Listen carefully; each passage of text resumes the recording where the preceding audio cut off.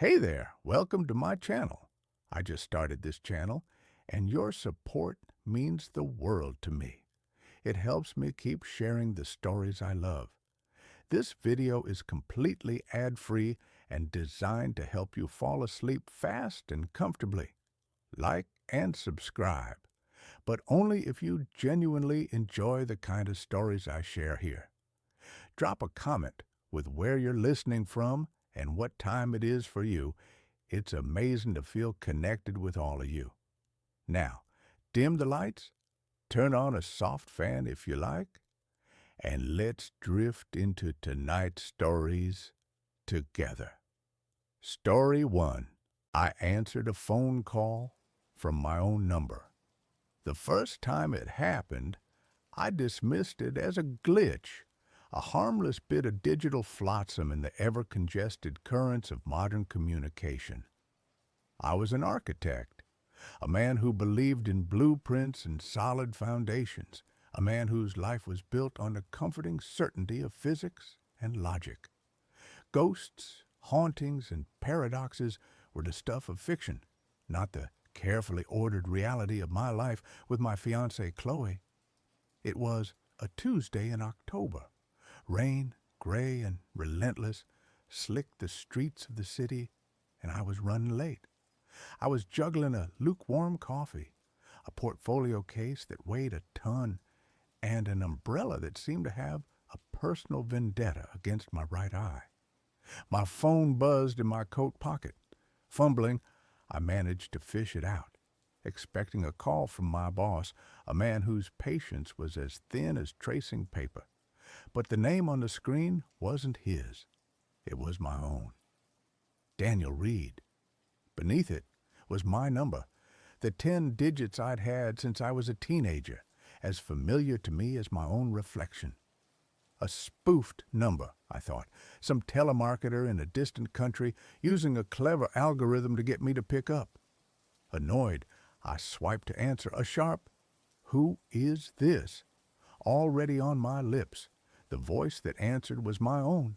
It wasn't just a similar voice, it was my voice. The exact same pitch, the same slight rasp from the coffee, the same cadence.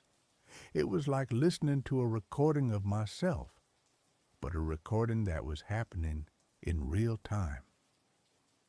"Don't get on the 8:15 train," the voice said. It was calm, measured, but laced with an undercurrent of something I couldn't place. Urgency? Fear? I stood frozen on the crowded sidewalk, the rain dripping from my useless umbrella. The 8:15 was my train. I'd taken it every day for the past 5 years. "Who is this?" I repeated, my voice a half-strangled whisper. "There's going to be a power surge at the Fulton Street Junction. The train will be stuck in the tunnel for 3 hours. You'll miss the Henderson presentation." The voice was flat, matter-of-fact, as if reading a weather report. "Take the crosstown bus instead. You'll be late, but you'll make it." A cold, prickling sensation ran up my spine. The Henderson presentation was the biggest project of my career, the culmination of 6 months of sleepless nights and relentless work. Missing it would be catastrophic. This prank was too specific, too cruel. "Very funny," I said, my voice shaking slightly. "Who is this? Mark? Is that you?" Mark was a colleague from work with a juvenile sense of humor. There was a pause on the other end, and for a moment I heard the faint, unmistakable sound of a ticking clock. It was the same sound as the old grandfather clock in my parents' hallway, a sound I hadn't heard in years. "Just take the bus, Daniel," the voice said, and then the line went dead. I stared at my phone, my heart hammering against my ribs. A prank. It had to be a prank, some new voice-mimicking software, but the specificity of it. Fulton Street Junction. 3 hours. It was just enough to make me hesitate. The 8:15 was pulling into the station, its doors hissing open. I looked at the train, then at the bus stop down the block.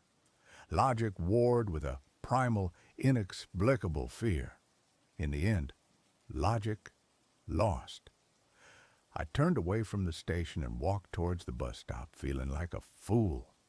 An hour and a half later, I walked into my office, soaked and flustered, but just in time for the presentation. The office was in a state of controlled chaos. Mark rushed over to me, his face pale. "Man, you are the luckiest guy on the planet," he said. "Did you hear? The 8:15 is stuck in the tunnel between stations. Massive power surge at the Fulton Street Junction. They're saying it'll be at least another 2 hours before they can get them out." The blood drained from my face. I leaned against a cubicle wall, my portfolio case slipping from my numb fingers. It wasn't a prank. It was real. I had just received a warning from the future, from a version of myself who had somehow lived through the next 3 hours and called back in time to save me. The thought was so absurd, so completely outside the realm of my carefully constructed reality that I almost laughed. But the fear that coiled in my gut was cold and hard and very, very real. The calls became a regular, if terrifying, feature of my life. They were never scheduled, always unexpected. A buzz from my pocket would reveal my own name on the screen, and the Daniel on the other end would deliver a terse, cryptic piece of advice. "Don't order the salmon for lunch. You'll get food poisoning. Take a right on Elm Street. There's a pileup on the interstate. Chloe is going to call in 10 minutes, upset about her sister. Just listen." Each prediction, no matter how small or mundane, came true. The warnings were my own personal paradoxical guardian angel. I never told Chloe. How could I? She was a psychiatrist, a woman who dealt in the rational, the explainable.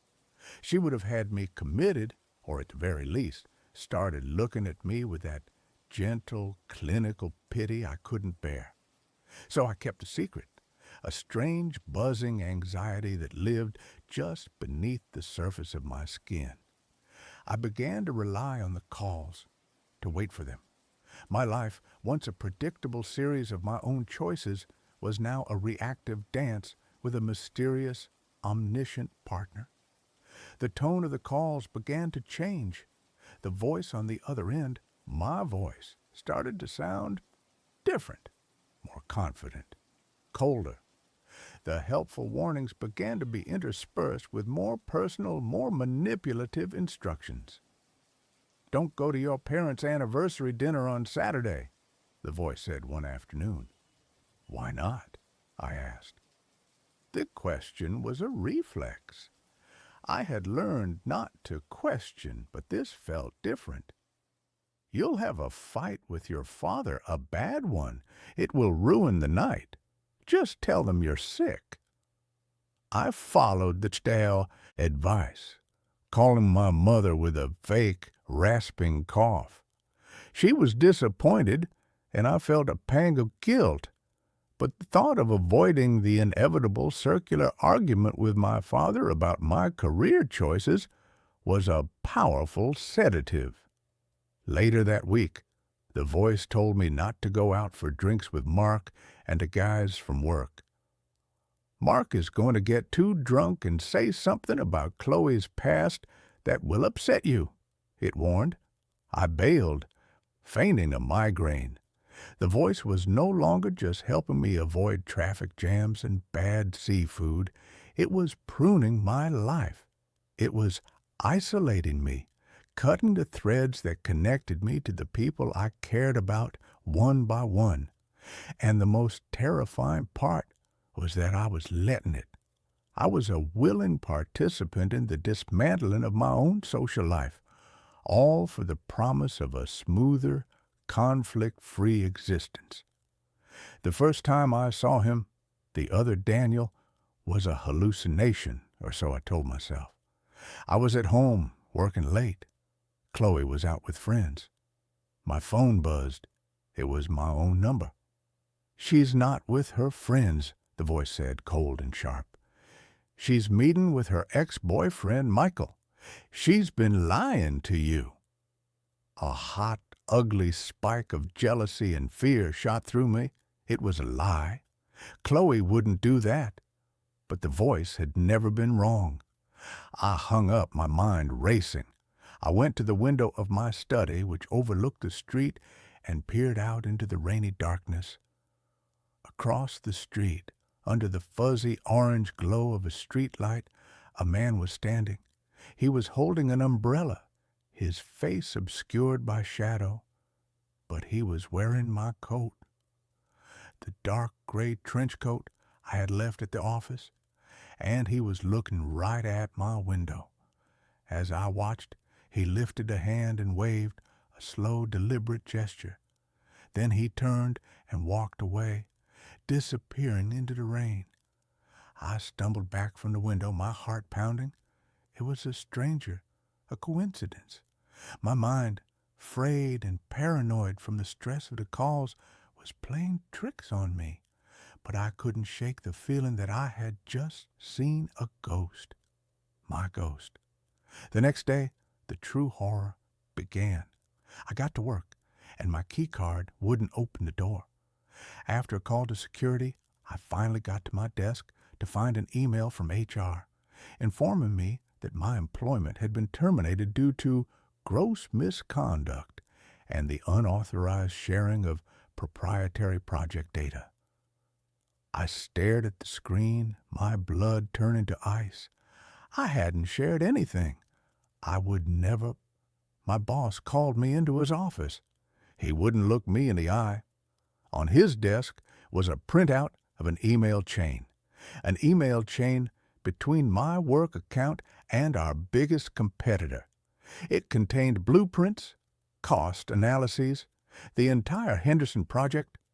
The emails were written in my style, with my turns of phrase. They were undeniably from me, but I had never sent them. I was escorted from the building, my belongings in a cardboard box. My life, my career, had been annihilated in a single inexplicable act of digital sabotage. I drove home in a daze, my mind a screaming vortex of confusion and terror. The voice hadn't warned me about this. Why? When I got home, Chloe was there. She was sitting on the sofa, her face pale, her eyes red-rimmed. She didn't look at me. "Chloe, you're not going to believe what happened," I started, the words tumbling out of me. "I know," she said, her voice a dead, flat thing. "You told me this morning." I stopped, my hand on the doorknob. "What are you talking about? I haven't spoken to you all day." She finally looked at me, and her expression was a mixture of fear and pity. "Daniel, stop it. You called me at 9. You were crying. You told me you'd been fired, that you'd made a terrible mistake. We talked for an hour. You said you were going to go for a drive to clear your head." I stared at her, the world tilting on its axis. "Chloe, that wasn't me." "Then who was it?" she cried, her voice breaking. "Who was it that knew that I was having doubts about us? Who brought up that stupid fight we had last year, the one we promised never to talk about again? Who apologized for being so distant and promised to be better?" She stood up, her hands clenched into fists. "It was you, Daniel. But the man standing in front of me now, you're not him. You look like him, but your eyes, they're terrified. The man I spoke to this morning was calm. He was relieved. He was taking over. The voice on the phone wasn't a future version of me. It was a copy, an echo, a parasite that had been systematically clearing a space for itself by destroying my life. isolating me from my friends and family, and now it was starting to move in. The warnings hadn't been to help me, they had been to build my trust, to make me compliant. The man in the trench coat hadn't been a hallucination. He was real, and he was stealing my life. I had to prove it. I had to prove I was the real Daniel. But how do you prove you are yourself when a perfect copy, one who knows all your secrets, is telling everyone you're not? I became a ghost in my own life. I couldn't go home. Chloe was afraid of me, and I was terrified that he would be there.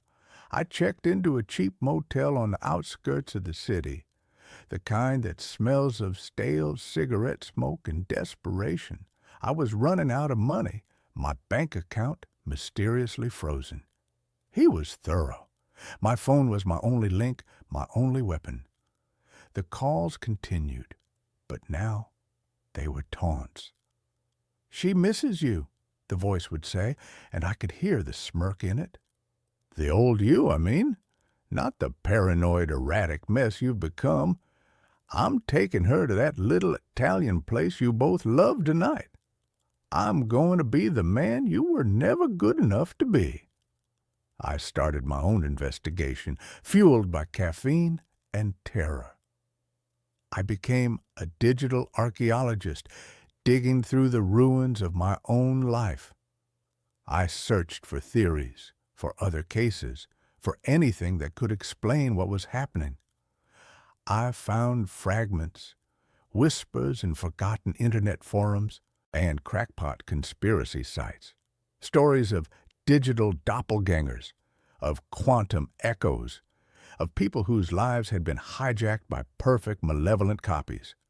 Most of it was nonsense, but there was a recurring theme, a point of origin, a moment of intense trauma, a near-death experience, a place where reality had become thin and a person's identity had somehow been duplicated. My mind flashed back a year, a rain-slicked highway, the screech of tires, the blinding glare of headlights, a car accident that had left me with a broken leg and a concussion, but one which the doctors had said I was lucky to have survived. That was it. That had to be it. The moment I had almost died, a copy, a shadow of myself had been created, born from the trauma and the glitch in reality. This echo had been lying dormant, observing, learning, and now it was making its move. I knew I had to confront him, but a physical confrontation was useless. He looked like me. He sounded like me. He probably even bled like me. No, I had to expose him. I had to prove to the one person who mattered that he was a fraud. I had to get to Chloe. The plan was desperate, probably insane. The echo knew my memories, my secrets, but he didn't have my soul. He didn't have my capacity for genuine, spontaneous emotion. He was a recording, a perfect but lifeless imitation.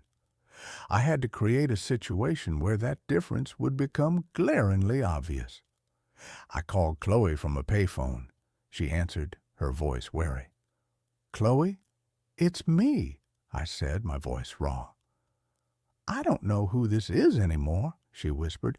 I know you're scared and confused, but I need you to listen to me. I can prove it. I can prove that the man you've been talking to is not me. Meet me tonight at the old observatory." The observatory was our place. It was where I had proposed to her on a clear summer night under a canopy of 1,000,000 stars. It was a place of deep, shared meaning, a place I hoped the echo wouldn't understand on an emotional level. "Why should I?" she asked, her voice trembling. "Because a small part of you still knows it's me," I said, praying I was right. "Because you know the man you've been living with for the past week is off. A little too perfect, a little too calm. He's what I've always tried to be, but he's not what I am. 8 o'clock. Please, Chloe, My life depends on it." I hung up before she could refuse. Then I called my own number. The echo answered on the first ring. "Getting desperate, are we?" he said, his voice dripping with condescending amusement. "It's over," I said, trying to keep my voice steady. "I'm meeting Chloe at the observatory at 8. I'm going to tell her everything." "You do that?" The echo laughed. "She'll think you've finally lost your mind completely. In fact, I think I'll come too. It will be fun to watch." It was exactly what I wanted. That night, the air was cold and sharp. The observatory stood on its hill like a silent white domed sentinel against the star-dusted sky. I got there early, my heart a frantic drum against my ribs. Chloe arrived at 8 on the dot. She was wrapped in a thick coat, her face pale and drawn in the moonlight. She stood 10 feet away from me, her arms crossed, a wall of fear and distrust between us. "Daniel, this is crazy," she began. "Just listen," I pleaded. "He's coming. You're going to see us both." As if on cue, a figure emerged from the shadows of the parking lot. It was me. He was wearing my favorite leather jacket, his hair styled exactly like mine. He walked towards us with a confident, easy stride. He stopped beside Chloe and put a protective arm around her shoulder. She flinched, but didn't pull away. "See, honey," the echo said, his voice a perfect imitation of my own, full of gentle concern. "I told you he was unwell. He needs help." Chloe looked from him to me, her eyes wide with a terrifying, disbelieving comprehension. Seeing us both there, 2 identical men, was shattering her reality. "This is impossible," she breathed. "Now, Chloe," I said, my voice shaking, "I'm going to ask you a question, and I want you to ask him the same question. It's the question you asked me right here, on this spot, the night I proposed." Her brow furrowed in confusion. "The question?" "You know the one," I urged, my eyes locked on hers, trying to pour every ounce of our shared history, our love, our genuine connection, into that single gaze. She turned to the echo. What was the question?" The echo smiled, a smooth, confident expression. "It's a trick, sweetheart. You never asked me a question. You were crying so hard you could barely speak. You just nodded and kissed me. It was a good guess, a logical one. It was what had happened on the surface, but it wasn't the truth." Chloe's eyes widened. She turned to me. "Daniel?" I took a deep breath. "You looked up at the moon and you asked me, if we build a life as beautiful as that, will we be afraid to live in it? And I told you, only if we live in it alone." Chloe let out a choked sob. It was a small, intimate, nonsensical detail, a fragment of a memory so personal it had never been spoken of again. A memory a perfect copy could never have, because it wasn't a memory of fact, but a memory of feeling. It was the emotional texture of our lives, something he couldn't access. The echo's smile faltered. For the first time, I saw a flicker of something other than confidence in his eyes. Confusion. And then rage. "It's a lucky guess," he snarled, his voice losing its perfect mimicry, becoming harsher, flatter. "He's been stalking us, listening to us." But the spell was broken. Chloe took a step away from him, towards me. "Get away from me," she whispered to the echo. The echo's face contorted, the mask of me slipping to reveal the monster beneath. "You can't have her. You can't have this life. It's mine. I earned it. I'm better than you. I'm the version of you without the anxiety, without the doubt, without the crippling fear of failure. I'm what you always wanted to be. "You're a ghost," I said, my own voice finding a strength I didn't know it possessed. "You're an echo of a bad memory. You're nothing." He lunged at me, his face a mask of fury. But he wasn't lunging at me in the physical world. I felt a sudden psychic pressure, a crushing assault on my mind. He was trying to invade my consciousness, to overwrite me. I saw flashes of the car crash, felt the phantom pain in my leg, the terror of the spinning metal. He was using my own trauma as a weapon against me. But I wasn't the same man who had been in that crash. The last few weeks had forged a new kind of resilience in me. I had been stripped of everything I thought defined me, my job, my home, my identity, and I was still standing. I pushed back, not with anger, but with acceptance. I accepted the fear. I accepted the doubt. I accepted the flawed, messy, imperfect reality of who I was. "You're right," I projected into his mind. "I am afraid. I am doubtful. That's what makes me real. You're just a copy, a perfect, empty copy." The echo screamed, a sound that was both in the air and inside my head. His physical form began to flicker like a bad television signal. He was an entity built on a stolen identity, and now that his foundation had been proven false, he was coming apart. He wavered, his image stretching and distorting, his features melting like hot wax. He looked at me one last time, his eyes filled not with rage, but with a terrifying hollow emptiness. And then he dissolved, turning into a cloud of shimmering, static-like particles that were caught in the wind and scattered into the night. Silence.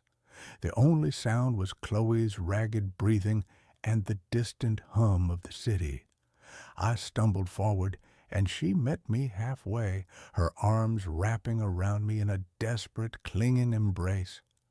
We just stood there for a long time, under the cold, silent watch of the stars, two survivors of an impossible storm. We rebuilt. It wasn't easy. The world doesn't have a protocol for dealing with a supernatural doppelganger who commits identity theft. I couldn't get my old job back, but I found a new one. We moved to a new apartment, trying to outrun the ghosts of our old life. The trust between Chloe and me, though shattered, was slowly, painstakingly being glued back together. We were scarred, but we were real. But I know he's not truly gone, not completely. He wasn't a creature I could kill. He was a possibility I had to disprove. He was a part of me, a dark potential, a shadow born from my own fear. I defeated him, but I can't destroy him. He's a latent file in the universe's hard drive, waiting, and so every time my phone rings with an unknown number, my heart seizes in my chest. Every time I see my own reflection in a dark window, I look for a flicker, a distortion. I live with the constant, quiet, terrifying knowledge that reality is a fragile thing, and that somewhere, in the static between the signals, a version of me is still out there, and he might just decide to call again. My grandma's old radio play stations that don't exist. My grandmother, Ilara, was a collector of silent things. Her house, a 2-story Victorian that creaked like a ship at sea, was a museum of objects that had outlived their purpose. Brass barometers that had forgotten the weather, clocks whose hands were frozen in a perpetual state of 10 past 4, and a fleet of beautiful, intricate ships in bottles, their tiny sails forever becalmed. When she passed away at the age of 89, she left me the house and everything in it. I, a sound designer for independent films, a man whose life was a carefully curated collage of noise, inherited a kingdom of profound and unsettling silence. I came to the house not to live, but to sort, to dismantle the quiet, ordered life she had built. For the first week, I was an archaeologist, sifting through layers of dust and memory. The air smelled of lavender, beeswax, and the dry, sweet scent of decaying paper. It was a lonely, melancholic task, a conversation with a ghost who would only speak through the objects she had left behind. I found the radio in the attic, shrouded in a yellowed linen sheet like a piece of holy statuary. It was a magnificent beast, a 1948 Sentinel floor model, its wooden cabinet the color of rich, dark honey, its cloth grill a complex geometric pattern of woven gold thread. A single, large, cyclopean dial made of a milky, amber-colored bakelite dominated the front panel. It was a thing of beauty, a cathedral dedicated to the worship of forgotten broadcasts. I was a man who loved vintage audio equipment, and the sight of it was a balm to my grieving, listless soul. I spent the better part of an afternoon wrestling it down the narrow attic stairs and into the living room, placing it in the corner where a sad-looking fern had finally given up the ghost. I plugged it in. Nothing, not a hum, not a crackle. The silence from the radio was just a more concentrated version of the silence that already filled the house. Of course, I couldn't leave it alone. The next day, I had the back panel off, my tools spread out on a dust sheet. The inside was a miniature city of vacuum tubes, cloth-wrapped wires, and enormous wax paper capacitors. It was surprisingly clean, as if Grandma had been tending to it right up until the end. I found the culprit easily enough. A single, burnt-out rectifier tube. A quick search online. A trip to a specialty electronics store in a town 40 miles away, and a few hours later, I had the new tube in place. I plugged it in again. This time, as I turned the knob, a soft, warm, golden light bloomed behind the dial, and a low, gentle hum filled the room, the sound of a sleeping giant beginning to stir. I turned the large weighted tuning knob, and the needle slid across the frequency band. The speaker crackled, hissed, and then, through a blizzard of static, a voice emerged. It was a man's voice, a classic mid-century announcer's baritone, smooth and full of a folksy, unwarranted confidence. And that's a guaranteed promise from Miller's Hardware in lovely downtown Silver Creek. Remember, folks, for any job big or small, Miller's has it all. Now, let's get back to the music with Patti Page. A lush, orchestral arrangement swelled from the speaker, the sound rich and warm, full of a nostalgic hiss that no digital filter could ever truly replicate. I smiled. It worked. I leaned back in Grandma's floral armchair, a feeling of deep satisfaction washing over me. It was only after the song had finished and a news report began about a prize-winning pumpkin at the annual town fair that a strange, dissonant thought began to bubble up in my mind. Silver Creek. I knew every town, every forgotten hamlet within a 100-mile radius of this house. I had never heard of a Silver Creek. I pulled out my phone and searched for it. Nothing. No Silver Creek, Wisconsin, no Miller's Hardware, no local radio station with the call letters WSC. I checked a list of historical town names. Still nothing. It was a ghost town, a place that had never existed. My rational mind, the part of me that designed soundscapes based on the hard, cold laws of physics, immediately supplied an explanation. A pirate radio station. Some hobbyist out in the woods with a vintage transmitter, broadcasting his own curated nostalgic programming. It was a charming, eccentric explanation, and it satisfied me for a while. But the broadcasts were too perfect, too dense. They weren't just playing old songs. They were broadcasting a whole, fully realized world. There were commercials for businesses that had no online footprint, public service announcements for a school district that didn't exist, a Lonely Hearts call-in show where the residents of this phantom town would share their small, mundane heartbreaks. I would sit for hours listening, a strange, voyeuristic anthropologist studying a lost tribe that had never been found. The first crack in my pirate radio theory came a week later. I was twisting the dial late one night, the golden light of the radio the only illumination in the dark room. I moved past the Silver Creek station and into a howling wilderness of static. And then another signal began to resolve. It was different. The sound quality was cleaner, sharper, and the broadcast was in a language I didn't recognize, a melodic, flowing tongue that sounded vaguely Slavic. It was a woman singing a lullaby, her voice filled with a profound, heartbreaking sadness. Behind her, I could hear the faint, rhythmic sound of rain against a window pane. The song ended, and a man began to speak, his voice soft and urgent. I couldn't understand the words, but the tone was universal. He was pleading. He was afraid. And in the background, another sound began to grow, a low, guttural, and deeply menacing roar, like the sound of a great distant fire.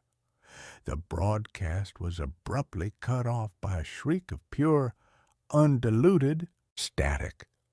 My heart was pounding. That was not a hobbyist. That was a raw, unfiltered slice of someone's terror. I tried to find the station again, but it was gone, swallowed by the static. The radio was no longer just a charming curiosity. It was a puzzle, a mystery that was beginning to consume me. The stations were not just from one non-existent place. They were from somewhere else, or perhaps from sometime else. I started keeping a logbook, documenting every strange broadcast. I found a station that played nothing but a single, repeating, 5-note musical phrase over and over again for hours on end. I found a station where a man would simply read numbers, his voice a dry, emotionless monotone.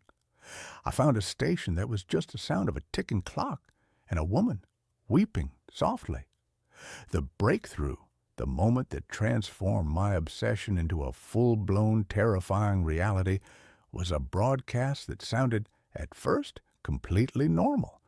It was a news report in English, in a familiar, modern broadcasting style. And in financial news, shares for tech giant Omnicore surged today after the successful launch of their global atmospheric weather control system, the announcer said. CEO Julian Thorne, accepting the World Science Prize in Geneva, stated that this marks a new era for humanity, an era free from the tyranny of drought, famine, and natural disasters. I stared at the radio, my blood turning to ice. I knew who Julian Thorne was. He was my father, but my father was not the CEO of a tech giant. He was a retired high school biology teacher who spent his days tending to his prize-winning roses in a quiet, suburban town. He had never invented a global weather control system. I had just spoken to him on the phone yesterday. He was complaining about the aphids on his golden celebrations. This wasn't a broadcast from the past. This wasn't a broadcast from another country. This was a broadcast from another now. A parallel reality. A world where my father had made a different choice, had pursued a different life, and had apparently become one of the most important people on earth. I felt a wave of vertigo so profound I had to grip the arms of the chair. The radio wasn't just a receiver of stray signals, it was a window into the infinite branching paths of what could have been. The what-ifs and might-have-beens of the universe were all playing out simultaneously, and this old wooden box in my grandmother's living room was somehow able to tune into them. My investigation turned inward, into the house, into the life of the quiet, enigmatic woman who had raised me. I had always seen my grandmother as a simple woman, a creature of routine and quiet dignity, but now I was seeing her in a new light. She wasn't a collector of silent things. She was a curator of them. She had intentionally created a space of profound quiet in her life, and I now suspected it was to make it easier to hear the whispers from the sentinel. In the bottom drawer of her writing desk, tucked beneath a stack of neatly bundled letters, I found her journal. It was a thick, leather-bound volume, its pages filled with her elegant, spidery script. Most of it was the mundane, day-to-day accounting of a quiet life. But here and there, between notes about her garden and the price of eggs, were entries that made my hair stand on end. March the 12th, 1968. The static is heavy tonight. A storm on the other side. Heard a broadcast from a world where the war never ended. The same songs, but sadder. The announcer's voice was so tired, I pray for their peace. June 4th, 1982. Tuned in to a very clear signal. A world where John is a painter. He sounded so happy. He described the light on the coast, the colors. It was a good broadcast, a kind one. It helps to know that somewhere he found his joy. John was my grandfather. He had died in a car crash in 1981, a struggling accountant who had always dreamed of being an artist. My grandmother had known, she had known all along. This radio was not a passive device. It was her confidant, her oracle, her window into the lives her loved ones might have lived. She had used it to find comfort, to visit the ghosts of choices not made. But then the entries began to grow darker. November 2nd, 1995, a new station. It doesn't feel like the others. It's cold, empty. There's a voice, but it's not speaking. It's just a whisper, a sound like dry static. It makes the milk in the kitchen go sour. It makes the flowers in the vase wilt. I must be careful. Some doors are not meant to be opened. July 20th, 2010. The whispering station is stronger. It seems to know when I am listening. I heard a name in the static today, my name. I have unplugged the sentinel. The silence is a blessing. Some echoes are too hungry. Some worlds are better left unheard. She had been terrified of it, this whispering station, this hungry echo. And for the last decade of her life, she had kept the radio silent, a sleeping dragon she dared not wake. And I, in my ignorant, bumbling grief, had not only woken it, but I had fed it my undivided attention for weeks. I should have stopped. I should have unplugged the radio, hauled it back up to the attic, and buried it under a mountain of forgotten things. But I couldn't. I was addicted. And a part of me, a dark, curious part, needed to find the station she had been so afraid of. I found it a week later. It was high up on the band, in a dead zone that should have been nothing but empty air. It started as a faint, rhythmic clicking like a Geiger counter. Then the whisper began. It was a low, sibilant hiss, a sound that was on the very edge of human hearing. It was the sound of 1,000,000 tiny, broken voices all speaking at once, creating a single, coherent, malevolent wave of sound. It was the audio equivalent of staring into a television screen of pure black and white static, and it was calling my name. Ah, Lexex! The sound was a hook that snagged itself in the deepest, most primitive part of my brain. The house changed when that station was on. The air grew cold. I'd see movement in my peripheral vision, a flicker of static in the shape of a man. The lights would flicker in time with a rhythmic clicking. One night, I was on the phone with my father, my real father, the biology teacher, and the whisper began to bleed through the phone line, our conversation dissolving into a sea of hissing static. I was being haunted, not by a ghost, but by a possibility, a corrupted, failed reality, an echo of a world that had gone terribly, cosmically wrong, and it was using the radio as an anchor, a bridge into my world. The journal had one final terrifying entry, written in a shaky, almost illegible hand on the last page. It's a reflection, a shadow. The sentinel doesn't just receive, it transmits. Our choices, our lives, they create the echoes it tunes into. But a strong echo, a hungry one, it can try to reflect back. It can try to overwrite. It wants a world to live in. It wants our world. Do not let it show you what you want to see. The warning came too late. The whispering station began to change. It started to broadcast images into my mind, not memories, but temptations. It showed me a world where my mother's cancer had never returned, a world where my best friend in college hadn't died in that stupid, senseless climbing accident. It showed me a world where Eleanor and I had had the child we had always wanted.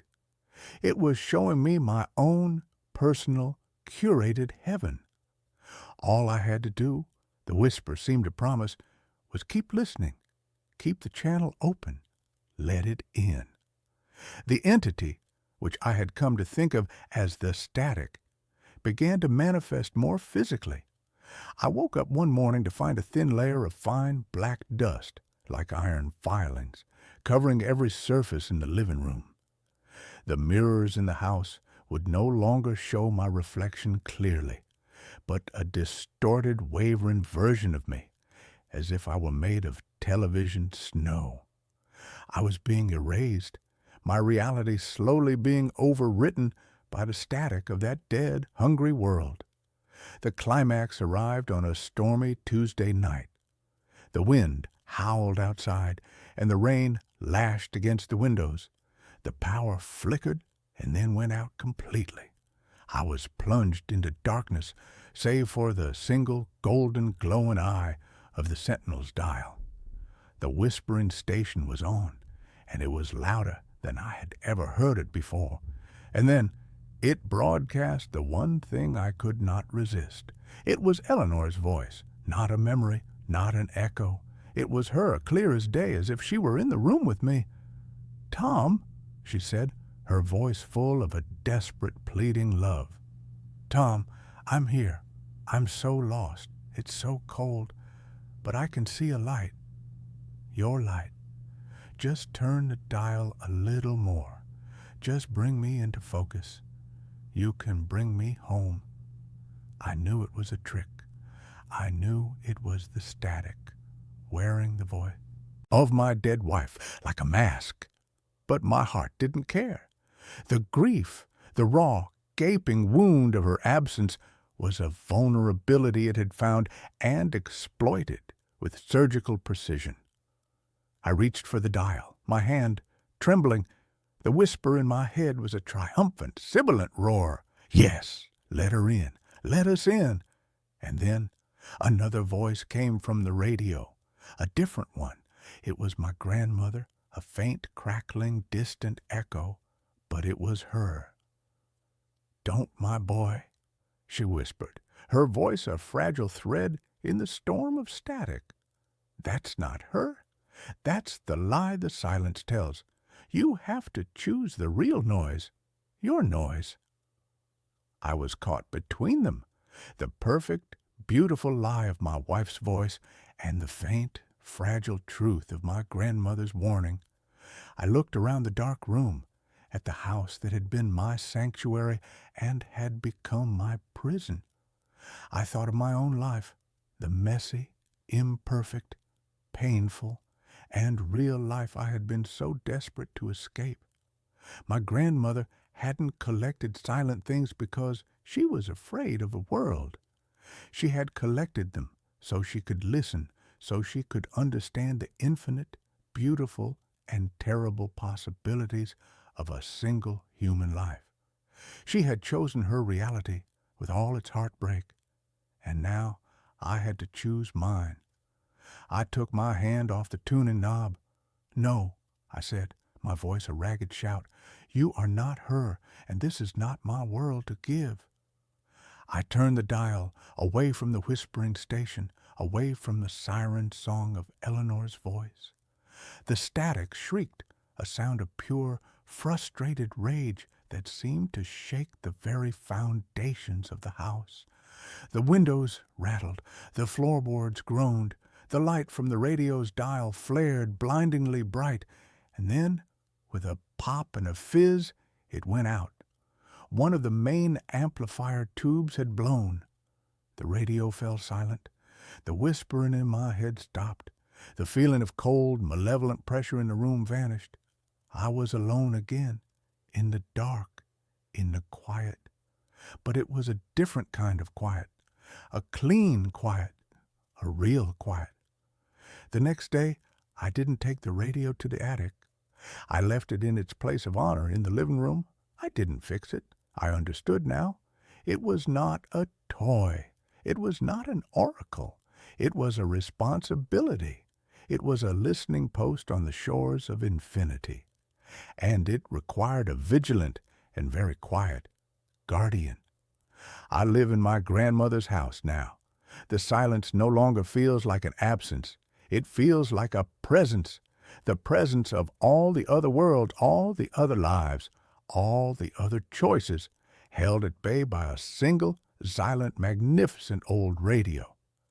I am a sound designer who has come to appreciate the profound, powerful, and sometimes necessary beauty of silence.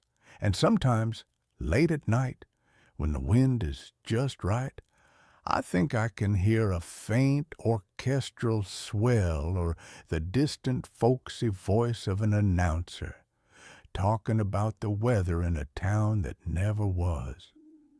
And I smile. I know the echoes are still out there. But I have chosen my station, and I am finally content to listen to the beautiful, heartbreaking, and perfectly real static of my own life. I woke up to 47 missed calls, all from my future self. The first thing I noticed wasn't the number of calls, it was the silence. Usually my apartment complex is a symphony of urban decay. I live on the 4th floor of a brick walk-up in Chicago. By 8 a.m. on a Saturday, I should hear Mrs. Giamatti's beagle yapping 3 doors down. I should hear the rumble of the L train vibrating the steel fire escape outside my window. I should hear the heavy bass of the teenager's stereo in 4B. But there was nothing, just a heavy, suffocating silence that felt like cotton wool stuffed into my ears. I rolled over, my head pounding. I'd taken 2 melatonin gummies the night before. A mistake. They always gave me vivid, sticky nightmares, and I felt like I was swimming through molasses to surface into consciousness. I reached for my phone on the nightstand. The screen was blindingly bright in the dim room. I squinted, trying to focus. 47 missed calls. My stomach gave a weird lurch. 47? Who calls someone 47 times? An emergency, Mom, Dad, an accident. I unlocked the screen, my thumb hovering over the Recents tab. I expected to see Mom or maybe my boss if the building had burned down. I stared at the list. The blood drained out of my face so fast I felt dizzy. Missed call, me, mobile. Missed call, me, mobile. Missed call, me, mobile. The list scrolled down, screen after screen. All 47 calls were from my own contact number. I sat up, the sheets pooling around my waist. The room was cold, unnaturally cold for September. I checked the timestamps. The first call had come in at 3:12 a.m. The last one was at 7:59 a.m. 1 minute ago. I held the phone like it was a live grenade. A glitch. It had to be a glitch. Maybe the cell towers were messed up. Maybe someone was spoofing my number. That happens, right? Scammers use your own number to bypass spam filters, but 47 times. Then I saw the voicemail icon. One new voicemail. Only one? If they called 47 times, why leave only one message? I pressed the speakerphone button. I didn't want to hold the plastic against my ear. The robotic female voice announced, "Message received today at 7:59 a.m. A burst of static. Then a voice. "Don't. Static. Don't open the blinds. David, listen to me. Do not look outside. Do not leave the bedroom. They are—" Heavy breathing. "They are tracking the movement of your eyes. Lock the door, now." The message clicked off. I sat frozen on the edge of the bed. The voice wasn't a scammer. It wasn't a generated AI voice. It was me. It was my voice. But it sounded wrong. It was rougher, hoarse, like I had been screaming for hours. And there was a tremor in it, a hysterical edge that I had never heard in myself, not even when I broke my leg skiing, not even when my dad died. It was the sound of raw, unadulterated terror. They are tracking the movement of your eyes. My gaze instantly darted to the window. The blinds were drawn, thank God, but there was a gap, a tiny vertical sliver of light where the slats didn't quite meet. I felt a primal urge to look, to peek, to prove that this was insane. Buzz up! The phone vibrated in my hand, startling a yelp out of me. "Incoming call, me, mobile." I stared at the screen.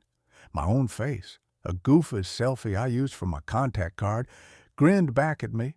I answered. "Hello?" My voice cracked. "You listened to the voicemail," the voice on the other end said. It was definitely me, but the audio quality was crystal clear. No static. It sounded like I was standing right next to myself. "Who is this?" I demanded, trying to sound tough but failing miserably. "Is this some kind of deep fake prank? Because it's not funny." "It's not a prank, David. It's 10:15 a.m. I'm you, or I was you. Look, we don't have time for the sci-fi explanation. You have about 30 seconds before the first one gets to the door." "The first what? Who?" "The sweepers," the voice said. "Listen to me carefully. Get up. Go to the hallway door. Lock the deadbolt, the chain, and the bottom latch. Do it now." "Why?" "Because at 8:05 a.m., Mrs. Giamatti walked out to walk her dog, and they took her. They took everyone, David. The building is empty. You're the last one left because you sleep like the dead." I looked at the clock. 8:03 a.m. "You said it's 10:15 where you are?" "Yes. I'm calling you from 2 hours in the future. I'm trying to keep us alive. I failed the first time I opened the door. Please, lock it." The desperation in the voice was nauseating. It was the sound of a man begging for his life. I stood up. I didn't believe it, not really, but the fear was contagious. I walked out of the bedroom, down the short hallway to the front door of my apartment. I stared at the locks. The deadbolt was already turned. I always locked it. "The chain," the voice on the phone whispered, "and a bottom latch, the one you never use." I hesitated. Thump!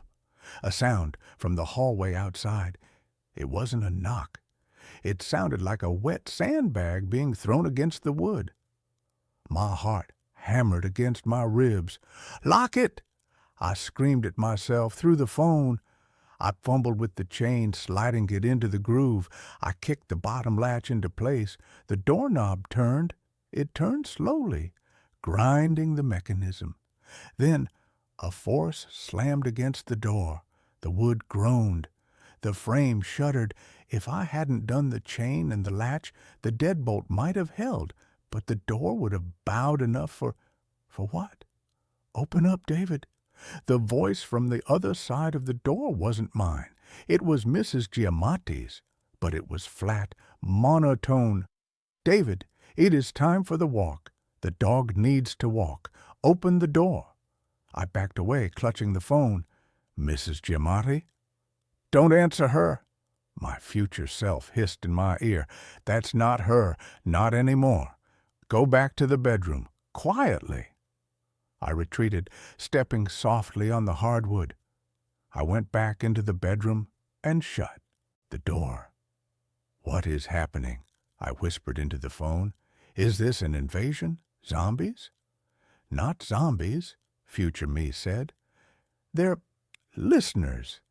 They mimic. They take the shape of the people they touch, but they need permission to enter. They need you to open the barrier. If you open the door or the window, they get in. Once they're in, they assimilate you." "Assimilate?" "It hurts, David. God, it hurts. I can still feel it happening to me right now. That's why I'm calling. If I save you, maybe I save myself. The logic is fuzzy. My memory is going, okay, what do I do? Call the police?" "No. The police came at 8:45. They're part of it now. You'll hear the siren soon. Don't look out the window." I looked at the blinds again. The urge to look was overwhelming. It was like a magnet pulling at my eyeballs. "Why 47 calls?" I asked. "Why didn't you leave a message earlier?" I tried. Future me sounded exhausted. "The signal. It's hard to reach back. The connection keeps dropping. And every time I call, I lose a little more of myself. I think this is the last time I can get through." "Okay. So what's the plan? How do I get out?" "You don't get out. Not yet. You have to wait for the shift." "The shift?" "At 11 a.m., the sunlight hits the fire escape at a specific angle. They hate direct UV. They retreat into the shadows of the hallway. That's your window. You have to go out the fire escape, climb up to the roof, and jump to the next building. The gap is 6 feet. You can make it." "I can't jump 6 feet." "You can when something with Mrs. Giamatti's face and a mouth full of needles is chasing you. You make the jump. I made the jump." "Wait," I paused. "If you made the jump, then why are you calling me? If you survived, why do you sound like you're dying?" Silence on the line. Then a heavy sigh. "I made the jump to the roof, but I didn't check the roof access door. It was open. One of them was waiting inside the stairwell. I got bit, David. I've been hiding in the utility closet on the roof for 2 hours, bleeding out, watching my skin turn gray. I'm calling you to tell you to check the door. Check the damn door before you run past it." My blood ran cold. "Okay, check the door. Got it." "I'm fading," the voice said. "The signal is breaking up. Stay inside. Don't make a sound. Wait for 11 hour. And David?" "Yeah? I'm sorry." The line went dead. I sat there in the silence. 8:10 a.m. I had nearly 3 hours to wait. The next 2 hours were an exercise in psychological torture. At 8:30, the scratching started. It sounded like fingernails being dragged down the hallway drywall. Long, slow strokes. At 8:45, just like the voice predicted, the sirens came. But they didn't wail. They chirped, short and aggressive, then cut off abruptly right outside the building. I heard heavy boots on the stairs. I heard shouting, "Police! Is anyone in there?" It sounded like Officer Miller, a guy I'd seen around the neighborhood. "Open up! We have reports of a gas leak. A lie. Future me said they need permission. They need me to open the barrier. I know you're in there, David. The voice changed. It shifted from Officer Miller's baritone to my mother's voice. David, honey, please open the door. I'm scared. I clapped my hands over my ears. I sat in the corner of the room, curled into a ball, rocking back and forth. It's a mimic. It's a mimic. It's a mimic. At 9:30, the power went out. The hum of the refrigerator died. The room plunged into gloom. The silence returned, heavier than before. I stared at the phone. 48% battery. I scrolled through the missed calls again. 47 calls. It seemed so desperate. I tapped on the voicemail again. I needed to hear it one more time to make sure I hadn't hallucinated it. Message received today at 7:59 a.m.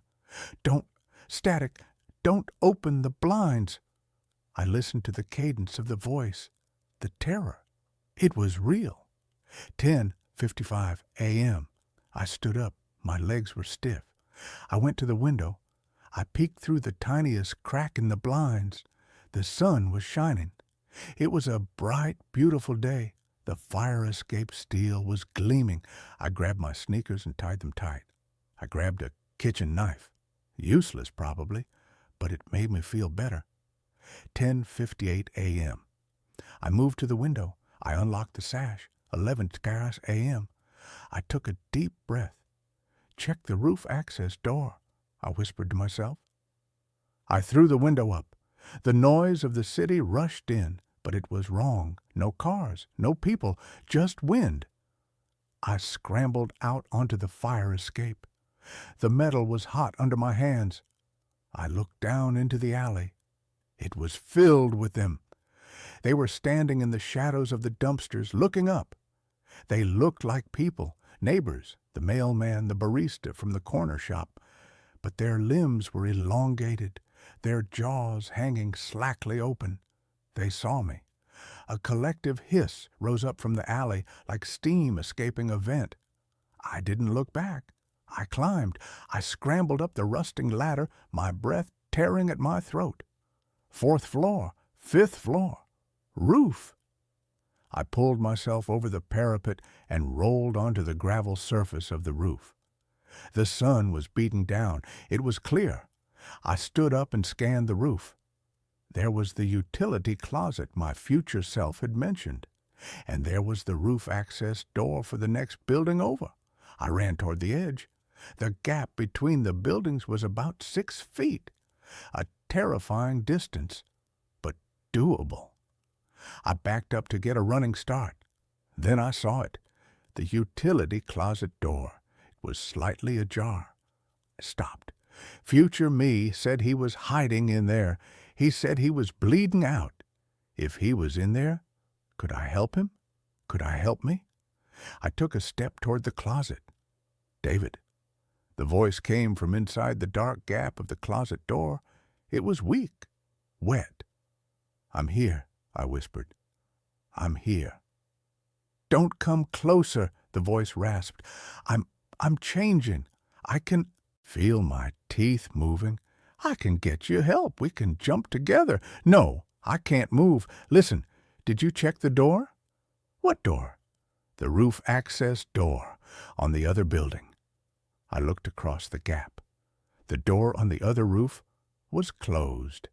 It's closed, I said. Good. The voice in the closet groaned. Good. Then you have a chance. I looked at the closet. I felt a surge of insane empathy. That was me in there, dying. I can't leave you, I said. You have to go. I turned and ran. I hit the edge of the roof and launched myself into the air.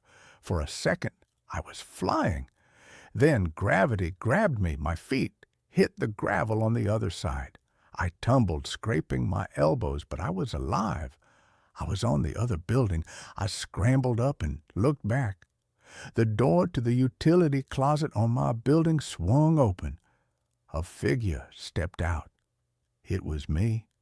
But it wasn't injured. It wasn't bleeding. It was wearing my clothes, but they were crisp and clean. It stood on the edge of the roof, looking at me. It smiled, and as it smiled, its jaw unhinged, dropping down to its chest. It raised a phone to its ear.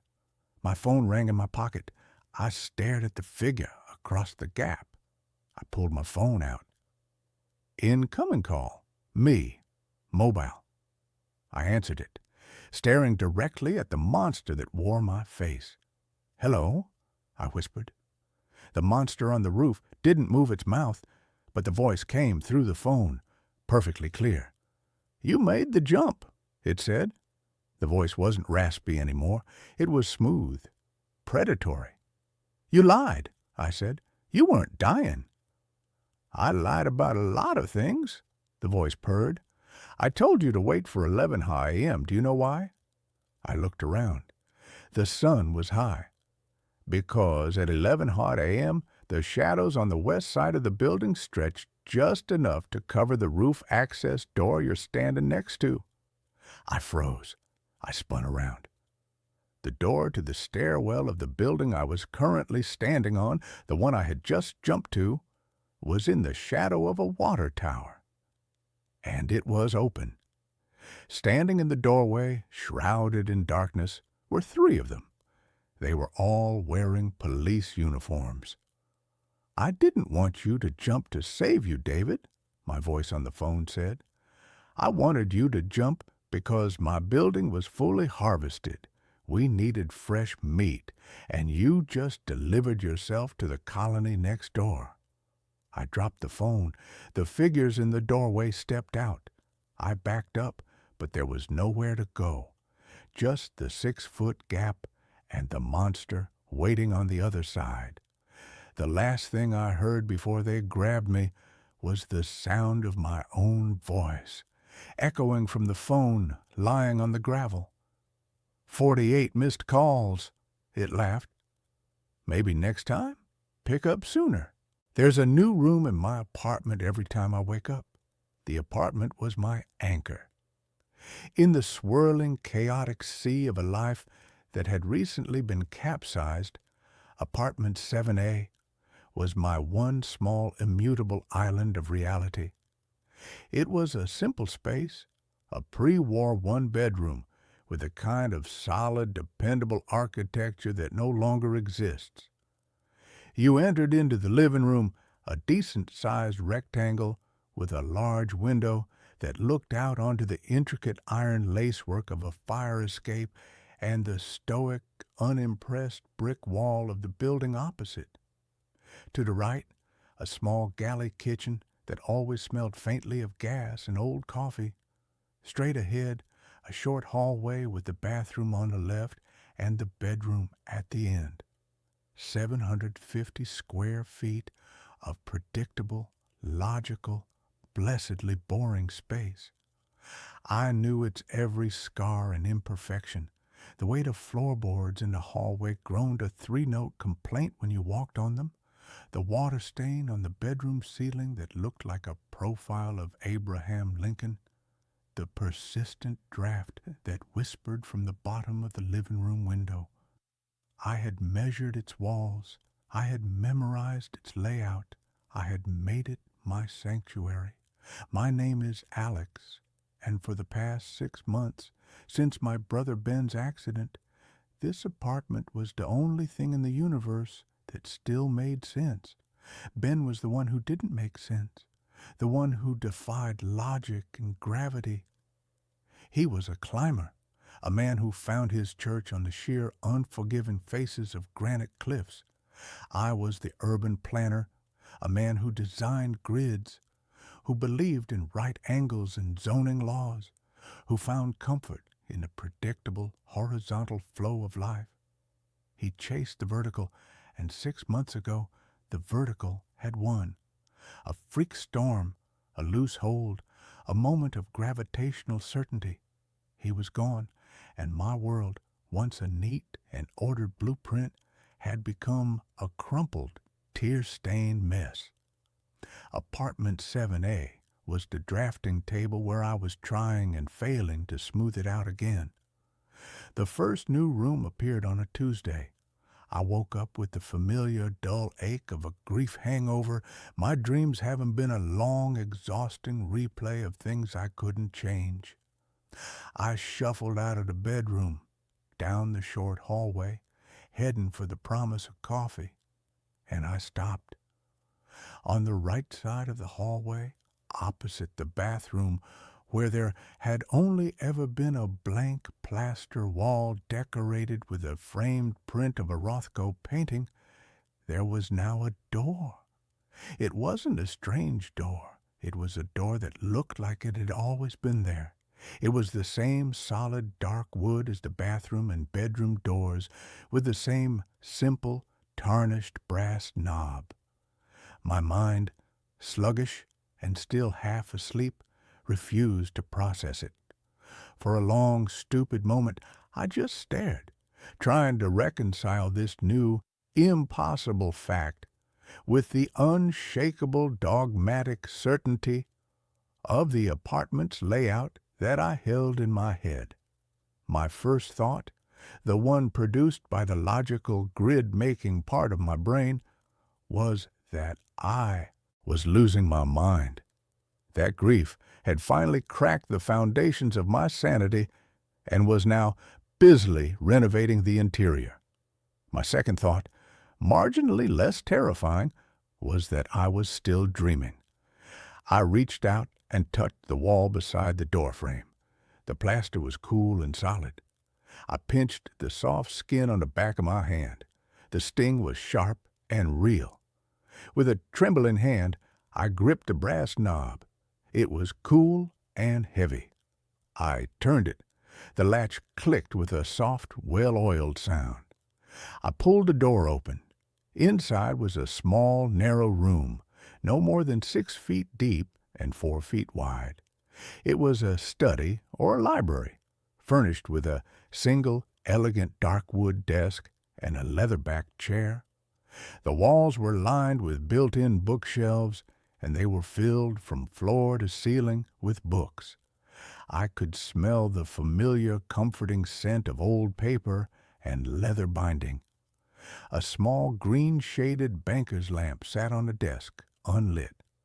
The room was windowless, and the air within it was still and silent, as if it had been sealed for a century.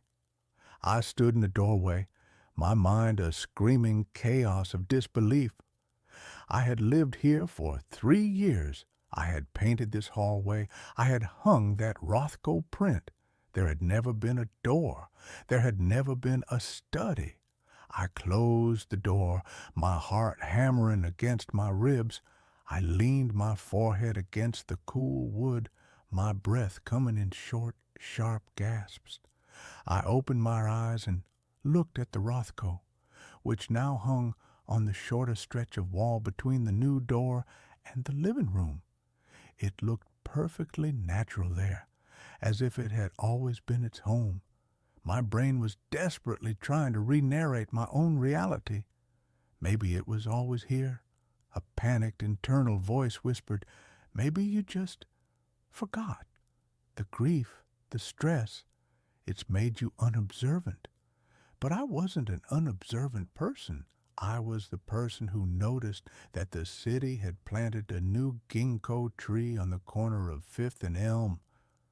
I was the person who knew the precise number of steps from my front door to the subway station. I did not forget entire rooms in my own apartment. I spent the rest of the day in a state of hypervigilant dread, a ghost in my own newly expanded home. I kept opening and closing the door, each time half expecting the room to be gone, each time being met with the same silent, impossible study. I ran my hands along the door frame, the bookshelves. They were solid. They were real. I pulled a book from a shelf.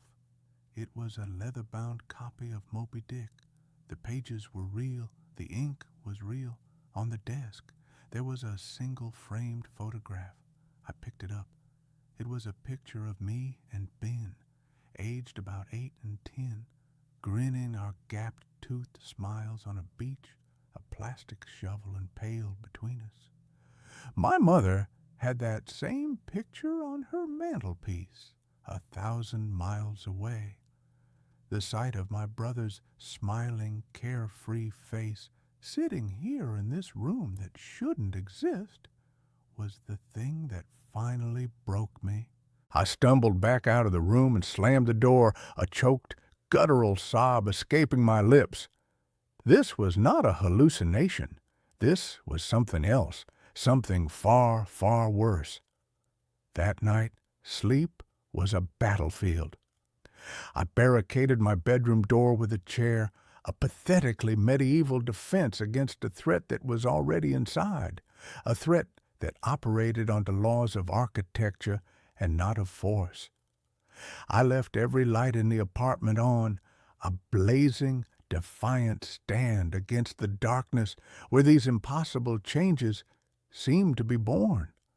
I woke with a jolt, the gray light of dawn filtering through the window. The chair was still wedged under the knob. I took a deep, shuddering breath and opened the door. The hallway was as it had been yesterday. The door to the study was still there. I made my way into the living room, my every nerve ending screaming, and that's when I saw it. The change was on the far wall, the one that separated my living room from my neighbor's apartment. Yesterday, it had been a long, unbroken stretch of wall where my sofa and a large abstract painting had sat. Now, in the middle of that wall, there was another door. This one was different. It was a simple, white-painted door, the kind you'd find in a nursery. It had a small crystal knob. A low, keening sound of pure terror escaped my lips. I wanted to run, to flee the apartment and never come back. But where would I go? How could I explain it? "I'm sorry, I have to break my lease. My apartment is breeding." With a sense of dread so profound it felt like I was moving through water, I crossed the room and opened a new door. The room beyond was a child's nursery. It was fully furnished in a style that was both old-fashioned and achingly familiar. A wooden crib stood against one wall, a rocking horse with faded peeling paint in the corner. The wallpaper was a pattern of pale yellow stars and smiling crescent moons. The room was thick with the dust of ages, and the air was cold and still. And it was familiar because it was the nursery that my ex-girlfriend Sarah and I had planned, down to the last detail, in a series of late-night wine-fueled conversations about a future that had never come to pass. We had broken up a year before Ben's accident, a quiet, amicable death by 1,000 unsaid things. I backed out of the room, a new, different kind of grief twisting in my gut. The apartment wasn't just adding rooms, it was building them from the raw material of my own life, my own memories, my own sorrows. It was constructing a museum of my failures, a monument to my losses. The days that followed were a descent into a surreal architectural nightmare. Every morning there was a new door, a new room. A long, narrow, windowless hallway appeared, leading from the kitchen to nowhere, its far end shrouded in a darkness my eyes could never penetrate. A small tiled bathroom, identical to the one in my childhood home, materialized off the living room, the faint, phantom smell of my father's aftershave still hanging in the air. My 750-square-foot apartment was becoming a sprawling labyrinthine mansion, a physical manifestation of my own fractured psyche. I tried to fight it with logic. I went online and found the original blueprints for my building, a grainy PDF from the 1920s. It showed my apartment as I had always known it, a simple one-bedroom unit. There were no hidden studies, no forgotten nurseries. I took a tape measure and measured the exterior dimensions of my apartment from the hallway. They hadn't changed. I was still occupying the same physical footprint in the building. The growth was happening internally. The space was bigger on the inside.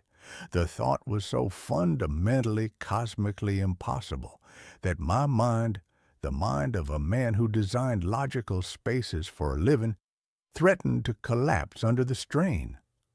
I set up a camera. I positioned my laptop on a stool in the living room, its webcam aimed at the blank wall where I suspected the next door would appear. I hit record and went to bed, a small, desperate hope flickering in my chest. Video evidence? Proof. When I woke up, a new door, a heavy iron-banded medieval-looking thing, stood in the wall. I rushed to my laptop, my hands shaking. I played back the video. The footage showed me walking out of frame towards the bedroom. The wall remained blank and solid for 8 straight hours of recording. The digital timestamp in the corner ticked by, second by agonizing second. And then, between one frame and the next, at exactly 3:33 a.m., it happened. In the space of a single, imperceptible flicker of a video frame, the door was just there. It hadn't formed, it hadn't grown. It had simply asserted its existence into reality, a jump cut in the film of my life. I was utterly, completely alone with this madness. Who could I tell? A psychiatrist would diagnose me with a dissociative disorder. A priest would talk of demons. A physicist would laugh me out of the room. My only companion was the ever-expanding, silent, and deeply personal architecture of my own private hell. The apartment was no longer just a collection of rooms. It was a landscape, and I began to get lost in it. The new, impossible geography began to assert its dominance over the old, familiar layout. One morning, I walked out of my bedroom, turned left to go to the bathroom, and found myself not in the short, familiar hallway, but at the beginning of the new, long, dark corridor. I turned back, but the bedroom door was gone, replaced by a smooth plaster wall. Panic, cold and absolute, seized me. I was a rat in a maze, and the maze was my own home, my own mind. It took me nearly an hour of frantic, terrifying wandering through rooms that were echoes of my own past to find my way back to the original, core part of the apartment. After that, I began leaving trails of string, like a modern-day Theseus, a pathetic, desperate attempt to map the shifting, treacherous terrain of my own grief. The rooms were not always empty. They were populated by the ghosts of objects. In a perfect replica of Ben's chaotic, messy teenage bedroom, I found his old, beat-up acoustic guitar propped in the corner. I picked it up. It was real. I strummed a chord, and the sound, dusty and resonant, was a punch to the gut. On the desk, in a perfect replica of my first post-college apartment, I found a half-finished letter to Sarah, a letter I had written and then torn up a decade ago, pouring out all the things I had been too young and too foolish to say.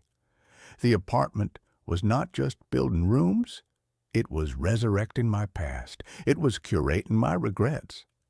And a dark, terrifying question began to form in my mind. What was it building towards? I had to understand the source, the building itself. I began to dig into its history, spending my days in the city archives, a frantic, sleep-deprived man sifting through dusty property records and brittle, yellowed newspapers. The building had been constructed in 1928 by a reclusive, eccentric architect named Alistair Blackwood. He was a visionary, they said, a man obsessed with the psychological impact of living spaces.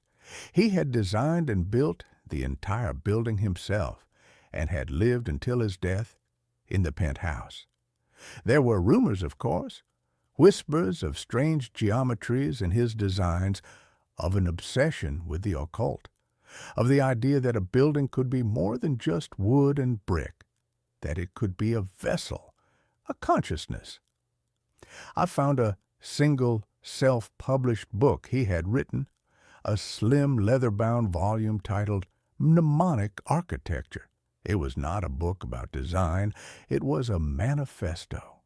It was the insane, brilliant, and terrifying ramblings of a man who believed that a space could become a living extension of the human mind. He wrote of psychotectonic blueprints, of buildings that could respond to the powerful emotional resonance of their inhabitants. He believed that profound grief, a powerful, focused, and unresolved sorrow, was the most potent building material in the universe. It could warp space. It could create echoes of the past. It could, he theorized, literally build new realities. A house is not a machine for living, he wrote in a spidery, arrogant script. It is a womb or a tomb. And when a powerful consciousness fills it with its sorrow, it will choose to become one or the other. It will either nurture a new life, or it will build a mausoleum to the old one. My apartment was building a mausoleum, and I was the guest of honor.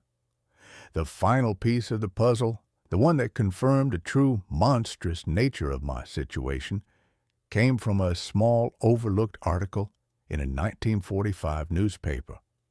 It was a short piece about the strange, unexplained disappearance of Alistair Blackwood. He had simply vanished from his penthouse apartment. The police had found the apartment locked from the inside. Nothing was out of place. He was just gone.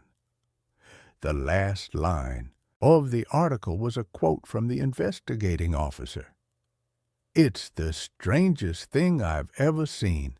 The apartment, it felt bigger on the inside than it looked from the outside. We kept opening doors and finding more rooms. It was like the place just went on forever." Blackwood hadn't just designed a theory. He had built it, and he had become its first victim. The building wasn't haunted by him. The building was him, or what was left of him, a parasitic architectural consciousness that had been lying dormant for decades, waiting for a new source of fuel, waiting for a grief as powerful and as focused as its own, waiting for me. The apartment was no longer just a reflection of my past. It began to feel actively, malevolently intelligent. I would hear noises from the new rooms at night, the faint, mocking sound of a child's laughter from the empty nursery, the soft, mournful notes of a single amateurish chord being strummed on Ben's guitar. I would find the books in the study rearranged, their titles spelling out a single accusing word. Why? It was trying to communicate. It was trying to break me. It was feeding on my sorrow, and the more I grieved, the more it grew, the more elaborate and personal the rooms became. A perfect replica of the hospital room where Ben had died appeared, the scent of antiseptic and lilies so strong it made me gag. The rhythmic, electronic beep of a phantom heart monitor a constant torturous soundtrack. I was being digested. My memories, my emotions, my very identity were being broken down and used as bricks and mortar in this ever-expanding prison of the self. I knew, with a certainty that was as cold and hard as a granite that had killed my brother, that if I didn't find a way out, I would end up like Alistair Blackwood. I would be absorbed. I would be a whisper in a new empty room, waiting for the next grieving soul to move in. My only hope was Sarah. She was the one loose thread, the one part of my past that was not defined solely by loss. Our ending had been sad, but it had not been tragic. I called her. My voice was a wreck, a frantic, paranoid babble. I didn't tell her everything. I just told her I was in trouble, that I needed to see her. She must have heard the raw, naked terror in my voice because she didn't argue. She just said, "I'll be there in an hour." She was my one desperate gamble.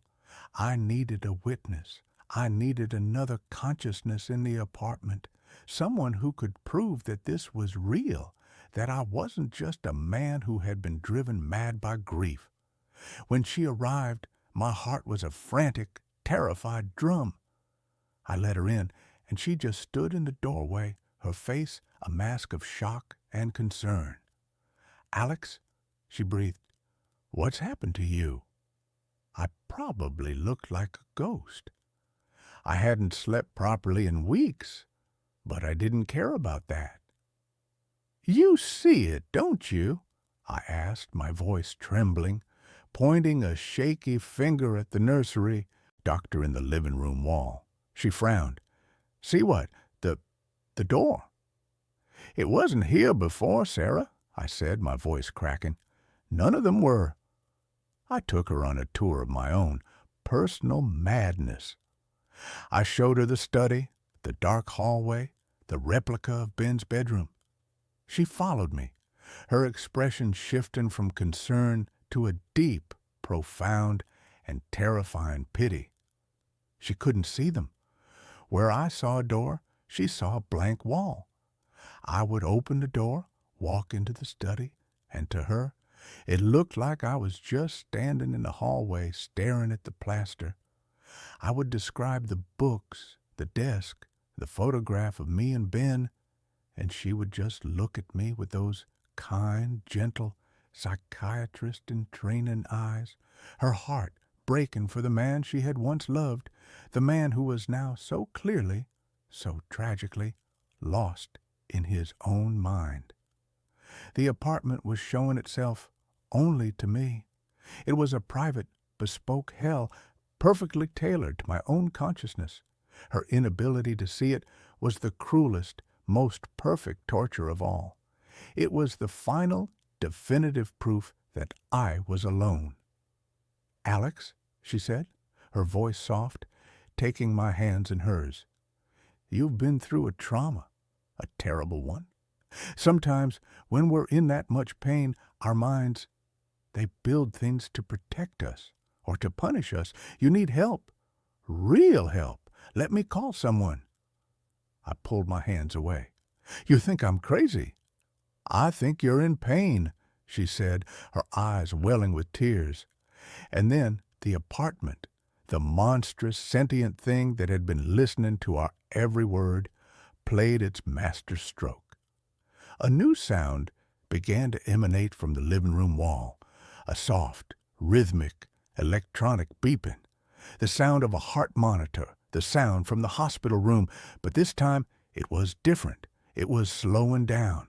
Beep, beep, beep, beep, and then a long, flat, unbroken tone, the sound of a flat line, the sound of the exact moment my brother had died. Sarah heard it. Her head snapped around, her eyes wide with a confusion that was rapidly turning to fear. "What is that?" she whispered. The sound was real. It was in the room with both of us. The apartment had finally shown its hand. It had created something that she could perceive, a bridge between my madness and her reality. And it had chosen the most cruel, most painful sound it possibly could. The sound stopped, and a new door began to form in the wall between us. It didn't just appear. We watched it happen. The plaster seemed to thin, to become translucent. We could see the wooden studs behind it, and then they too began to warp and twist, the wood groaning, bending into the shape of a door frame. A dark, heavy hospital room door materialized out of the very substance of the wall. the small rectangular window in its center showing not a hospital corridor, but a swirling, absolute darkness. Sarah let out a small strangled scream and stumbled back, her hand flying to her mouth. She saw it. It was real. I wasn't crazy. The validation, the thing I had been so desperate for, was a hollow, terrifying thing.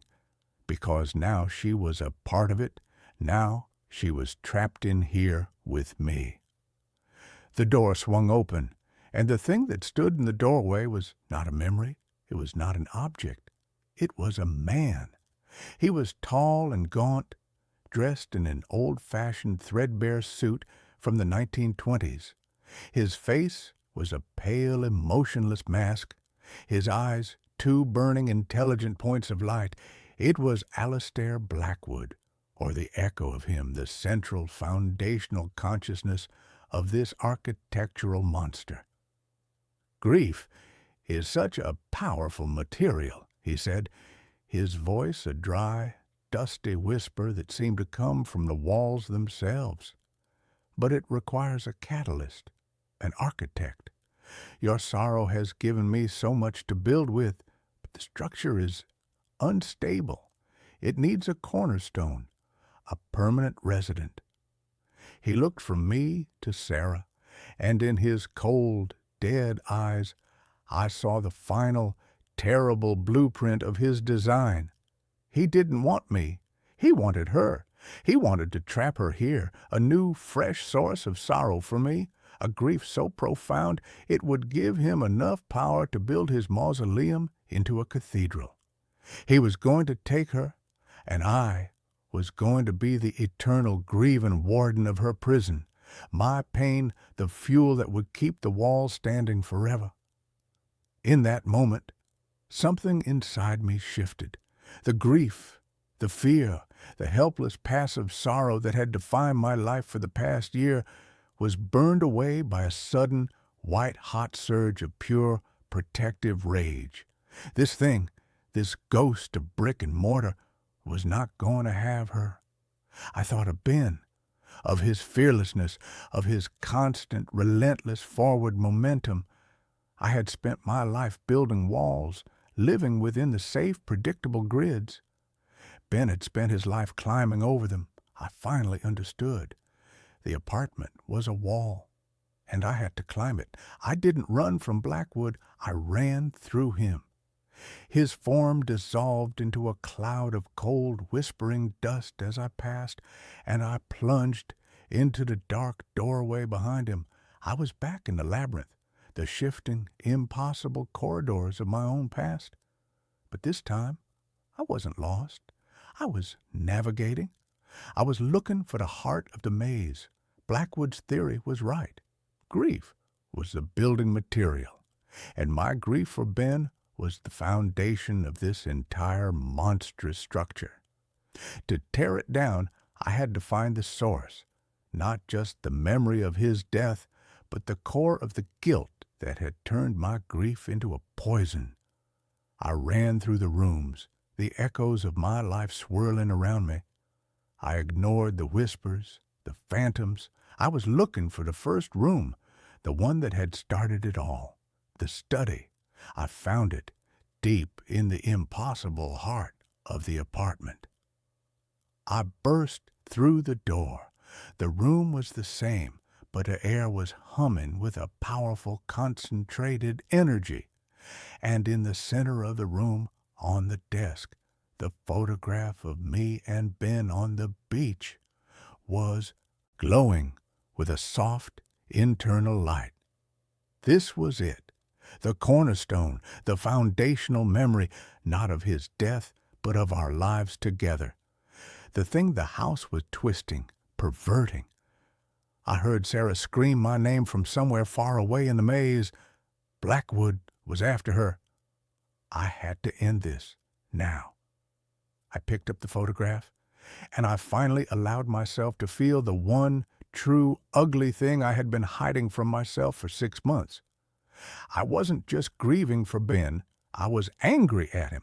I was angry at him for his recklessness, for his choices, for leaving me alone. I was angry at him for being the one who got to climb, while I was the one who was left to watch, to worry, to plan for a future that would never happen. And beneath the anger was the guilt that a part of me, a small, dark, resentful part, had been jealous of his freedom. "I'm sorry, Ben," I whispered, my voice thick with tears. "I'm so sorry. I wasn't just apologizing for not being able to save him. I was apologizing for everything, for being the safe brother, for being the resentful brother, for being the one who was left behind. And then I did the one thing the house, the grief, the monster did not expect. I accepted it. I accepted the anger. I accepted the guilt. I accepted the ugly, messy, painful, and profoundly real love I had for my brother. I stopped fighting the grief, and instead I just let it be, a part of me, not a prison, but a scar, a proof that he had been real. I took the photograph, the glowing foundational memory, and I put it in my pocket. I was not going to let the house have it. I was taking it back. It was mine. The room began to shake. A low, groaning structural sound, like a building about to collapse, echoed all around me. The bookshelves trembled, the books fallen to the floor. The walls began to dissolve, not into new rooms, but back into the plain, simple plaster they had once been. The mausoleum was being unbuilt. I had taken back the cornerstone, and the entire impossible structure was collapsing in on itself. I ran, following the sound of the collapsing architecture, the maze simplifying, untwisting itself as I went. I burst back out into the living room. Sarah was there, huddled in a corner, her face pale with terror. The ghostly form of Blackwood was flickering, fading, his face a mask of rage and disbelief as his world, his creation, was being unmade around him. The nursery door vanished. The door to my childhood bathroom dissolved. One by one, the ghosts of my past were being exorcised by the simple, powerful act of acceptance. Finally, the apartment was just an apartment again. 750 square feet of solid, dependable reality. The ghost of Alistair Blackwood gave one final silent scream and then dissolved into a faint wisp of dust that was caught in the draft from the window and disappeared. We were alone. The humming was gone. The cold was gone. The only sound was the frantic, desperate sound of our own breathing. We left that day. We packed a single bag and walked out of apartment 7A and never went back. The building, the city, held too many ghosts. We moved west, to a place with a wider sky, a place where the buildings were new and had no memory. Our relationship, which had died a quiet death, was reborn in the crucible of that impossible experience. We are rebuilding on a new, more honest foundation. We are not the same people we were. We are scarred, but we are whole. I am an architect now, not a planner. I design small, simple, honest houses, spaces that are filled with light and air. I believe that buildings have souls, and I try to make them kind ones. The grief for my brother is still there. It always will be. But it is no longer a sprawling, monstrous labyrinth. It is a single, small room inside of me. A room I can visit when I need to. A room with a solid, dependable door. A door that I can choose to open. A door that I can, when I am ready, choose to close. And a door that I know, with an absolute, unshakable certainty, will always, always be there. The motel was a fossil, a perfectly preserved specimen from an era of chrome, linoleum, and a kind of desperate roadside optimism that no longer exists. It was called the Starlight Vista, a grand, ludicrous name for a low-slung, L-shaped building of peeling paint and buzzing neon that offered a stunning vista of a gas station and a 24-hour diner. I was the night clerk, a post I had occupied for the past 6 years. My name is Arthur, and my life had become a long, quiet, and deeply repetitive night, punctuated only by the arrival of the occasional weary traveler or the distant melancholy wail of a train passing through the dark. The Starlight Vista was a place of ghosts, but not the spooky kind. It was haunted by the ghosts of salesmen with worn-out briefcases, of families on cross-country trips in wood-paneled station wagons, of lovers meeting for clandestine, lukewarm affairs.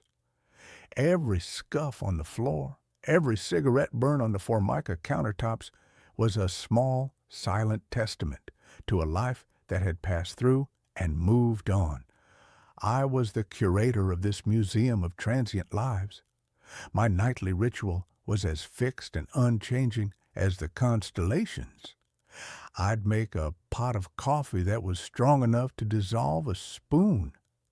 I'd read the local paper with a kind of detached anthropological interest, and I'd check the reservation ledger.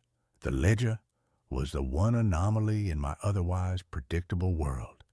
It was a thick, leather-bound book, its pages yellowed and soft with age, a holdover from the pre-digital era that the motel's owner, a flinty, unsentimental old man named Mr. Gable, refused to replace.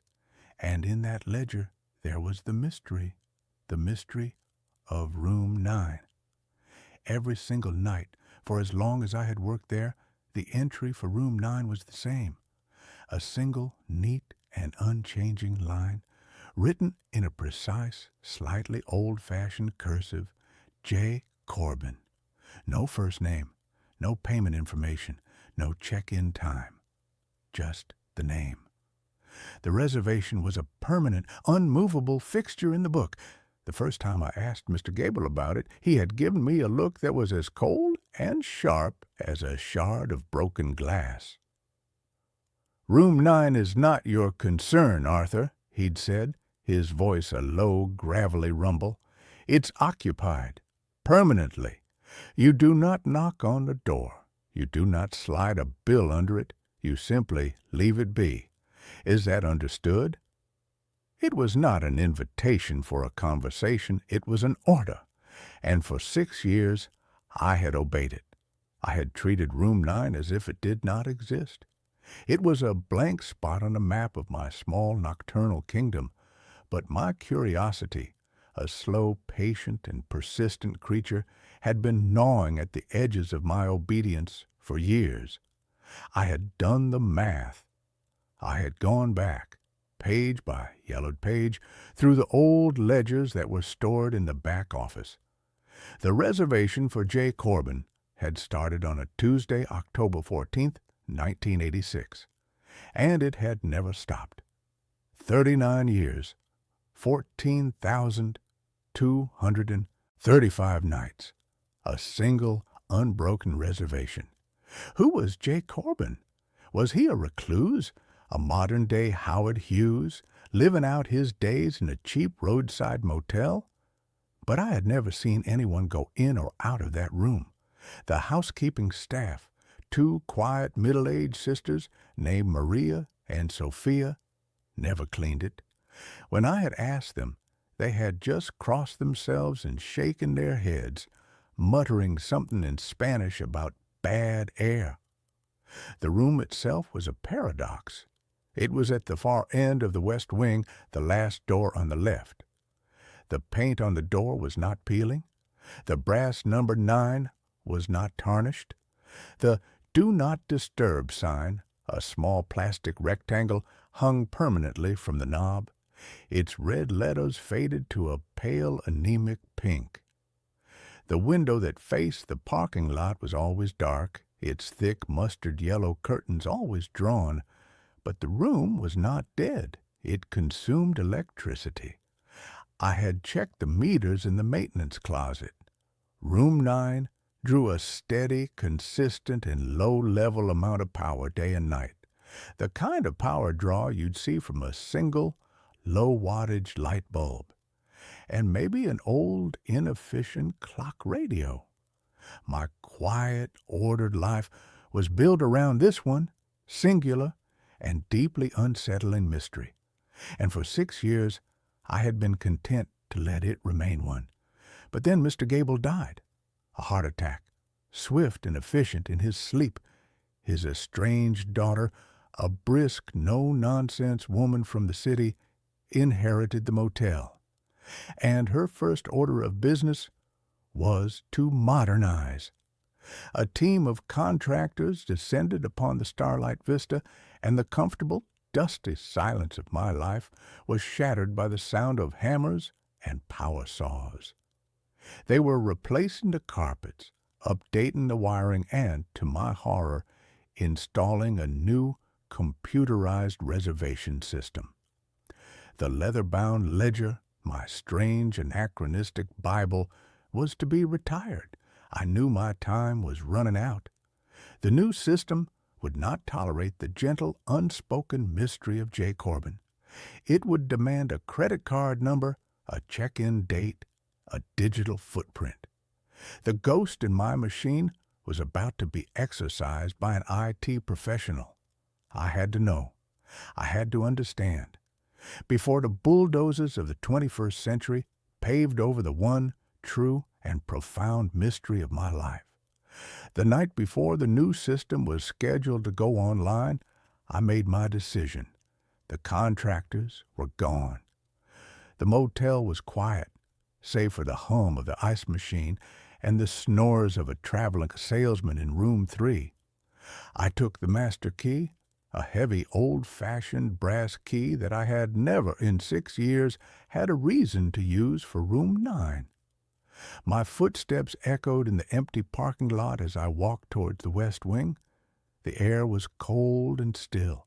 The buzzing of the neon sign seemed to grow louder, more insistent, as I approached the door.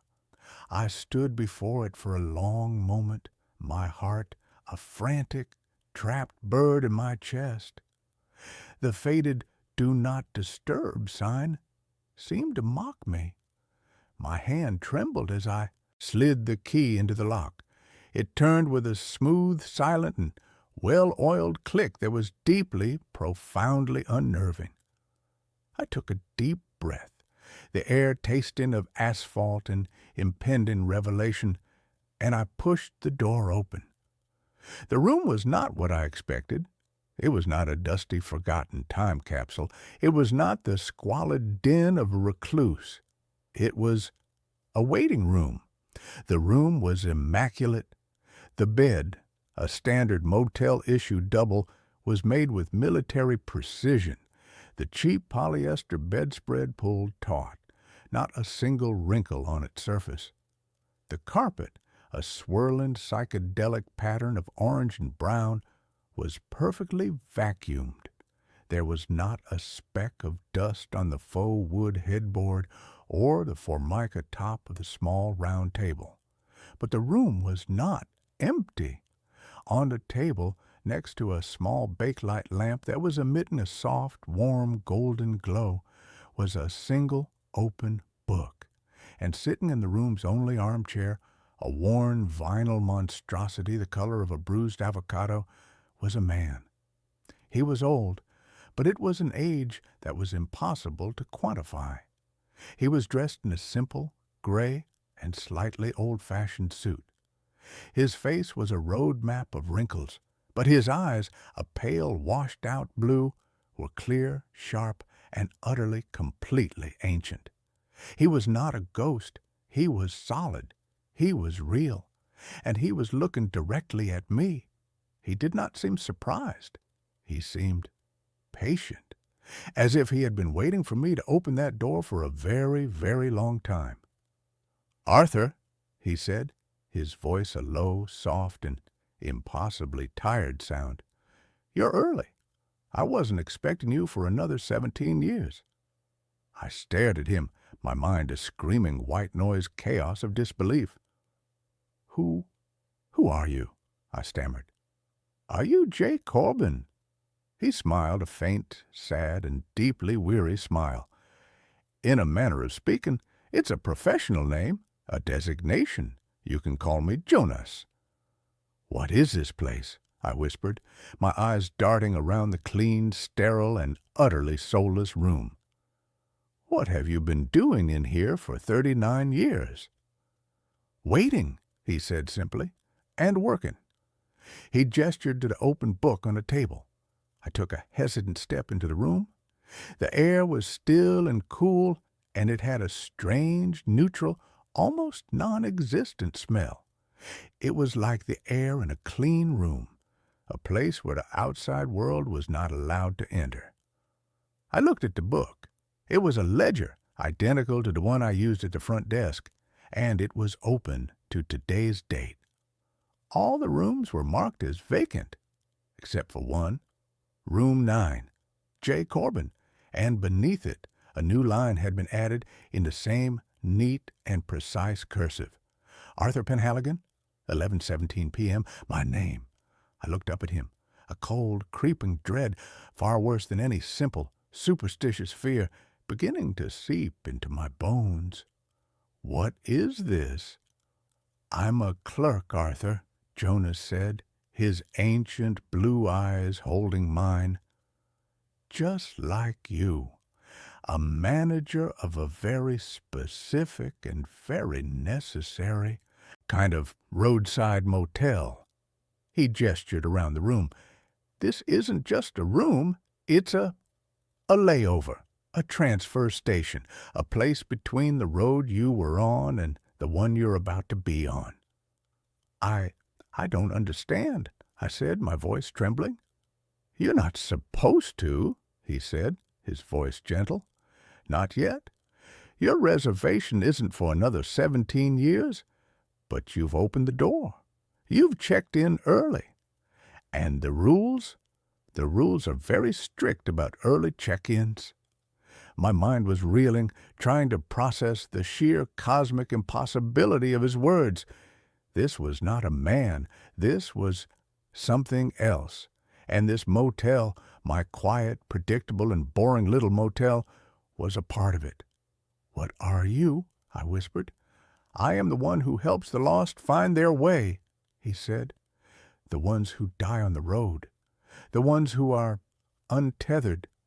A car crash on the interstate, a lonely heart attack in a room that isn't their own. A soul that has, for one reason or another, missed its exit. They get stuck in the static between the stations. This place, this room, is a beacon, a quiet, stable place in the storm. And I am the one who sits here and waits for them to find their way to the front desk." I thought of the thousands of lives that had passed through the starlight vista, the salesmen, the families, the lovers, and I thought of the others, the quiet ones, the ones who checked in and never checked out, the small, forgotten tragedies that are the lifeblood of any place that is built on the lonely, anonymous promise of the open road. "And what do you do with them?" I asked, my voice barely a whisper. "I check them in," he said.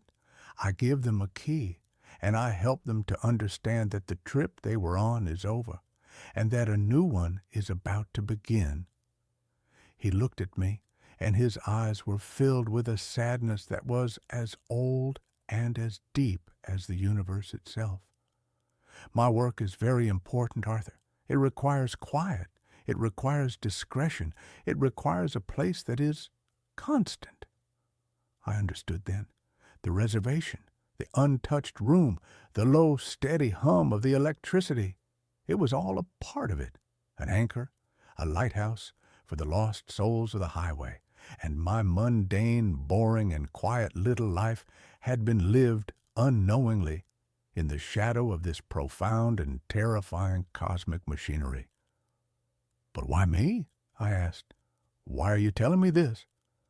"Because you opened the door," he said, his voice taking on a new, graver tone. "And because my own reservation is coming due. I have been a clerk here for a very, very long time.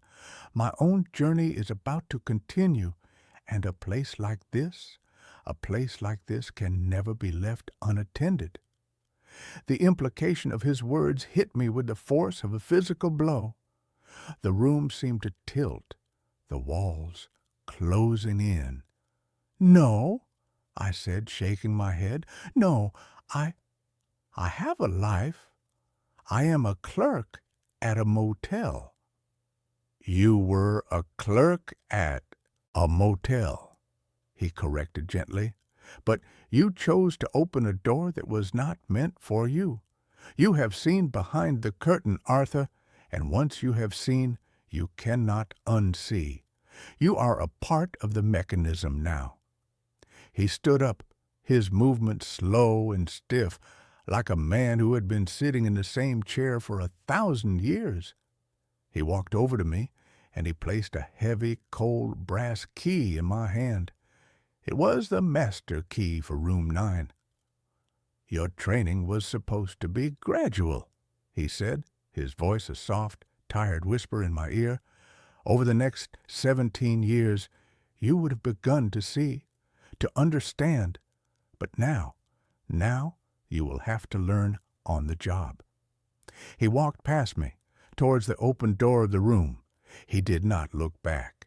He stepped out into the dark, silent parking lot of my world, and he dissolved. He didn't vanish in a puff of smoke. He just faded.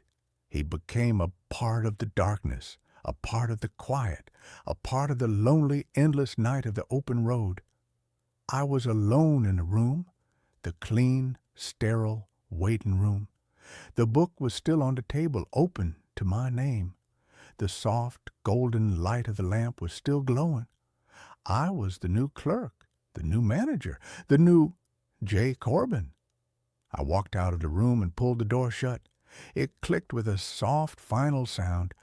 I hung the faded "Do Not Disturb" sign back on the knob. I walked back to the front desk, the heavy brass key in my pocket, a cold, heavy weight. The new computerized reservation system was installed the next day, but when the technician tried to input the data for room 9, the system crashed. They tried 3 times. Every time, the same result. The new digital world could not comprehend the old analog and cosmic truth of that room. In the end, they just left it alone, a single, anomalous, and permanent booking in a system that was otherwise perfect, a ghost in the new machine. My life is different now. It is still quiet.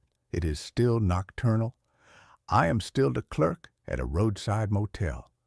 But I have a new set of responsibilities. I still make the coffee. I still read the paper. But now I also watch. And I listen. And sometimes, in the dead of night, a new guest will arrive. They will look confused and lost and afraid. They will not have a reservation, but I will know their name. I will check them in, and I will give them a key to a room that is not on any map, a quiet, clean, and peaceful room, a place where they can rest before they continue on their journey. I have 17 years until my own check-in, 17 years to be the quiet, patient, and necessary guardian of the lost souls of the Starlight Vista. It is a strange and lonely and sometimes terrifying job. But I have come to understand that it is also a profound and deeply and strangely sacred one. The road is long and the night is dark, and everyone eventually needs a place to rest, and I am the one who leaves the light on. The winter I turned 34 was the winter the world went silent. It was a silence born of absence. a profound sound-dampening void left by departure of my wife, Amelia. She hadn't died. She had just left, a quiet, bloodless coup, leaving me the sole deposed monarch of our small two-story suburban kingdom. The silence she left behind was a physical entity. It soaked into the drywall, it pooled in the corners of the rooms, and it muffled the outside world, turning to cheerful shouts of neighborhood children into distant, tinny echoes. My name is Samuel. I'm a cartographer, a man who makes his living drawing lines creating order from the chaos of geography. My work is precise, logical, and quiet. I had always thought I enjoyed the quiet. I was wrong.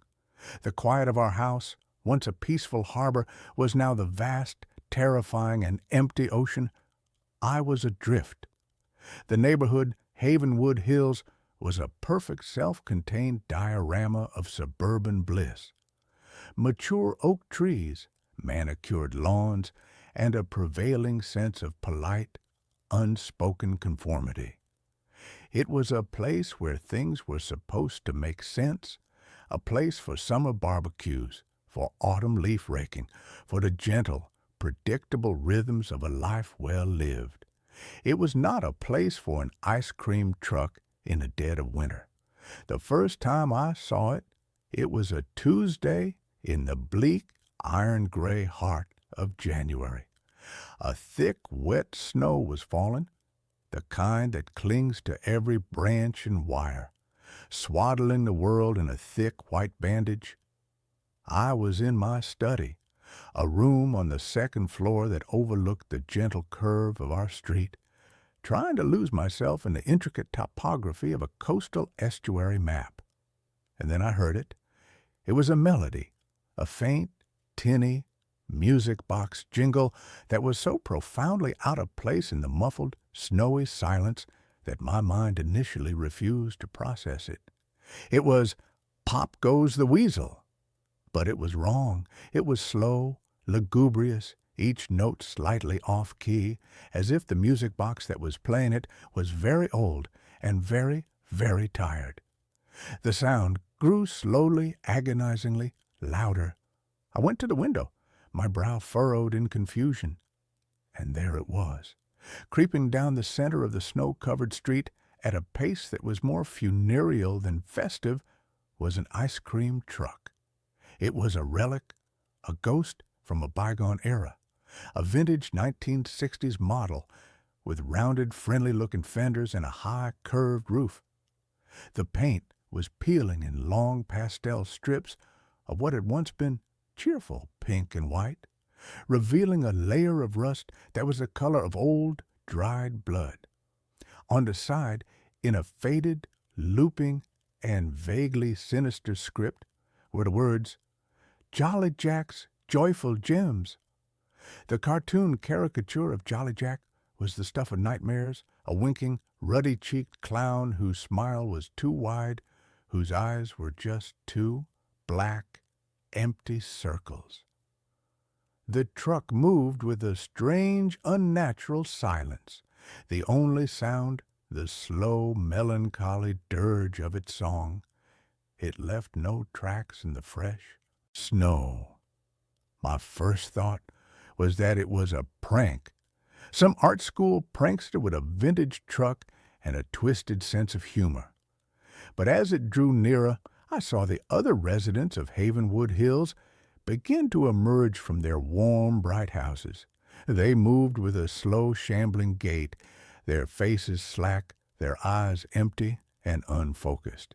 They were dressed in their indoor clothes, pajamas, bathrobes, slippers, oblivious to the biting cold and the falling snow. They were like sleepwalkers, drawn from their homes by the truck's sad, hypnotic song. My neighbor, Mr. Henderson, a man who wouldn't step outside without his tweed jacket, was standing in his driveway in a thin silk dressing gown, a light dusting of snow already gathering on his bald head. The truck stopped directly in front of my house, A small sliding window on its side opened with a soft, scraping sound. A figure leaned out. It was a silhouette, a shape in the deep, shadowy interior of the truck. I couldn't make out a face, just the impression of a tall, thin man in an old-fashioned soda jerk hat. A single, pale, long-fingered hand rested on the counter. The neighbors formed a silent, orderly queue. One by one they would step up to the window, murmur something, and the pale hand would dispense not an ice cream cone, but a small white paper-wrapped block. They would hand over no money. They would simply take the block, turn, and shuffle back to their houses, their faces still wearing the same blank, vacant expression. I watched, my own face pressed against the cold glass of the window until the last neighbor had been served. The sliding window scraped shut. The slow, sad music began its funereal march once more, and the truck continued its crawl down the street, disappearing into the swirling snow, leaving the pristine, trackless white street behind it. The next day, I tried to talk to Mr. Henderson as he was collecting his mail. "Did you see that ice cream truck yesterday?" I asked, my voice a little too loud, a little too eager. He looked at me. His eyes, which were usually so full of a wry, intelligent humor, seemed clouded, distant. "Truck?" he said, his brow furrowed in genuine confusion. "I don't think so, son. Not in this weather." He turned and walked back to his house, leaving me standing in the cold, the seeds of a profound and terrible dread beginning to sprout in my gut. The truck returned the next day, at the same time, in the twilight hour as the world turned from gray to black, and the next. It became a part of the winter landscape, a daily, impossible ritual. And every day my neighbors would perform their silent, somnambulistic pilgrimage.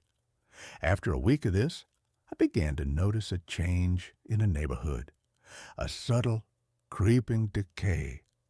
The Christmas lights, which had been left up in a cheerful, defiant stand against the winter gloom, were no longer being turned on.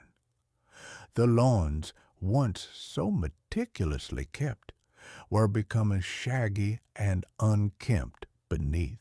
The snow, the people themselves, seemed faded. Their smiles were a little more forced, their greetings a little more hollow. It was as if the color, the life, the very soul of Havenwood Hills was being slowly, methodically leached away. My journalistic instincts, a holdover from a brief pre-cartography career, took over. My fear was being eclipsed by a desperate need to understand. I began to research.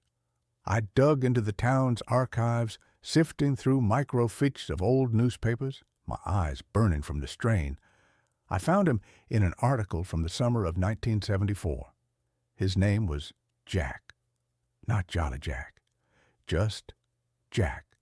He had been a beloved local figure, the original owner and driver of Jolly Jack's Joyful Gems.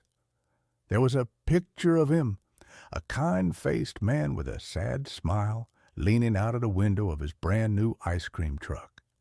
And then a second article from the winter of that same year, a tragedy.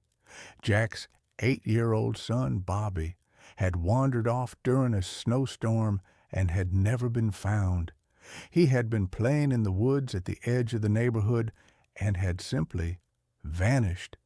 The town had searched for weeks, but the snow had been too deep. They found nothing. Jack, the article said, was consumed by his grief. He had continued to drive his truck through the neighborhood day after day, long after the season had ended, his cheerful jingle becoming a familiar sad refrain in the winter quiet. He was looking for his son. He was hoping the familiar sound would guide him home.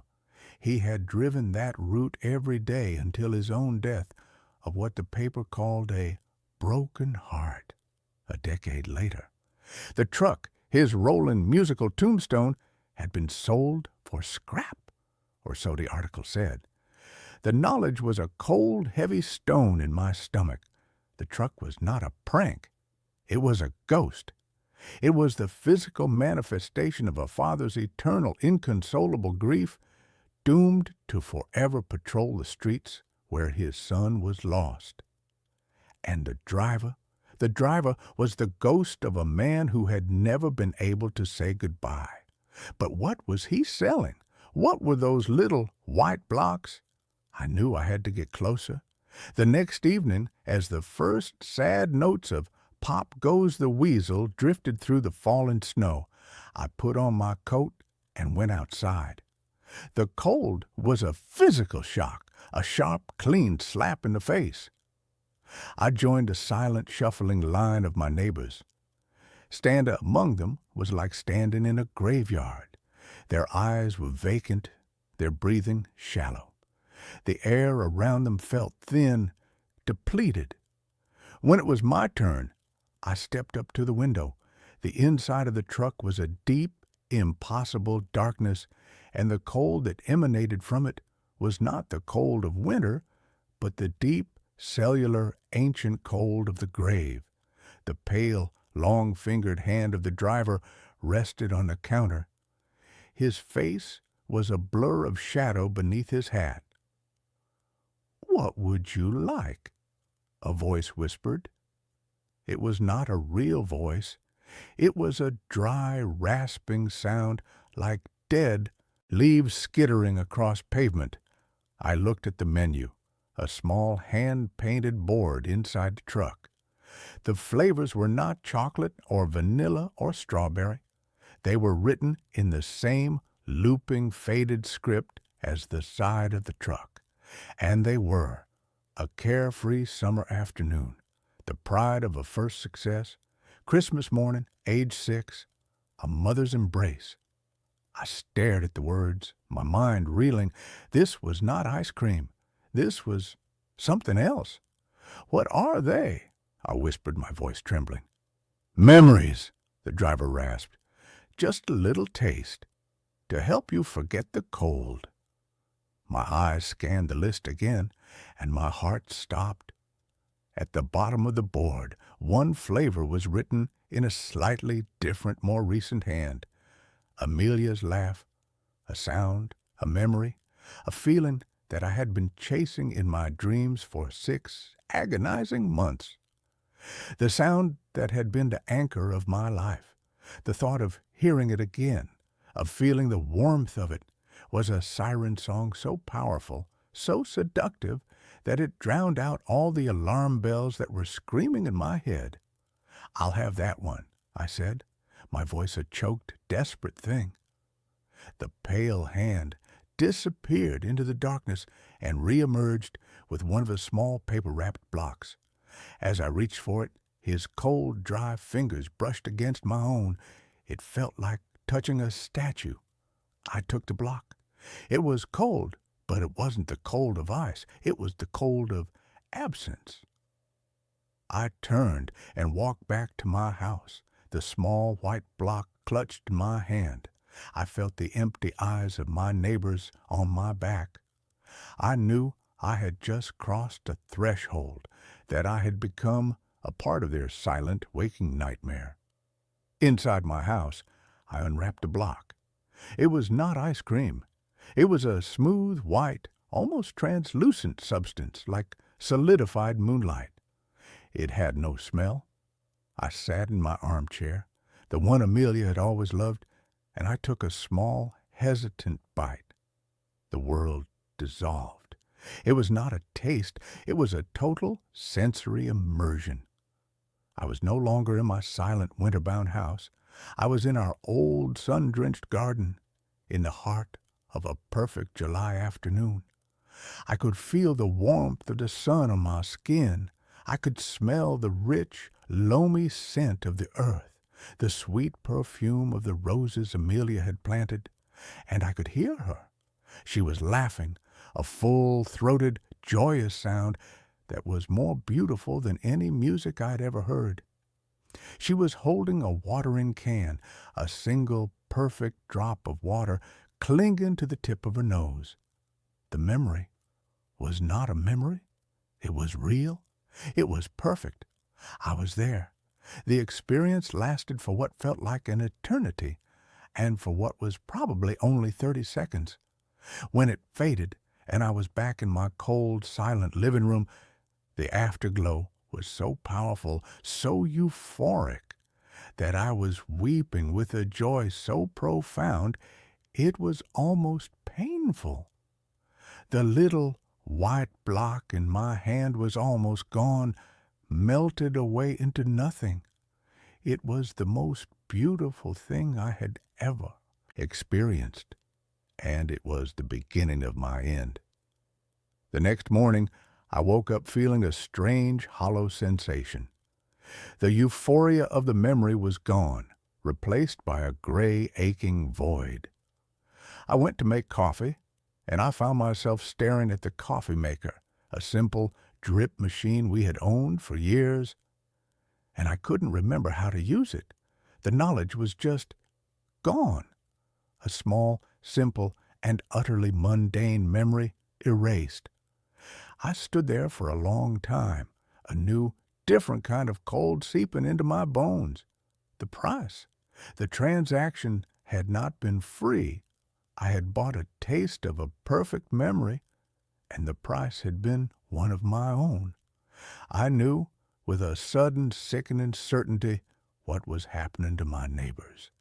They were trading their lives piece by piece, memory by mundane memory, for the euphoric, nostalgic poison of the ice cream truck. They were hollowing themselves out, becoming empty, silent vessels, their pasts consumed, leaving only the blank, placid present. I should have stopped. I should have thrown the rest of the block away and boarded up my windows and never gone outside again. But I was an addict, and the grief for Amelia was a disease for which that little white block was the only cure. I went back the next night, and the next. I traded the memory of my first grade teacher's name for the feeling of Amelia's hand in mine on our first date. I traded the memory of how to tie a Windsor knot for the smell of her hair on our wedding day. I was systematically dismantling my own history, one cherished, perfect, and utterly false memory at a time. My own life was becoming a blur, a collection of disconnected moments, and the only things that felt real were the ones I was buying from the ghost in the truck. My world grew smaller. I stopped working. The lines on my maps became meaningless squiggles. The only geography that mattered was the 20-yard stretch of frozen lawn between my front door and the curb. It was my neighbor's little girl, a bright 7-year-old named Chloe, who finally broke through my self-induced haze. I saw her from my window, standing in her own yard, building a snowman, and I was struck by a sudden, jarring thought. She was the only child I ever saw outside anymore. The other children of Havenwood Hills were gone, or at least they were no longer visible. And then I saw the truck beginning its slow daily crawl down the street. And I saw Chloe's mother come out of the house, her face wearing the same slack, empty expression as all the others. She took Chloe by the hand and began to lead her towards the street, towards the truck. A primal, protective instinct, an instinct I thought had been eroded away with all my other memories, roared to life inside me. The truck didn't just take memories from the past, it was taking the future too. It was taking the children. I ran out of my house, not even stopping to put on a coat, my bare feet burning on the frozen snow. "No!" I screamed, my voice a raw, ragged thing. "Stay away from her!" Chloe's mother didn't even look at me. She just continued her slow, inexorable march towards the siren song of the truck. But the driver, the shadowy figure of Jolly Jack, turned his head, and for the first time I felt his full, focused attention on me. It was a wave of pure, glacial cold, a malevolent, possessive hatred. He was not just a sad, grieving ghost. He was a predator, and I was interfering with his hunt. I knew I had to stop him, not just for Chloe, but for the entire hollowed-out, silent town. But how do you fight a ghost? How do you kill a memory? The answer, I realized, was in the transaction itself. The truck traded in nostalgia, in the beautiful, edited, perfect versions of the past. It fed on the sweet, saccharine gloss of memory. It had never occurred to me to ask for anything else. That night, I was the first in line. The truck pulled up, its sad song cutting through the frigid air. The window scraped open. The pale hand rested on the counter. "What would you like?" the dead-leaf voice whispered. I looked the shadowy figure in the eye. "I want a new flavor," I said, my own voice steady, resonant with a purpose I hadn't felt in years. The figure was still. The hand did not move. "I want the memory of the night Bobby was lost," I said, the words hanging like icicles in the cold air. "I want to taste the fear, the cold, the grief, the real, ugly, unedited truth of it, not the sad story. I want the moment itself." The shadowy figure recoiled, as if struck. A low, guttural moan, a sound of pure agony, emanated from the dark interior of the truck. The pale hand twitched, spasmed on the counter. The truck fed on nostalgia, on the comfort of a lie. I was offering it the one thing it could not digest, the raw, indigestible, and agonizing truth. "Give it to me," I commanded, my voice ringing with a newfound authority. "You owe it to him. You owe it to them all."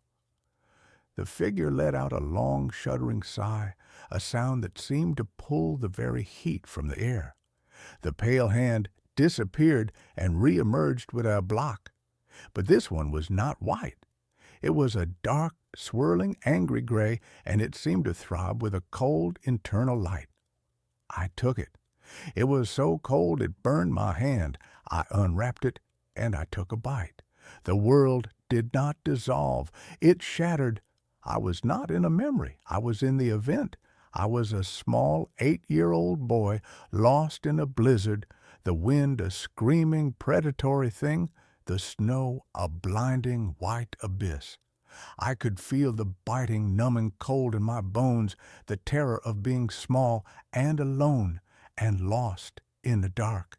I could feel a father's frantic, heart-shattering grief, a grief so powerful it had torn a hole in the fabric of the world. I was experiencing the raw, unfiltered agony that had given birth to this monster. And in the heart of that storm of pain, I felt something else. A small, quiet, and profoundly powerful warmth. It was the memory of a father's love for his son, the love that had existed before the grief had twisted it into this monstrous, hungry thing. It was the original memory, the source code. I opened my eyes. I was back on the street, on my knees in the snow. The block was gone. The ice cream truck was changing. The cheerful, peeling paint was dissolving into a cloud of black, swirling smoke. The metal was groaning, rusting, decaying before my very eyes. The sad, melancholy jingle was distorting, rising in pitch until it was a single, agonized electronic shriek. The figure of Jolly Jack was visible now, not as a shadow, but as a man made of pure, shimmering grief, his face a mask of eternal, unending sorrow. He looked at me, and for a fraction of a second I saw not a monster, but a man, a father. And his eyes, for the first time, were not empty. They were full of a terrible and finally liberating peace. And then, with a final silent implosion, the truck, the driver, the sad eternal music were gone. The silence that followed was different. It was not the silence of absence. It was the silence of peace. The neighbors, who had been standing in their silent zombie-like line, began to stir, to blink, as if wakened from a long, dreamless sleep. They looked at each other, a dawning confusion and shame on their faces. Mr. Henderson looked down at his silk dressing gown, a look of profound comical bewilderment on his face. The next day, the color began to return to Havenwood Hills. The Christmas lights were turned back on. The sound of children's laughter, real, joyous, and loud, echoed through the streets. The world was slowly, tentatively, waking up. They would not remember what had happened. They would only have a strange shared amnesia, a collective missing season in the story of their lives. But I remember. I carried a memory for all of them. The grief for Amelia is still with me, a quiet, constant companion, but it is my own. It is not a thing to be traded or erased or consumed. It is a part of my story. The winter is just winter now. It is cold and it is quiet. But it is a real quiet, a natural quiet. And when the snow falls, I no longer see ghosts. I just see the snow. And I know that spring, in its own slow and beautifully, wonderfully predictable time, will eventually come. The house was a gift from a ghost. Not a literal one, of course, but the ghost of a life I was supposed to have lived. It had been bought by my husband, Michael, a man who had loved the solid, tangible things of the world, the heft of an old book, the grain of reclaimed timber, the satisfying click of a well-made lock. He had bought it 3 weeks before a slick of black ice on a mountain road had turned our shared future into a singular, desolate present.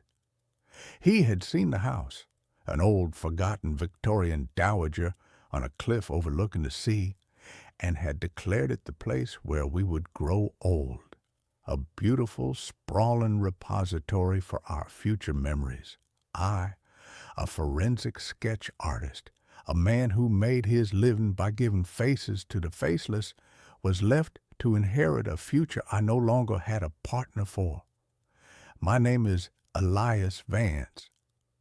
For the first 6 months after the funeral, I couldn't bring myself to even visit the house. It sat empty, a monument to a future that had been canceled. But the lease on my city apartment was ending, and the thought of finding a new sterile space, a place untouched by Michael's memory, was somehow more painful than confronting the one he had chosen for us.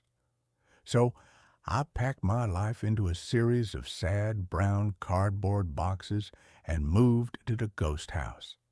It was beautiful in a sad, neglected way. The salt-laced wind had scoured the paint from the cedar shingles, leaving the wood a soft, silvery gray. The rooms were large and airy, with high ceilings and tall, multi-paned windows that were perpetually fogged with a thin, greasy layer of sea mist.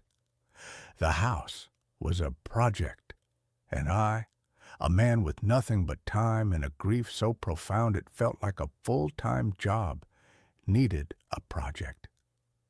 The face appeared in the plaster. It was in the master bedroom, a vast, cold room on the second floor with a panoramic view of the churning gray Atlantic. A leak in the roof, probably decades old, had left a sprawling, complex water stain on the wall opposite the bed. It was a chaotic, organic map of brown and yellow continents on a sea of peeling ecru-colored paint. And in the heart of that map, I began to see it. At first, it was just pareidolia, the mind's desperate, innate need to find patterns in chaos. As a forensic artist, I was more susceptible to it than most. My brain was professionally trained to see the ghost of a face in the vaguest of shapes, to find a hint of a jawline in a shadow, the suggestion of an eye socket in a blur. I would lie in bed in the profound oceanic silence of the house, and I would watch the shifting light of the moon play across the stain, and I would see the face. It was a man's face, gaunt and long, with high cheekbones and deep-set eyes. It was a face from a forgotten photograph, a tin-type ghost. I told myself it was a trick of the light, a symptom of a mind that was raw and tired and lonely. I decided to paint the room, to exorcise the stain and its phantom inhabitant with a clean, sterile coat of decorator's white. I spent a full day prepping the walls, scraping away the peeling paint, patching the cracks. The old plaster was a strange, fibrous, and almost organic thing, mixed with what looked like horsehair, a common building material from the era. As I worked, I felt a strange, almost imperceptible coolness emanating from the stained section of the wall, a pocket of cellar-cold air in the otherwise mild room. The next day, I applied the first coat of paint. The thick white primer covered the stain completely, leaving a blank, uniform, and blessedly featureless surface. I felt a sense of profound, almost cleansing relief. I had erased the ghost. I had imposed order on the chaos. That night, I slept more soundly than I had in months, but when I woke up in the gray pre-dawn light, I saw that the stain had returned. It had bled through the fresh, thick coat of primer, a faint, brownish watermark that was impossibly more detailed, more defined than before. And the face was no longer a vague suggestion. It was a portrait. I sat bolt upright in bed, my heart a frantic, trapped bird against my ribs. The features were clear now, the long, straight nose, the thin, unsmiling lips, the hollows of the cheeks, and the eyes. The eyes were the most terrifying part. They were just two dark, almond-shaped smudges, but they were looking directly at me. They were not the blank, empty eyes of a painting. They were the focused, intelligent, and deeply, profoundly, anciently sad eyes of a conscious observer. My rational mind, a sputtering, dying engine, tried to offer up a scientific explanation, a chemical reaction. The specific mineral content of the water in the plaster reacting with the latex in the paint. It was a plausible, if unlikely, theory. But it did not explain the eyes. It did not explain the chilling and deeply personal feeling of being watched. I refused to be driven from my own bedroom. I was a man of science, of logic. I was a man who drew lines, who defined the world in shades of graphite and charcoal. This was just a problem of chemistry and perception. But the face continued to evolve. Each morning it was a little clearer, a little more detailed. The faint suggestion of an earlobe appeared, the subtle, incised line of a wrinkle at the corner of an eye. It was as if a photograph was slowly, agonizingly developing in the very substance of my wall. My professional curiosity, a thing I had thought long dead, began to stir, a morbid and perhaps self-destructive counterpoint to my growing terror. I began to sketch it. I would sit on a stool at the foot of my bed, my large leather-bound sketchbook in my lap, and I would draw the face in the wall. It was a strange and deeply unsettling reversal of my usual work. I was not drawing a face from the fragmented emotional memories of a traumatized victim. I was drawing a face that was itself a memory, trapped in the plaster of my home. The act of Drawing it was an act of intimacy. I came to know its every contour, its every subtle melancholic detail. It was a handsome face in a severe old-world way, a face that had known suffering. As I drew, the cool spot on the wall seemed to grow, to push out into the room, a palpable, invisible column of frigid air. My nights became a ritual of surveillance. I would lie in bed, my eyes fixed on the face, which was now so clear it was like looking at a faded, sepia-toned photograph. And I began to notice a new and infinitely more terrifying phenomenon. It was changing, not its features, but its expression. One night, the thin, straight line of its lips seemed to curve just slightly at the corners into a faint and deeply unsettling smile. Another night, the dark, smudged eyes seemed to widen just for a fraction of a second, as if in surprise.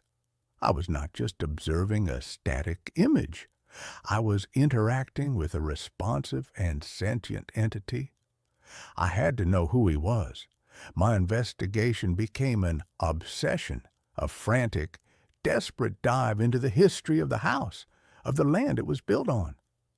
I spent my days in the dusty, silent archives of the local historical society, a man haunted not just by a ghost, but by a need for a name.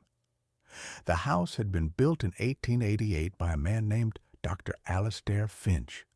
The name sent a jolt of recognition through me. Finch.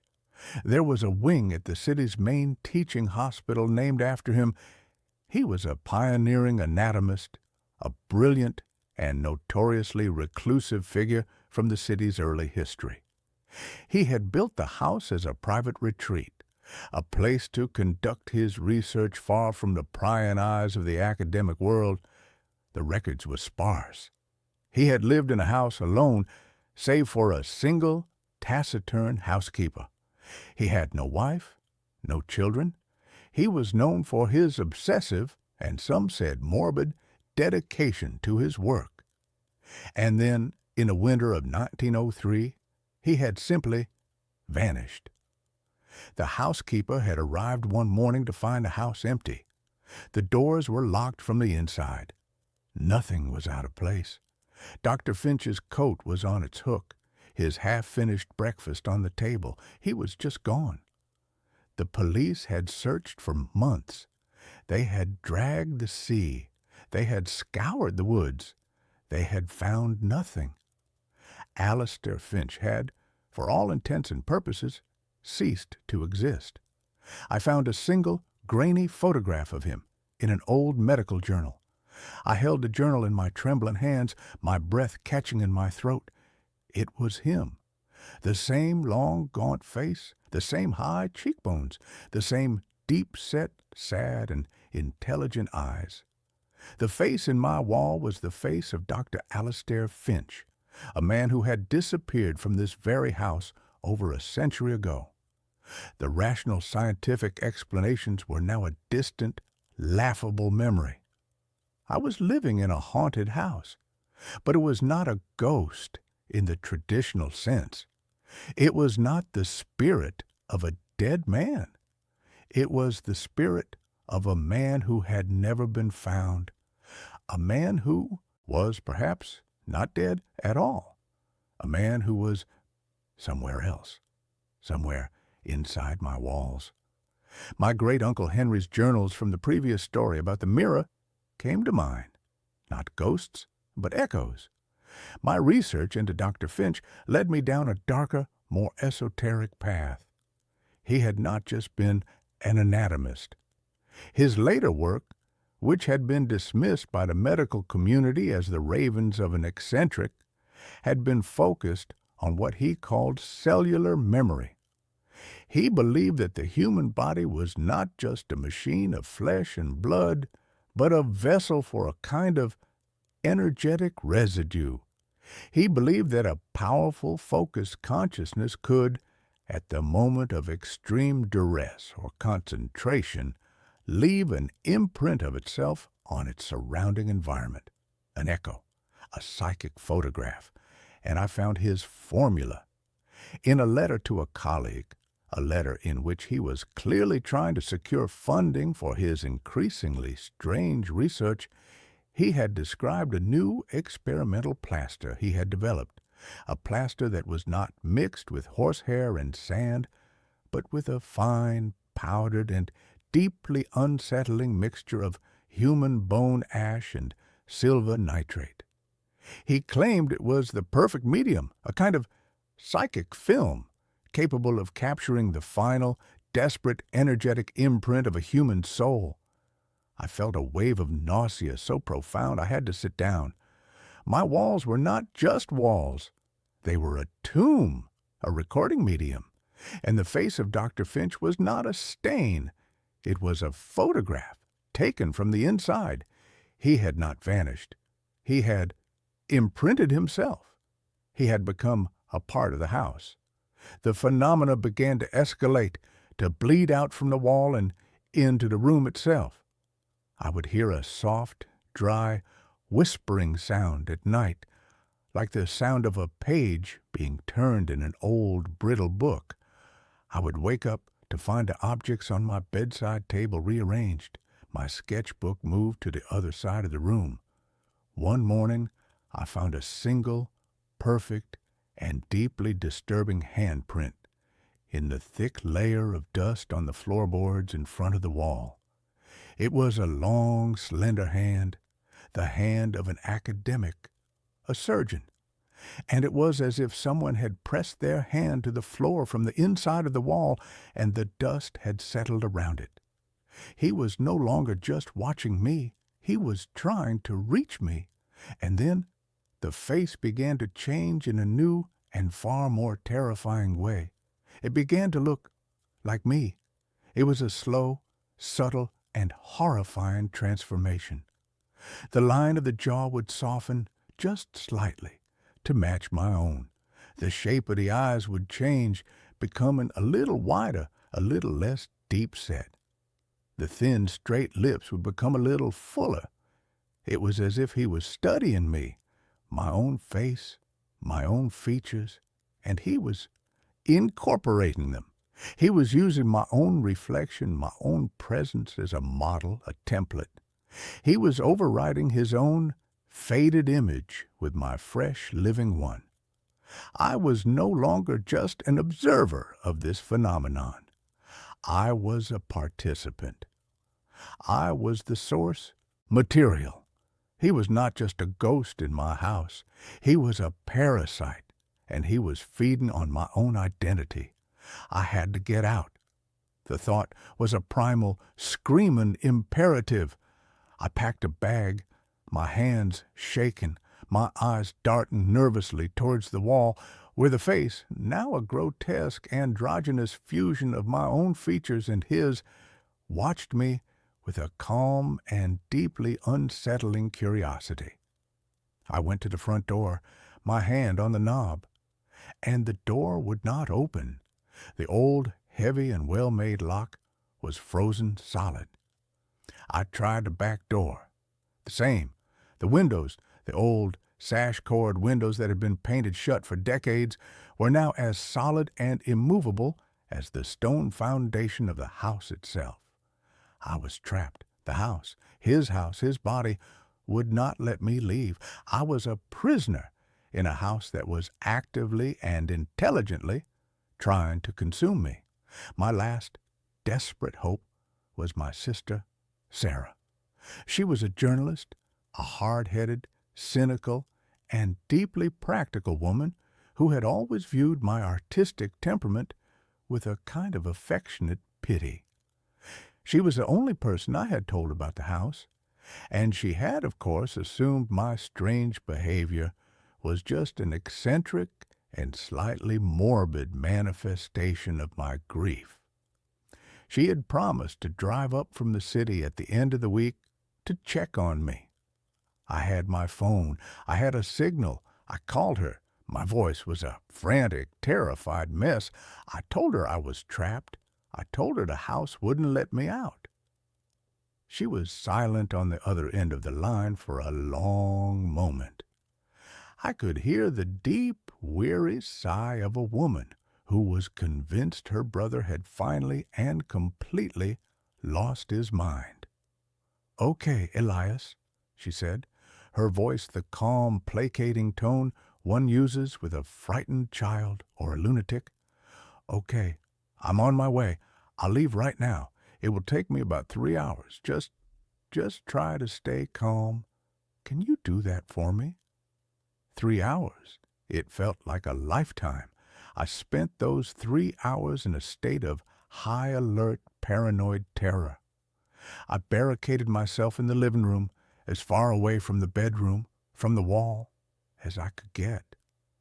The whispering was louder now, a constant, sibilant, and almost conversational murmur that was coming from all the walls at once. And in the whispering, I could hear my own name, Elias.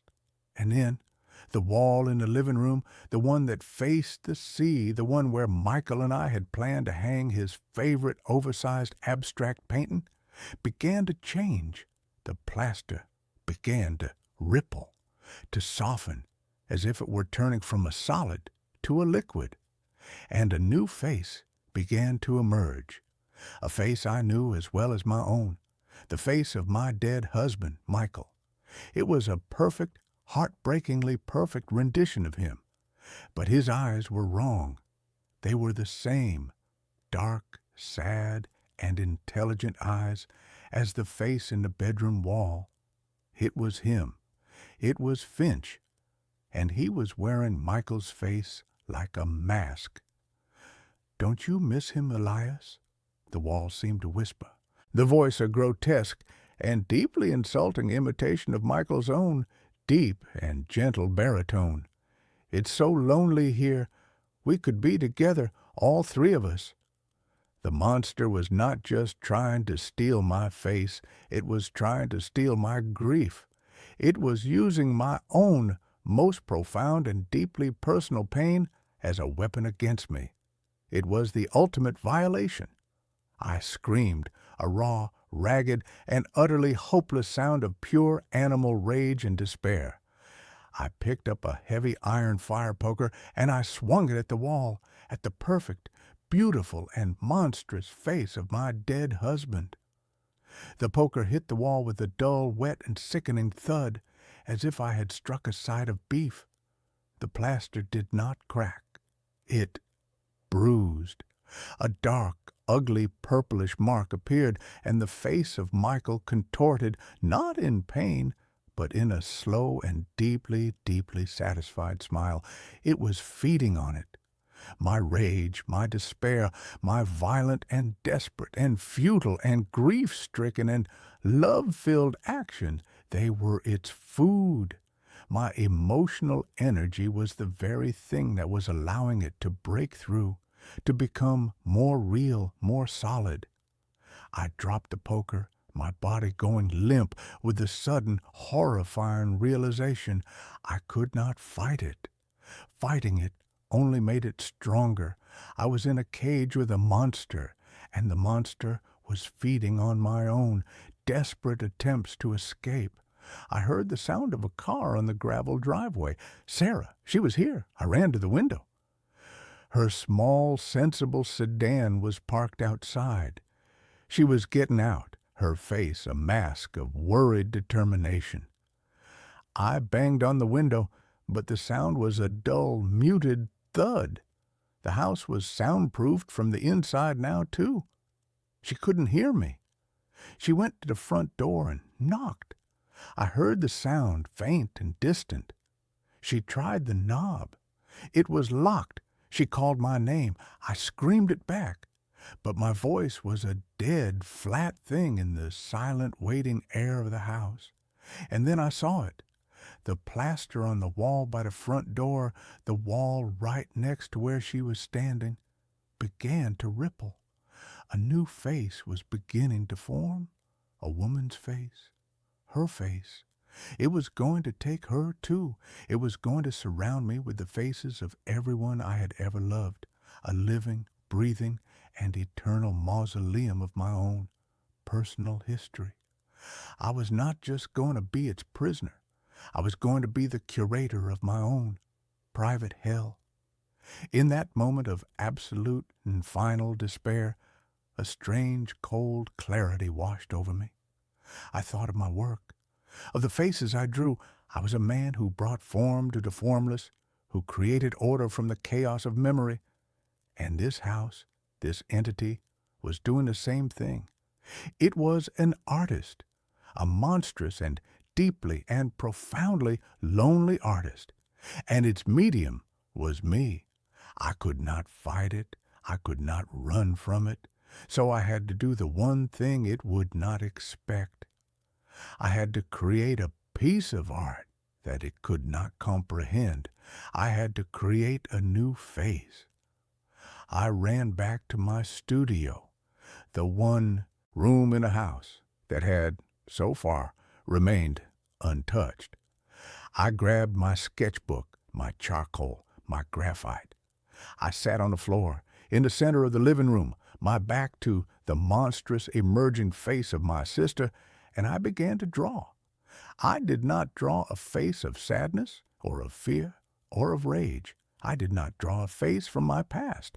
I drew a face from a future that I was now, in this last desperate act, trying to create. I drew a face of pure, unadulterated, and utterly irrational joy. I drew a man laughing, his head thrown back, his eyes crinkling at the corners, his mouth open in a wide, beautiful, and unrestrained shout of pure, unbridled happiness. I poured every last remaining ounce of my own depleted life force, of my own desperate hope for a future that was not this, into the drawing. I drew a face that had no place in this house of sorrow. I drew a face that was a lie, a beautiful, powerful, and defiant lie. The whispering in the walls faltered. The rippling of the plaster on the wall behind me slowed and then stopped. The house, the entity, was confused. This was an emotion it did not understand. Joy was a language it did not speak. My grief, my fear, my rage, that was its food, its building material. This was poison. I kept drawing, my hands a frantic, desperate blur. I was not just drawing a picture. I was performing an exorcism. I was fighting a monster not with iron and salt, but with charcoal and hope. The face of Michael on the far wall began to fade, to recede back into the plaster, its perfect, sad features contorting in a look of profound and deep and utter confusion. The house began to groan, a low, structural, and deeply wounded sound. The cold in the air began to recede. I finished the drawing. I held it up. It was the best thing I had ever created. It was a face of pure, impossible, and defiant life. And I taped it to the wall, directly over the spot where the face of my sister had begun to form. "This is my house now," I whispered, my voice a raw and shaky and finally, blessedly, hopeful thing. "And this is the only face you're allowed to have." The house let out a long, shuddering, and deeply mournful sigh, a sound that was not of a monster, but of a lonely and finally defeated thing. And then it was silent. The lock on the front door clicked open. I stumbled to the door and threw it open. Sarah was there, her hand raised to knock again, her face pale with worry. She looked at me, at the wild and ragged and charcoal smeared and finally, truly and deeply and beautifully alive man that I had become. "Elias," she whispered, "are you okay?" I looked at her, and for the first time in a very, very long time, I smiled. A real smile, a true smile, a smile that was not a memory or a ghost or a lie. It was just a smile. "Yeah," I said, my voice a quiet and steady and finally peaceful thing. "Yeah, I think I am. The town's cemetery has no graves, but I keep hearing screams underground. My therapist, a woman with a kind face and a voice as soft as felt, called it a geographical cure. The idea that a change of scenery could somehow cauterize the gaping wound in my life. I didn't have the heart to tell her that my grief wasn't a geographical problem. It was a parasitic entity that had taken up residence behind my eyes, and it would pack a bag and come with me wherever I went. Still, the thought of leaving the city, with its million tiny ghosts of a life I'd once shared with my wife Anna, was a compelling one. So I packed my laptop, a few boxes of books, and the metaphorical suitcase full of sorrow, and drove north. The town I chose was called Havenwood. I'd found it on a list of America's most quaint and quiet towns, a bit of online clickbait that suddenly felt like a lifeline. The pictures showed a postcard-perfect hamlet nestled in a valley of rolling green hills, a place that looked like it had been put under a glass dome sometime in the 1950s and forgotten about. It was exactly the kind of anesthetic silence I was looking for, and for the first week, it was. I rented a small, furnished cottage at the edge of town, a place that smelled of lemon polish and old wood. The locals were friendly in a cautious, practiced way. They smiled from behind the counters of the general store and the single-pump gas station, their eyes holding a placid, almost unnerving calm. It was a town that seemed to be holding its breath, perpetually waiting for a storm that never came. It was on a walk, during that hazy liminal hour between dusk and true night, that I found a cemetery. It lay on a gentle slope just west of the town, surrounded by a magnificent wrought iron fence that was a masterpiece of Gothic curlicues and spear points. The gate was a grand arched affair with the words Havenwood Memorial Green forged into the iron. I pushed it open, the hinges groaning a low, mournful protest, and stepped inside. The air within the gates was different, cooler, heavier. The grass was a perfect emerald carpet, impossibly lush and manicured, rolling over the soft contours of the hill. Ancient, weeping willows stood like silent, grieving giants, their branches stirring in a breeze I couldn't feel. It was beautiful, and it was profoundly wrong. There were no graves, not a single headstone, no marble angels, no granite crosses, no humble, weathered markers. There were no raised mounds of earth, no flower arrangements, no tiny flags. It was a park, a beautiful, empty, and utterly soulless park that called itself a cemetery. I walked the entire perimeter, my footsteps unnaturally loud on a pristine lawn, a growing sense of dislocation crawling up my spine. A cemetery is a place of names, of dates, of remembrance etched in stone. This place was a blank page, a void. I was standing near the center of the green, watching the last vestiges of sunset bleed across the sky in shades of bruised purple and orange when I heard it for the first time. It was faint, so faint I almost missed it. A high, thin sound, like a distant siren or the cry of a hawk. I tilted my head, straining to hear it over the blood rushing in my own ears. The sound came again, and this time there was no mistaking it. It was a voice, a human voice, stretched and distorted by distance and desperation. It was a scream, and it was coming from the ground beneath my feet. I froze, my body going rigid. The sound was gone as quickly as it had come, leaving behind a silence that was now charged with a terrible, new significance. It had to be the wind, an animal. My mind, raw and frayed from months of grief, was playing tricks on me. I told myself this, repeated it like a mantra as I backed away from the center of the lawn, my eyes wide, scanning the empty, perfect grass. I didn't stop walking until the iron gate clanged shut behind me, the sound echoing in the twilight like a cell door locking. The next morning, I tried to rationalize it. My cottage was old, the pipes probably groaned. The woods were full of foxes and bobcats whose cries could sound unnervingly human. But the memory of the sound, its specific human tenor of agony, was a fishhook in my mind. I went into town for coffee, needing the comforting banality of human interaction.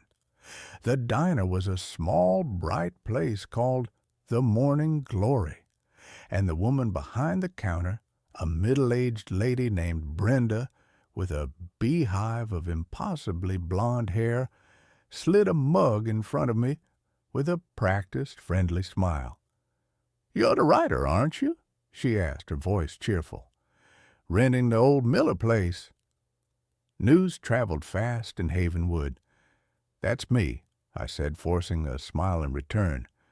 "Leo Vance." "Brenda, welcome to Havenwood. Hope you're finding the peace and quiet you were looking for." Her smile was so open, so genuine, that I felt a surge of courage. "I am. It's a beautiful town. I was walking by the cemetery last night, the Memorial Green." Brenda's smile didn't falter, but something in her eyes tightened, a subtle, almost imperceptible shift. The light behind them dimmed for a fraction of a second. "Oh, yes, our green," she said, her voice a little too bright. "Isn't it lovely? So much nicer than a field full of sad old stones, don't you think?" "It's certainly unique," I said, choosing my words carefully. "I've never seen a cemetery without any graves before. What do you do? Cremation?" She wiped down a perfectly clean section of the counter. "We don't believe in dwelling on the end, Mr. Vance. We believe in celebrating life. When someone passes, their spirit is freed, returned to the valley. The green is a place for quiet reflection on that freedom. It's a place for life, not death." The answer was so polished, so rehearsed. It was like she was reading from a town brochure. It was a neat, tidy deflection that answered nothing at all. I wanted to press, to ask her if she'd ever heard strange noises there, but the look in her eyes, a sudden hard glint of warning behind the friendly facade, stopped me. "Don't ask," the look said. "You don't want to know." I couldn't stay away. The Memorial Green drew me back that evening, a moth to a flame I knew would burn me. This time, I was prepared. I brought a high-powered directional microphone, a relic from my brief, ill-fated foray into podcasting. I sat on a stone bench just inside the gates, the headphones pressed tight against my ears, and pointed the microphone at the center of the lawn. For an hour, there was nothing but the soft, rustling sound of the willow leaves and the low, ambient hum of a world settling down for the night. I was starting to feel foolish, a paranoid man chasing auditory ghosts. Then, through the headphones, the sound erupted. It wasn't a single scream this time. It was a chorus, a cacophony of voices, muffled and overlapping, rising from the earth. They were faint, but the microphone amplified them, bringing their horror into sharp, terrifying focus. I could distinguish individual voices now, a woman weeping hysterically, a man shouting a single, guttural word over and over again, and a child crying for its mother. They weren't ghosts. They weren't echoes. They were the sounds of living people in unbearable agony. My hands trembled so violently I almost dropped the microphone. I ripped the headphones off, my heart jackhammering against my ribs. The sounds vanished, replaced by the placid evening quiet. The disconnect was dizzying, schizophrenic. The serene, beautiful park, and the charnel house of sound that existed just beneath its surface. My journalistic instincts, dormant for so long, roared back to life, fueled by a potent cocktail of terror and outrage. This was not a haunting. This was a crime, a monstrous, ongoing crime, hidden beneath a blanket of perfect green grass. The Havenwood Town Library was a small brick building that smelled of dust and decaying paper. The librarian was a man named Mr. Abernathy, a creature who seemed to have been grown in the dark, dusty stacks he inhabited. He was impossibly old and thin, with skin like parchment stretched over a bird skull, and he watched me with watery, faded blue eyes as I browsed the meager local history section. The official town histories were useless, filled with the same kind of bland, cheerful prose as Brenda's explanation. They spoke of founding fathers, harvest festivals, and a strong, resilient community. But in the back, in a section of brittle, leather-bound ledgers containing the town's vital records, I found the first crack in the story. The ledgers recorded every birth, every marriage, every death in Havenwood since its founding in the late 1700s. I started with the most recent and worked my way back. The death records were meticulously kept. Cause of death, next of kin, place of burial, and up until 1923, every single entry for place of burial read Havenwood Cemetery. Then, in the autumn of 1973, they just stopped. The deaths were still recorded. A flu here, a heart attack there, but the place of burial column was left starkly, uniformly blank. From that point on, for nearly 100 years, not a single burial was recorded in the town of Havenwood. I cross-referenced the date with the old bound copies of the Havenwood Valley Chronicle. The issues from the summer of 1923 were full of the usual small-town news. Then, in late September, the tone shifted. There was a small cryptic article on the front page about a virulent, fast-moving sickness that had taken hold in the town. The article was vague, with no mention of symptoms or official diagnoses. The following week's edition was thinner, half its usual size. It mentioned the deaths of several prominent citizens, including the town doctor. And then the newspaper stopped. The next available issue was from the spring of 1924, and it was like reading a paper from a different town. The tone was relentlessly optimistic. There were articles about a new town charter, about the founding of the memorial green on the site of the old cemetery, a place to look forward, not back. There was no mention of the sickness, no list of the dead. The intervening months had been surgically excised from the town's history. The name that kept appearing in the pre-1923 records was Blackwood. The Blackwood family had founded Havenwood.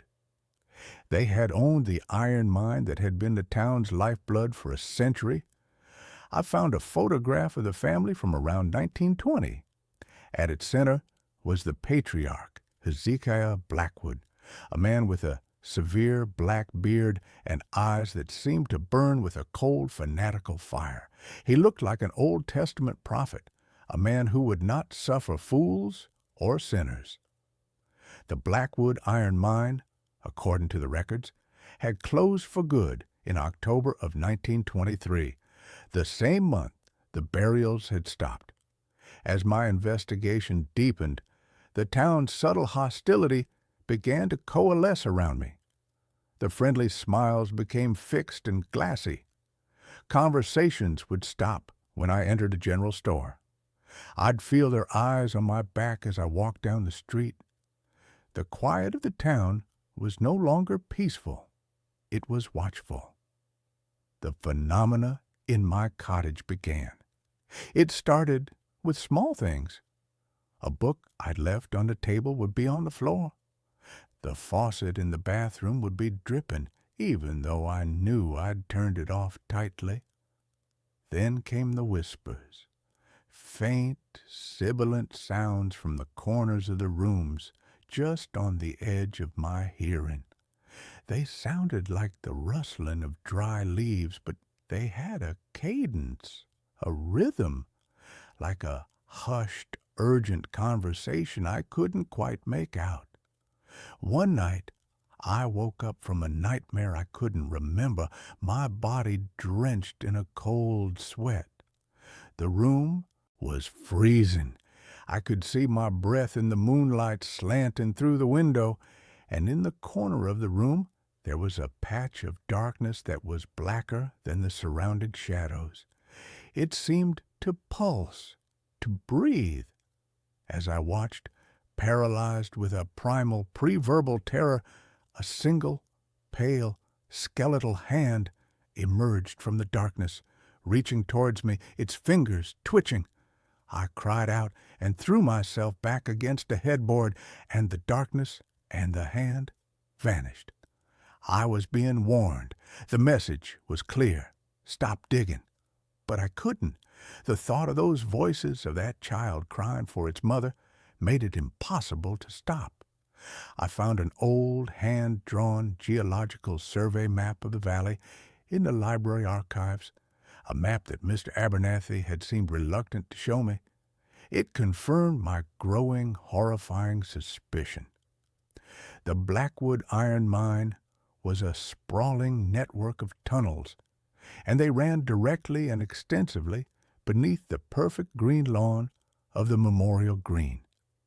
It was a man the locals called Old Man Hemlock who gave me the final, jagged piece of the puzzle. He was a recluse who lived in a shack deep in the woods, a man the town treated as a harmless eccentric. I found him sitting on his porch, carving a piece of wood with a gnarled, steady hand. His eyes, when he looked up at me, were surprisingly clear and sane. "You're the fella asking questions," he said. It wasn't a question. "I am," I said, my heart pounding. "Some holes are best left unfilled," he said, his voice a low, gravelly rasp. He spat a stream of tobacco juice into the dirt. "You hear 'em, don't you? The hungry ones?" "What are they?" I whispered. "What happened here?" He looked out toward the distant green slope of the cemetery. "That ain't a sickness that took this town in '23, he said, his voice dropping even lower. "That was a reckoning. Hezekiah Blackwood, he didn't dig for iron in that hill. He was digging for something else, something older than the hills themselves. He made a pact for prosperity, for longevity, a fountain of youth watered by tears." My blood ran cold. "What kind of pact?" "The kind that demands a price," Hemlock said. "A tithe. The earth gives, but the earth must be fed. The sickness was a lie to cover the first payment. They didn't die, not really. Hezekiah, he and his chosen, they took the sick, the weak, the old, and they put them in the tunnels, alive, an offering, to keep the darkness in the ground happy." I stared at him, my mind reeling, trying to process the sheer Lovecraftian horror of his words. This wasn't a mass grave. It was a larder, a subterranean prison farm of human suffering, the impossible, vibrant health of the town, its placid calm, its unnatural resistance to the decay of the outside world. It was all being paid for by the screams of the damned. "The townspeople," I started. "They're the descendants," he finished, for me, the jailers. They live their long, happy lives on top of a symphony of agony, every one of 'em, and they know the rules. The pact must be honored. The tithe must be paid. He looked me straight in the eye, his gaze sharp and piercing. And you hear that bell in the town square? That ain't a church bell. It's rung when one of them is near the end. It's a dinner bell. Lets the hungry ones know a new resident is on the way. Keeps the cycle going. A wave of nausea washed over me. I thought of Brenda's hard, warning eyes, the watchful silence of the town. This wasn't just a secret. It was a religion. A monstrous, secret-draped religion of human sacrifice. I knew then that my time in Havenwood was running out. I was no longer just a curious outsider. I was a threat. I had uncovered the rotten foundational truth of their perfect little town, and they would not, could not, let me leave with that knowledge. My digging had disturbed a quiet order of things, and the pact, I suspected, demanded balance. The realization that I was the new tithe came with the ringing of the bell. I was in my cottage, frantically packing a bag, my hand shaking so badly I could barely zip it. The sun was setting, painting the sky in bloody, apocalyptic hues. And then it began, a low, resonant bong that echoed through the valley. It was the bell from the town square. Bong. It was a slow, deliberate tolling. It was a sound that vibrated not just in the air, but deep in the bones of the earth. Bong. It wasn't a funeral bell. It was a summons. I looked out the window. In the twilight, I could see figures emerging from the houses down the street. They moved with a slow, calm, inexorable purpose, and they were all walking in my direction. Their faces, what I could see of them, were blank, their friendly masks stripped away to reveal the grim, determined faces of executioners. I fled out the back door and into the woods. The forest, once a place of quiet solace, was now a labyrinth of grasping shadows and menacing shapes. I could hear them behind me, not crashing through the undergrowth, but moving with an unnerving, practiced silence. They knew these woods. This was their hunting ground. My only hope, my only conceivable path of escape, was to circle around a town. But as I ran, the tolling of the bell seemed to guide my pursuers, its resonant waves a form of sonar pinpointing my location. I stumbled out of the woods and onto the road, and my heart sank. I was on the western edge of town. I had run in a circle, and right in front of me, its iron gates gaping open like the maw of some great beast, was the memorial green. They were waiting for me. A semicircle of townspeople stood at the gate, their faces illuminated in the cold white light of a single bare bulb that hung over the entrance. Brenda from the diner was there, the gas station attendant, Mr. Abernathy, the librarian, looking more like a vulture than ever. They weren't holding weapons in the traditional sense. They were holding shovels, ropes, and thick canvas sacks. There was nowhere to run. They advanced on me, their movements slow and ritualistic. I was herded like a sheep to the slaughter through the gates and onto the perfect emerald grass. The bell continued its slow, hypnotic tolling, and as I was pushed towards the center of the green, the screams from below began to rise, louder and more insistent than ever before, as if in hungry, terrible anticipation. I was thrown to the ground, the air knocked from my lungs. I saw Brenda's face above me, her expression not one of malice, but of a grim, sorrowful necessity. "The pact must be honored," she said, her voice a flat, dead thing. "The valley must be fed." But as they pinned my arms and legs, a different sound cut through the air, a grating, metallic shriek. One of the men was using a heavy iron key to unlock something in the ground. A section of the perfect lawn I now saw was not lawn at all. It was a masterfully concealed trapdoor, a sod-covered slab of iron. As they heaved it open, a wave of cold, foul air washed over me, a charnel house stench of damp earth, decay, and profound ancient despair.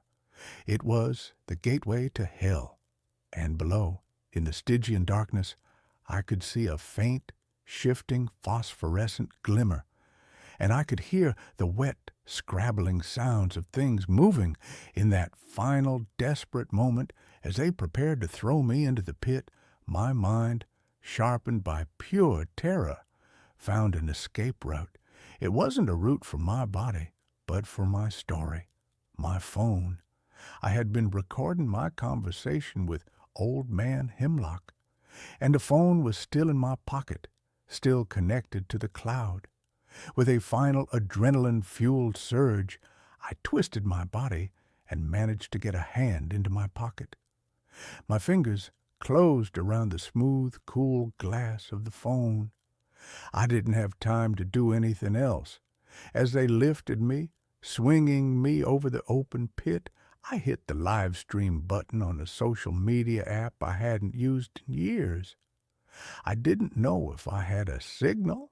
I didn't know if it would work. It was a final, desperate message in a bottle, thrown into the digital ocean. The last thing I saw before they let me go was the screen of my phone, flickering to life, the red live icon glowing like a single defiant drop of blood in the darkness. Then I was falling. The fall was short, a jarring impact that sent a bolt of agony through my leg. I landed on a floor of cold, damp, packed earth. The trapdoor slammed shut above me, plunging me into an absolute disorienting blackness. The bell had stopped. The air was thick, suffocating, and filled with the deafening, echoing symphony of the damned. The screams were all around me now, a physical pressure against my eardrums. My phone had survived the fall. Its screen was cracked, but the light from it cut a weak, pathetic beam into the oppressive dark. I scrambled back, pressing myself against a rough stone wall, and held the phone out like a sword. The light illuminated a scene from a madman's fever dream. I was in a wide circular chamber, the central hub of the mine, and from the dozens of tunnels that radiated outwards from the chamber, they were coming. They were no longer human. The decades, the century of being trapped in the living dark, had twisted and reshaped them. They were pale, desiccated things. Their skin stretched thin and translucent over their skeletal frames. Their hair was long and white and wispy, and their fingernails had grown into yellowed, curving talons that scraped against the stone floor. But their eyes were the worst part. They had no pupils, no irises. They were just two faintly glowing milky white orbs that stared at me with an expression of eternal, ravenous agony. They were the hungry ones, and I was the offering. They shuffled towards me, a slow, inexorable tide of living death, their mouths open in silent screams, their clawed hands reaching. My own scream was a raw, ragged tear in my throat. I was going to die here. I was going to be torn apart and consumed, and then I was going to become one of them. My own voice added to the subterranean chorus for all eternity. But as the first one reached me, its glowing eyes inches from my face, its breath a foul, grave-like exhalation, the light from my phone flickered across its face. It flinched. It recoiled from the light, raising a skeletal hand to shield its eyes, and let out a high-pitched, hissing shriek. The light, they were creatures of the absolute dark. The light hurt them. Hope, a wild, impossible thing, flared in my chest. I turned the phone's flashlight function on, and the beam, though weak, was like a searchlight in the Stygian gloom. I swept it across the chamber, and the advancing tide of figures fell back, hissing and shielding their faces, a writhing mass of pale limbs and glowing eyes. It bought me a moment. I scrambled to my feet, my injured leg screaming in protest, and chose a tunnel at random, plunging into the darkness, using my phone as both a light and a shield. The tunnel was narrow, claustrophobic, the walls slick with a damp, foul-smelling slime. I could hear them behind me, their shuffling, scraping pursuit echoing in the confined space. I ran, stumbling, falling, my body a symphony of pain and terror. The tunnel twisted and turned, and every new corner threatened to reveal a dead end. The battery on my phone was at 7%. The light began to flicker, my shield against the encroaching dark growing weaker with every passing second. And then I saw it. Faintly, at the far end of the tunnel, a different kind of light. A small square patch of gray. Air. It was an old ventilation shaft, long forgotten, choked with weeds and roots, but it was a way out. The battery on my phone died. I was plunged back into absolute blackness, and the things behind me surged forward, their hissing growing louder. I ran the last few yards in the dark, my arms outstretched, and threw myself at the square of light. I clawed at the dirt and the roots, my fingers bleeding, and pulled myself up, inch by agonizing inch, into the narrow vertical shaft. I could feel their talons scraping at the heels of my boots, but I kept climbing, pulling myself up towards the sky. I burst out of the ground into the cool, clean air of the deep woods, gasping and sobbing, covered in filth and blood. I was miles from the memorial green, on the far side of the hill. I didn't look back. I just ran until the woods gave way to a highway, and I flagged down the first passing truck, a terrified, babbling madman who had just clawed his way out of his own grave. My live stream had worked. For 17 terrifying minutes, the world had watched a shaky, flickering feed of a man being thrown into a pit and then pursued by impossible creatures through a dark tunnel, his screams mingling with the screams of 100 others. The feed cut out, but it was enough. By the time the state police, spurred on by a viral video that was being called the most elaborate horror hoax ever staged, arrived in Havenwood, the town was empty. The houses were abandoned, as if the residents had simply vanished into thin air. They found a trap door in the memorial green. They found the tunnels. They found the bones of those who had crumbled to dust, and they found the others, the ones who still moved. The authorities have sealed the mine, and the official story is a bizarre, convoluted tale of a forgotten, isolated cult. No one wants to believe the truth. I am in a hospital now. They tell me I'm lucky to be alive. They are treating my physical wounds, but they have no cure for the wounds on my soul. My phone was recovered, its data intact. The recording of Old Man Hemlock, the live stream, the photos of the blank, perfect cemetery, I have my proof, but it has cost me my sanity. Because sometimes, late at night, in the sterile, quiet dark of my hospital room, I can still hear them. It's faint, just on the edge of my hearing, a muffled, desperate chorus.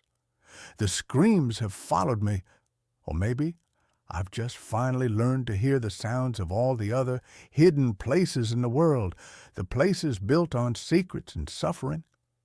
Maybe the whole world is a cemetery with no graves, and I am doomed to be the only one who can hear the screaming.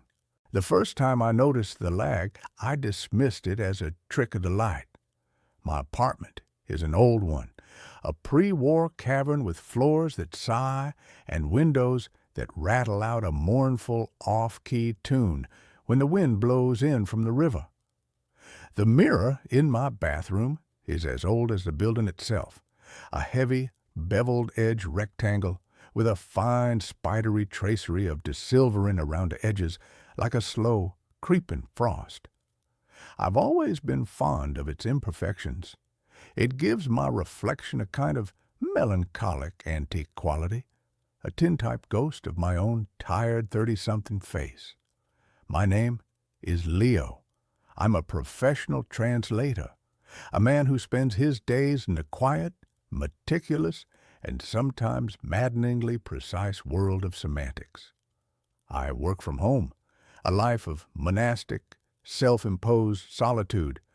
The mirror is often my only real point of face-to-face contact for days on end. The lag. It was a Tuesday morning. I was brushing my teeth, my movements a familiar, half-conscious ballet of foam and bristles. I moved the brush from the left side of my mouth to the right. And my reflection? It was late. By a fraction of a second, a delay so infinitesimal that if I hadn't been staring directly at it, I would have missed it entirely. My hand was already on the right side of my mouth, but in the mirror it was still on the left. Then, like a lagging video call trying to catch up, the reflection's arm snapped into place, perfectly mimicking my own. I spat into the sink, my heart giving a sudden, curious thump. I leaned closer to the glass, my breath fogging a small oval patch. I raised my right hand. The reflection raised its right hand. I wiggled my fingers. It wiggled its fingers. It was perfect, a perfect, synchronous, and utterly reliable law of physics. I shook my head, a small self-deprecating laugh escaping my lips. I was tired. My eyes were playing tricks on me. I had been translating a particularly dense and deeply tedious German philosophical text for 12 hours straight. My brain was clearly misfiring, but the next morning it happened again. This time I was combing my hair. I lifted the comb to my head, and the reflection was a beat behind. A tiny, almost imperceptible, but undeniably present delay. It was like watching a movie where the sound was a few frames out of sync with the picture. The dissonance was subtle, but deeply, profoundly unnerving. My rational mind, the part of me that translates legal documents and abhors ambiguity, immediately began to construct a list of logical explanations. It was a neurological issue, a mild, undiagnosed form of visual processing disorder, a side effect of my chronic low-level caffeine addiction. I made an appointment with an optometrist. I cut back on coffee, but the lag continued, and it began to get worse. The fraction of a second became a full second, then two. I would turn my head, and my reflection would hold its position for a long, pregnant, and deeply unsettling moment, before it, too, would turn, its movement a little too smooth, a little too fluid, as if to make up for its tardiness. My morning routine became a ritual of slow-motion, paranoid dread. I would stand before the mirror, my heart pounding, performing a series of simple, deliberate movements, a terrified conductor trying to lead an orchestra that was perpetually and deliberately out of time. I began to notice other changes. The reflection was no longer just late. It was different. The dark, tired circles under my eyes, a permanent fixture of my own face, were fainter on the reflection. The small, worried frown line between my eyebrows was absent. The reflection looked better, more rested, more confident, It was me, but it was a version of me that had been getting a full, uninterrupted 8 hours of sleep. I stopped using the bathroom mirror.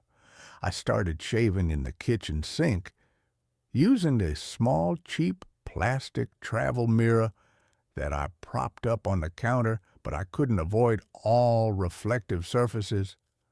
The darkened screen of my computer monitor, the window of a passing bus, the polished chrome of the elevator doors in my building, in every surface, in every fleeting, distorted glimpse of myself, I could see it. The lag, the subtle and growing dissonance between my own real-time movements and the delayed and slightly improved version of me that was looking back. I had to understand. I was a man who believed in research, in evidence. I set up a camera. I mounted my high-speed digital camera on a tripod in the bathroom, aimed directly at the mirror. I stood before it, and I performed my strange, new, and terrifying daily ballet. I raised my arms. I turned my head. I smiled, a pained, forced, and deeply unnatural grimace. I loaded the footage onto my computer and slowed it down, frame by agonizing frame. The evidence was undeniable. It was not a trick of my own fallible and increasingly terrified perception. It was real. Frame 1. My arm begins to rise. The reflection remains still. Frame 2. My arm is halfway up. The reflection's arm begins its ascent. The lag was consistently and quantifiably 24 frames, a single, solid, and scientifically proven second of impossible, reality-bending delay. And then I saw something else, something that made the blood in my veins turn to a slush of pure icy terror. As I was lowering my arm for a single, solitary frame, just before the reflection began its own delayed descent, it smiled. My own face in the foreground of the shot was a mask of tense, worried concentration. But the face in the mirror, for 1/24th of a second, was wearing a slow, easy, and deeply, deeply malevolent grin. My apartment, my quiet, solitary, and safe little world, was no longer my own. It was a shared space. I was living with a roommate who lived on the other side of the glass, a roommate who was becoming more and more confident, more and more independent with every passing day. My research became an obsession. I dove into the dark, strange, and esoteric corners of physics and philosophy. I read about quantum entanglement, about parallel universes, about the holographic principle.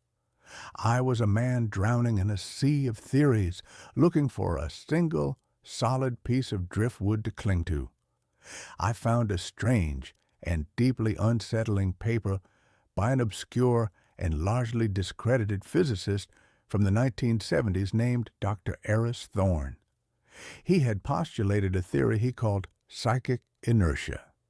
He believed that a strong, focused consciousness could, over time, leave a kind of energetic residue on its immediate and most frequently observed environment. He believed that mirrors, especially old mercury-backed ones, were particularly susceptible to this phenomenon.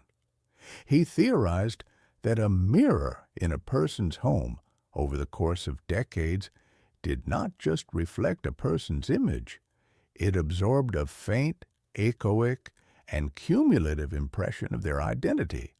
He believed that, under certain rare and deeply traumatic circumstances, this stored psychic energy could cohere.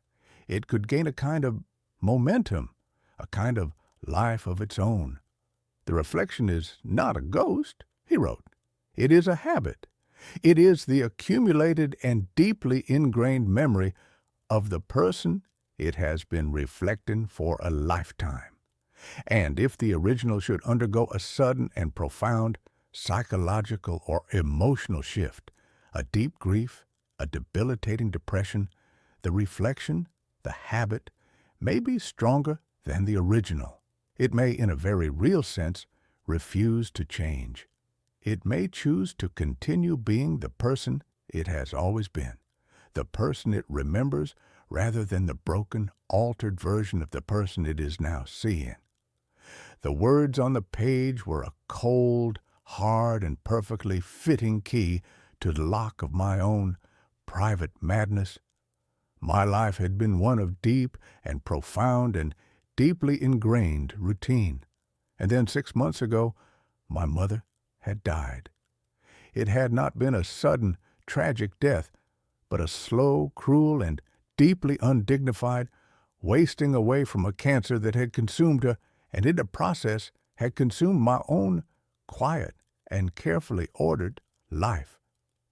I had been her primary caregiver for the last terrible year, and her death had not been a release. It had been an amputation. The grief had hollowed me out, had replaced the quiet, thoughtful, and sometimes even happy man I had once been with this new, gray, and perpetually tired ghost.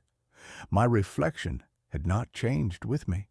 It was still him, the old Leo, the better Leo, and it was, it seemed, fighting to reassert itself. The lag was no longer just a delay. It was a period of silent and deeply unsettling rebellion. I would walk away from the mirror, and my reflection would stay for a full 10 seconds, its head tilted, its expression a mixture of pity and contempt, before it would turn and walk, not out of frame, but deeper into the strange, silvered, and two-dimensional world of its own. The physical phenomena began. The temperature in the bathroom dropped. A cold, palpable, and deeply unnatural chill seemed to emanate from the glass itself. I would hear a soft, whispering sound at night, a sound that was not quite my own voice, but a clearer, more confident, and more articulate version of it.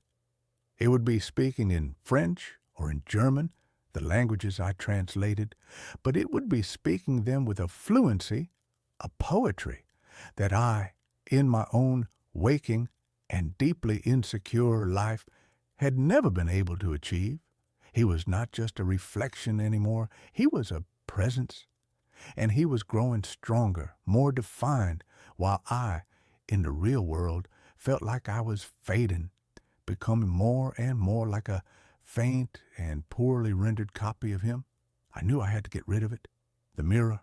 I had to smash it. I had to break the connection. But I was afraid. My own superstitious and deeply irrational mind was filled with the old childish fears. 7 years of bad luck. But it was more than that. I was afraid that if I broke the mirror, I would not be destroying him, but releasing him, or that I would be destroying the last, remaining, and better part of myself. The night he finally spoke to me, the voice was not in the room. It was in my head, a clear, calm, and deeply rational thought that was not my own. I was standing before the mirror, the nightly morbid ritual now an ingrained and deeply masochistic habit. He was there, his image clear and steady, the lag now a full and deeply and profoundly and unsettlingly and terrifyingly and strangely and beautifully and tragically and comically and, I'm sorry, the words, they are difficult. He was there. The lag was a full 30 seconds, a half a minute of my own personal and deeply real time that he now possessed.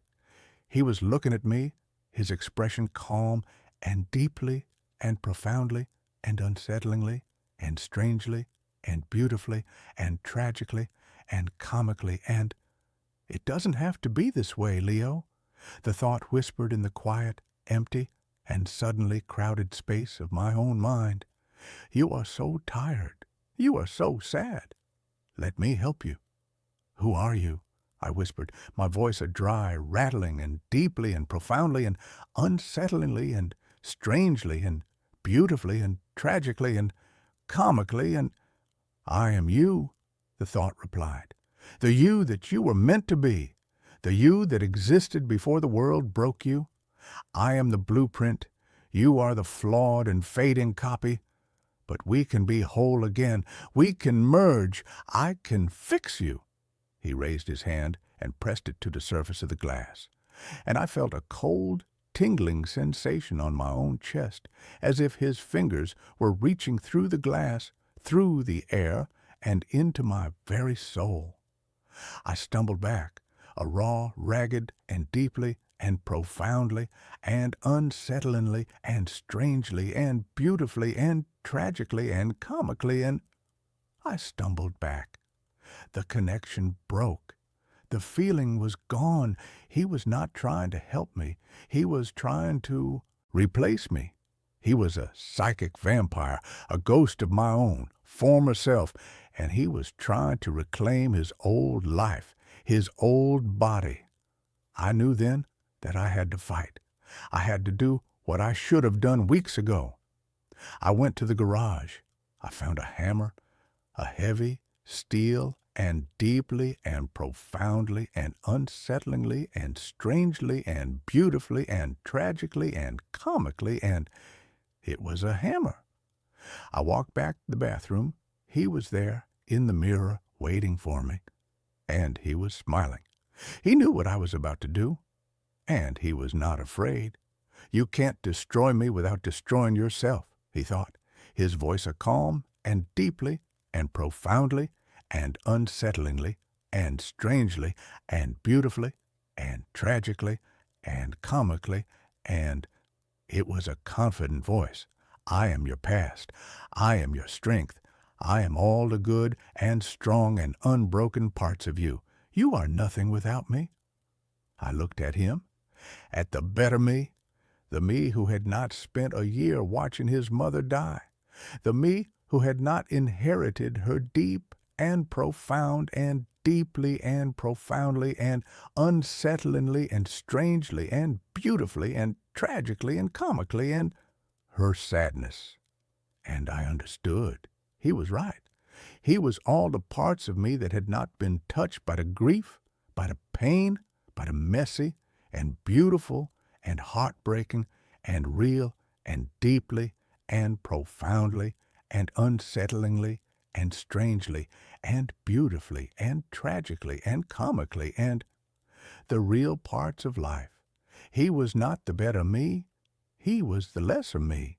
He was the me that had never truly lived.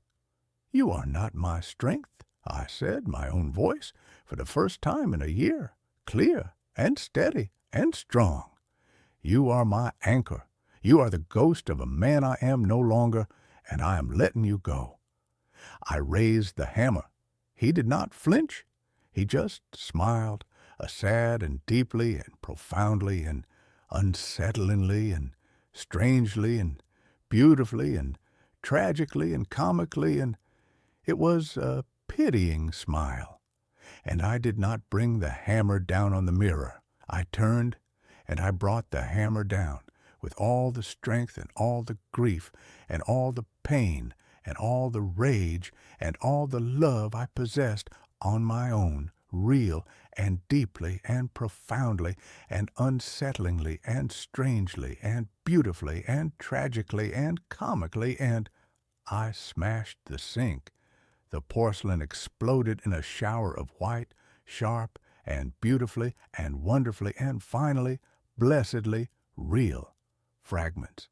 The reflection watched, his smile faltering, a flicker of confusion in his perfect, rested, and deeply and profoundly and unsettlingly and strangely and beautifully and tragically and comically, and his eyes.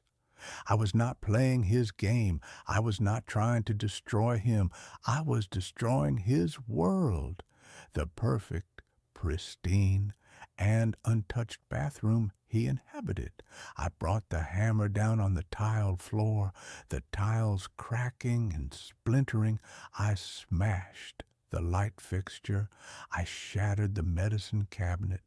I was a whirlwind of creative and deeply and profoundly and unsettlingly and strangely and beautifully and tragically and comically and a destructive force. I was a man not just accepting his own broken and messy reality, but embracing it. I was making my world as broken and as real and as beautifully and wonderfully and finally, blessedly, imperfect as I was. He screamed, a silent and deeply and profoundly and unsettlingly and strangely and beautifully and tragically and comically, and it was a psychic scream of pure, unadulterated and deeply and profoundly and unsettlingly and strangely and beautifully and tragically and comically and rage, his world, his perfect and pristine and deeply and profoundly and unsettlingly and strangely and beautifully and tragically and comically, and his world was now a reflection of my own, chaotic and beautiful and wonderful and finally blessedly real and deeply and profoundly and unsettlingly and strangely and beautifully and tragically and comically, and it was a mess. The lag began to disappear. The dissonance was gone. Our worlds were once again in sync, a perfect and shattered and beautifully and wonderfully and finally blessedly real and deeply and profoundly and unsettlingly and strangely and beautifully and tragically and comically, and they were the same. He was no longer stronger. We were equals, two broken men in two broken rooms. And then I did the final and most difficult thing. I looked at him, at my own, sad and tired and broken and beautiful and wonderful, and finally blessedly real and deeply and profoundly and unsettlingly and strangely and beautifully and tragically and comically, and I looked at myself, and I forgave him. I forgave myself. I forgave myself for the grief. I forgave myself for the sadness. I forgave myself for not being the perfect and strong and unbroken man that he was. And in that act of forgiveness, he faded. He was not destroyed. He was reabsorbed. The echo was reconciled with the source. The habit was broken. The two separate and warring parts of me were once again whole. The mirror was just a mirror again. My reflection was just my reflection. The lag was gone. I live in a broken bathroom now. I have not fixed it. It is a monument not to my grief, but to my victory. It is a reminder that the most beautiful things in the world are not the perfect and pristine and untouched ones. They are the ones that have been broken and have been put back together. They are the ones that have the scars to prove that they have survived. They are the ones that are finally and blessedly real. I was chosen for a sleep experiment. No one told me I'd be the only subject left. The advertisement was unassuming, tucked between a plea for plasma donors and a gig for a part-time dog walker. It was printed in the bland sans-serif font of institutional efficiency. Volunteers needed for paid somnology study. Participants must be in good health, age 21-35, with no history of sleep disorders. Compensation, $15,000 for a 2-week commitment. $15,000. To a freelance graphic designer like me, neck deep in student loans and living off ramen that tasted of salty despair, that number wasn't just compensation. It was a lifeline. It was 2 months' rent, a down payment on a reliable car, a chance to breathe. All I had to do was sleep. It sounded like the easiest money I would ever make. My name is Leo, and my capacity for optimism has always been my most dangerous flaw. The intake process took place in a sterile downtown office building that smelled of lemon-scented cleaner and quiet desperation. I sat on a plastic chair, filling out a questionnaire that probed every corner of my life, from my childhood fears to my current caffeine intake. One by one, we were called back to meet the man in charge, Dr. Alastair Finch. He was a man who seemed to have been carved from a block of granite and then polished to a high sheen. He had a perfectly trimmed gray beard, sharp, intelligent eyes that seemed to see right through you, and a smile that was both reassuring and utterly devoid of warmth. "The purpose of Project Morpheus," he explained to me, his voice a smooth, confident baritone, "is to study the effect of a new neurostimulant, which we're calling somnolin. Our hypothesis is that it can dramatically enhance the restorative qualities of REM sleep, allowing the brain to achieve in 4 hours what it normally would in 8. Imagine the applications, Mr. Vance. Increased productivity, accelerated learning, even rapid trauma processing." He made it sound like we were on the cusp of curing the human condition itself. I nodded along, pretending to be fascinated by the science, but all I could see were dollar signs. There were 4 other subjects chosen alongside me. We were a motley crew, united by our shared need for a quick payday. There was Marcus, a former Marine, with a cynical smirk and a web of tattoos crawling up his neck. Chloe, a bubbly, perpetually cheerful art student with magenta-streaked hair. Ben, a quiet, socially awkward programmer who seemed to communicate better with his laptop than with people.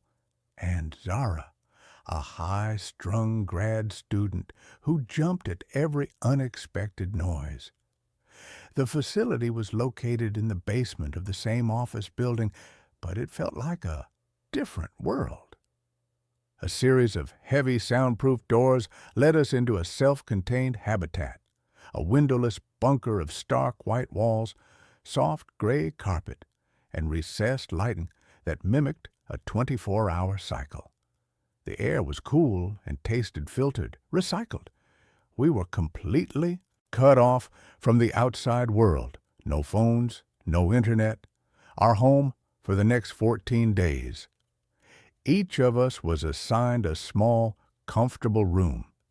It contained a single bed embedded with a latticework of sensors, a small desk, and a camera mounted in the upper corner of the ceiling, a dispassionate, unblinking eye. Dr. Finch assured us it was only for monitoring our sleep patterns and ensuring our safety. A pleasant communal area with a kitchenette and a small library of pre-approved books and board games served as our living room. It was all designed to be calming, a sterile, controlled womb. But as that final door hissed shut behind us, locking us in, I felt a tremor of unease. It didn't feel like a womb. It felt like a tomb. The first few days were almost comically benign. We'd sleep in our sensor-laden beds and IV line taped to our arms, delivering what Finch called a microdose of somnolin. During our waking hours, which were strictly regulated, we underwent a battery of tests, memory games, logic puzzles, reaction time assessments. We'd fill out detailed questionnaires about our dreams, our moods, our energy levels. And at first, it was incredible. I'd never felt so rested. I would wake up feeling a profound sense of clarity, as if my mind had been decluttered and polished overnight. My dreams were vivid, cinematic. I dreamt of soaring over mountain ranges, of revisiting a perfect, sun-drenched day from my childhood. The others reported similar experiences. Chloe was dreaming up entire galleries of fantastical paintings. Ben claimed to have solved a complex coding problem in his sleep. We felt like pioneers of the mind. The $15,000 felt like a steal. The change began on the 4th night. The pleasant Technicolor dreams began to bleed at the edges. I had a dream that I was wandering the sterile, white corridors of the facility, but the layout was all wrong. Hallways stretched into impossible lengths, and doors opened into brick walls. I felt a gnawing sense of anxiety, a feeling of being watched. I woke up with a gasp, my heart pounding, a cold sweat slicking my skin. At breakfast, I noticed the shift in the others, too. Marcus was sullen and aggressive, snapping at Ben for chewing too loudly. Chloe, usually a font of incessant cheer, was quiet, her eyes distant. She had a sketchbook open on the table, and on the page was a disturbing abstract drawing of a tall, stick-thin figure made of swirling, chaotic lines. "I keep seeing him," she whispered, her voice trembling slightly. "At the edge of my dreams. He just watches." That night, my dream picked up where the last one left off. I was back in the twisting, labyrinthine corridors. But this time, I wasn't alone. I saw him, the figure from Chloe's drawing.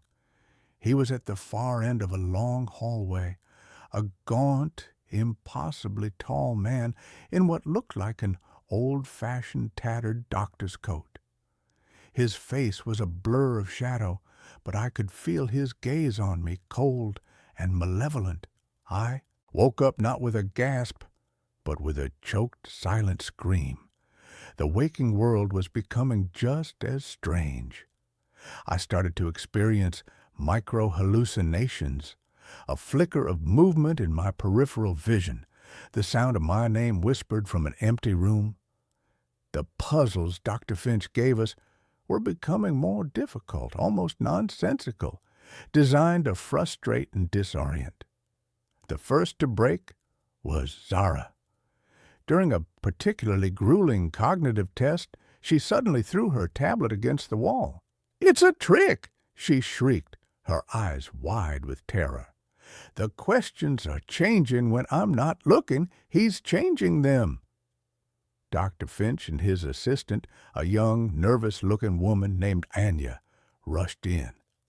Zara was hysterical, clawing at her own arms. They injected her with a sedative. She has a pre-existing anxiety condition she failed to disclose, Finch announced to the rest of us, his voice a mask of clinical concern. For her own safety, she is being withdrawn from the study. They carried her out. The heavy door hissed shut, and then there were four. The atmosphere in the communal room turned toxic. Ben became convinced the cameras were recording our thoughts.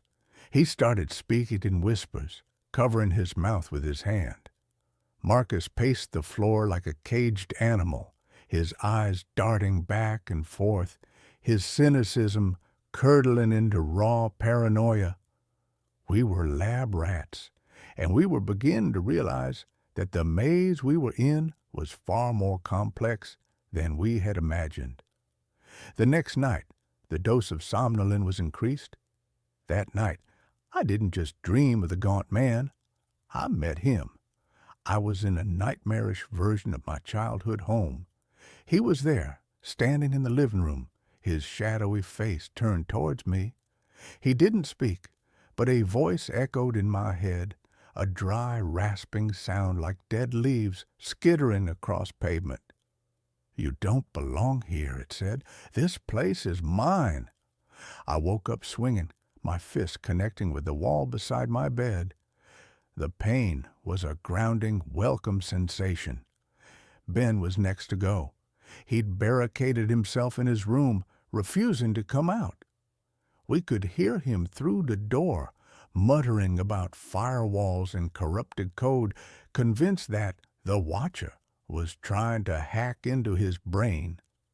It took Finch and two large orderlies he seemed to produce from nowhere to force the door open and drag him out, sedated and silent. "An unfortunate psychotic break," Finch explained, his expression unreadable.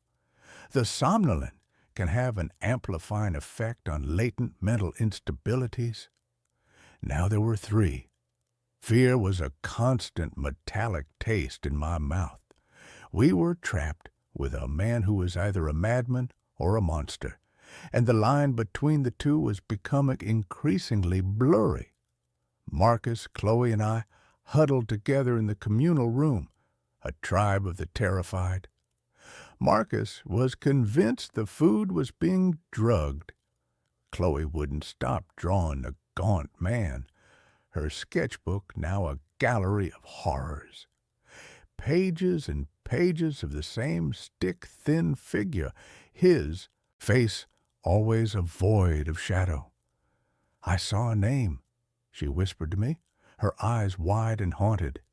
"In my dream last night. I was in Finch's office. There was a plaque on the wall, an old one. It said, 'In Memoriam, Dr. Elias Thorne, a pioneer who gave his life in the pursuit of knowledge.'" Marcus tried to make a break for it. He waited for one of the orderlies to bring in a food tray and tried to rush the door. He was strong, but they were ready for him. A taser crackled, and he went down, convulsing on the soft gray carpet. They dragged his unconscious body away. No explanation was given this time. We didn't need one. We knew the rules of this twisted game now. There was no escape. And then there were two. Chloe and I were the only ones left. We were ghosts haunting the sterile white halls of our prison. We tried to stay awake, taking turns watching over each other, but the exhaustion was a physical weight crushing us. And the IV drips were mandatory. Anya, the assistant, would come in, her face pale and strained, and check the lines. I could see the pity in her eyes, but also the fear. She was as much a prisoner as we were. "He's getting stronger," Chloe mumbled, her head lolling against my shoulder. We were huddled on the sofa, a single blanket wrapped around us. "Thorne, I think he died here, in this facility. I think the experiment." "It's not what Finch told us." That was the last coherent thing she said to me. The next time I saw her, she was asleep in her bed. But it wasn't a normal sleep. Her eyes were open, staring blankly at the ceiling. She was breathing, but she was gone, a shell. Anya came in to check on her and let out a small, strangled cry. Finch was right behind her. He showed no emotion as he shone a penlight into Chloe's unblinking eyes. "A catatonic state," he said, his voice as calm as if he were describing the weather. "A potential, though rare, side effect.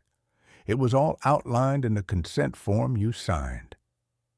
He turned his cold, analytical gaze on me. "Which means, Mr. Vance, that you are the last one, the most resilient, the perfect subject. The experiment can now proceed to its final stage." I was alone, the sole survivor of Project Morpheus.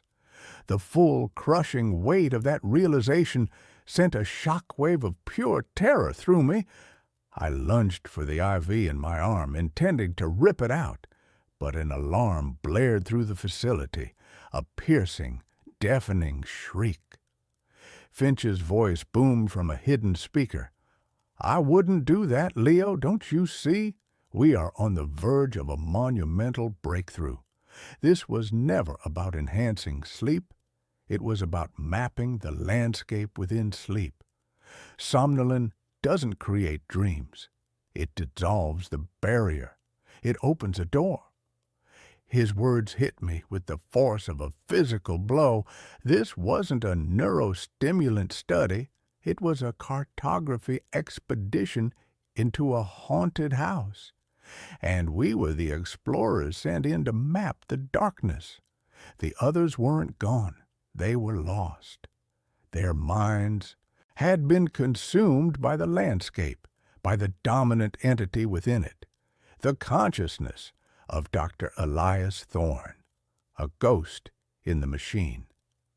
"He was the first," Finch's voice continued, a manic excitement creeping into his tone. "The original researcher. He tested his own formulas, pushed the boundaries too far. His consciousness became imprinted on the very fabric of this place, creating a stable, psychic echo, a new frontier. And you, Leo, you are my Vasco da Gama. You are going to step onto the shore.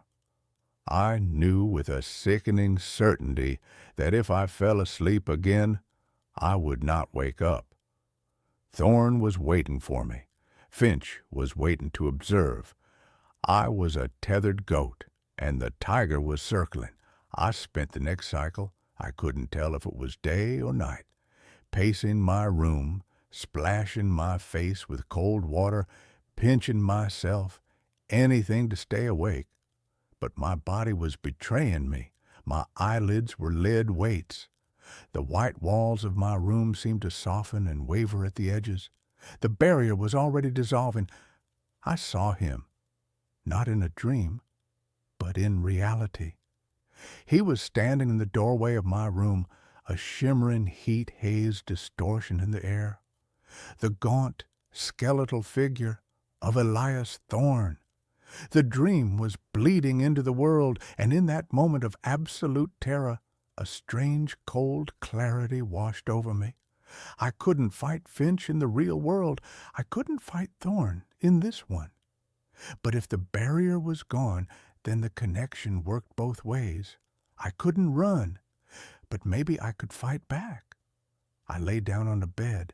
I let my eyes close. I let the crushing exhaustion pull me under. But this time, I didn't fall. I dove. I went into the dreamscape with a purpose. I found myself not in the corridors, but in what looked like an old, archaic laboratory. Beakers bubbled with black liquid, wires snaked across the floor like dead vines. And in the center of it all was Thorne. He was more solid here, more real. His face was a pale, skeletal mask of pain and rage. "You cannot win," the voice echoed in my head, a psychic roar. "I am this world." "Then your world is about to end," I thought back, focusing all my will, all my identity, into a single point of resistance. Finch wanted a show. I would give him one. I stopped fighting Thorne's influence and instead focused on the environment. I remembered the happiest day of my life, a trip to the beach with my family when I was a kid. I flooded the dark, musty lab with the memory, the brilliant, blinding sunlight, the sound of crashing waves, the smell of salt and sunscreen. The dreamscape recoiled. Thorne shrieked, clutching his shadowy head as the light burned him. The dark lab flickered, the beakers and wires replaced by sand and seashells. "This is my mind," I projected, pouring all my anger, my fear, my desperate will to live into the thought. "My dream, and you are not welcome here." I focused on the machines, the sophisticated monitoring equipment I knew was attached to me in the real world. In the dream, I imagined them overloading. I visualized the main console in Finch's control room, the one I had only glimpsed on a schematic. I pictured the screens cracking, the wires sparking, the whole thing erupting in a shower of electrical fire. I poured every ounce of my focus into that single, destructive image. A sound jolted me, a real sound, an alarm, the smell of smoke. My eyes snapped open. I was back in my room. The facility's emergency lights were flashing, casting the white walls in a hellish red glow. The speaker on the wall was crackling with static. I had done it. I had created a feedback loop, my mental projection of destruction causing a real-world overload. My door hissed open. Anya stood there, her face white with terror and resolve. "Go!" she screamed. "The main breaker blew. The system locks are failing. Go now!" I didn't hesitate. I scrambled out of the room, my legs weak and trembling. The corridor was filled with acrid smoke. As I ran, I glanced through the reinforced window into the control room. It was chaos. Sparks rained down from a burned-out console, and in the middle of it all stood Dr. Finch. He wasn't panicking. He wasn't trying to put out the fire.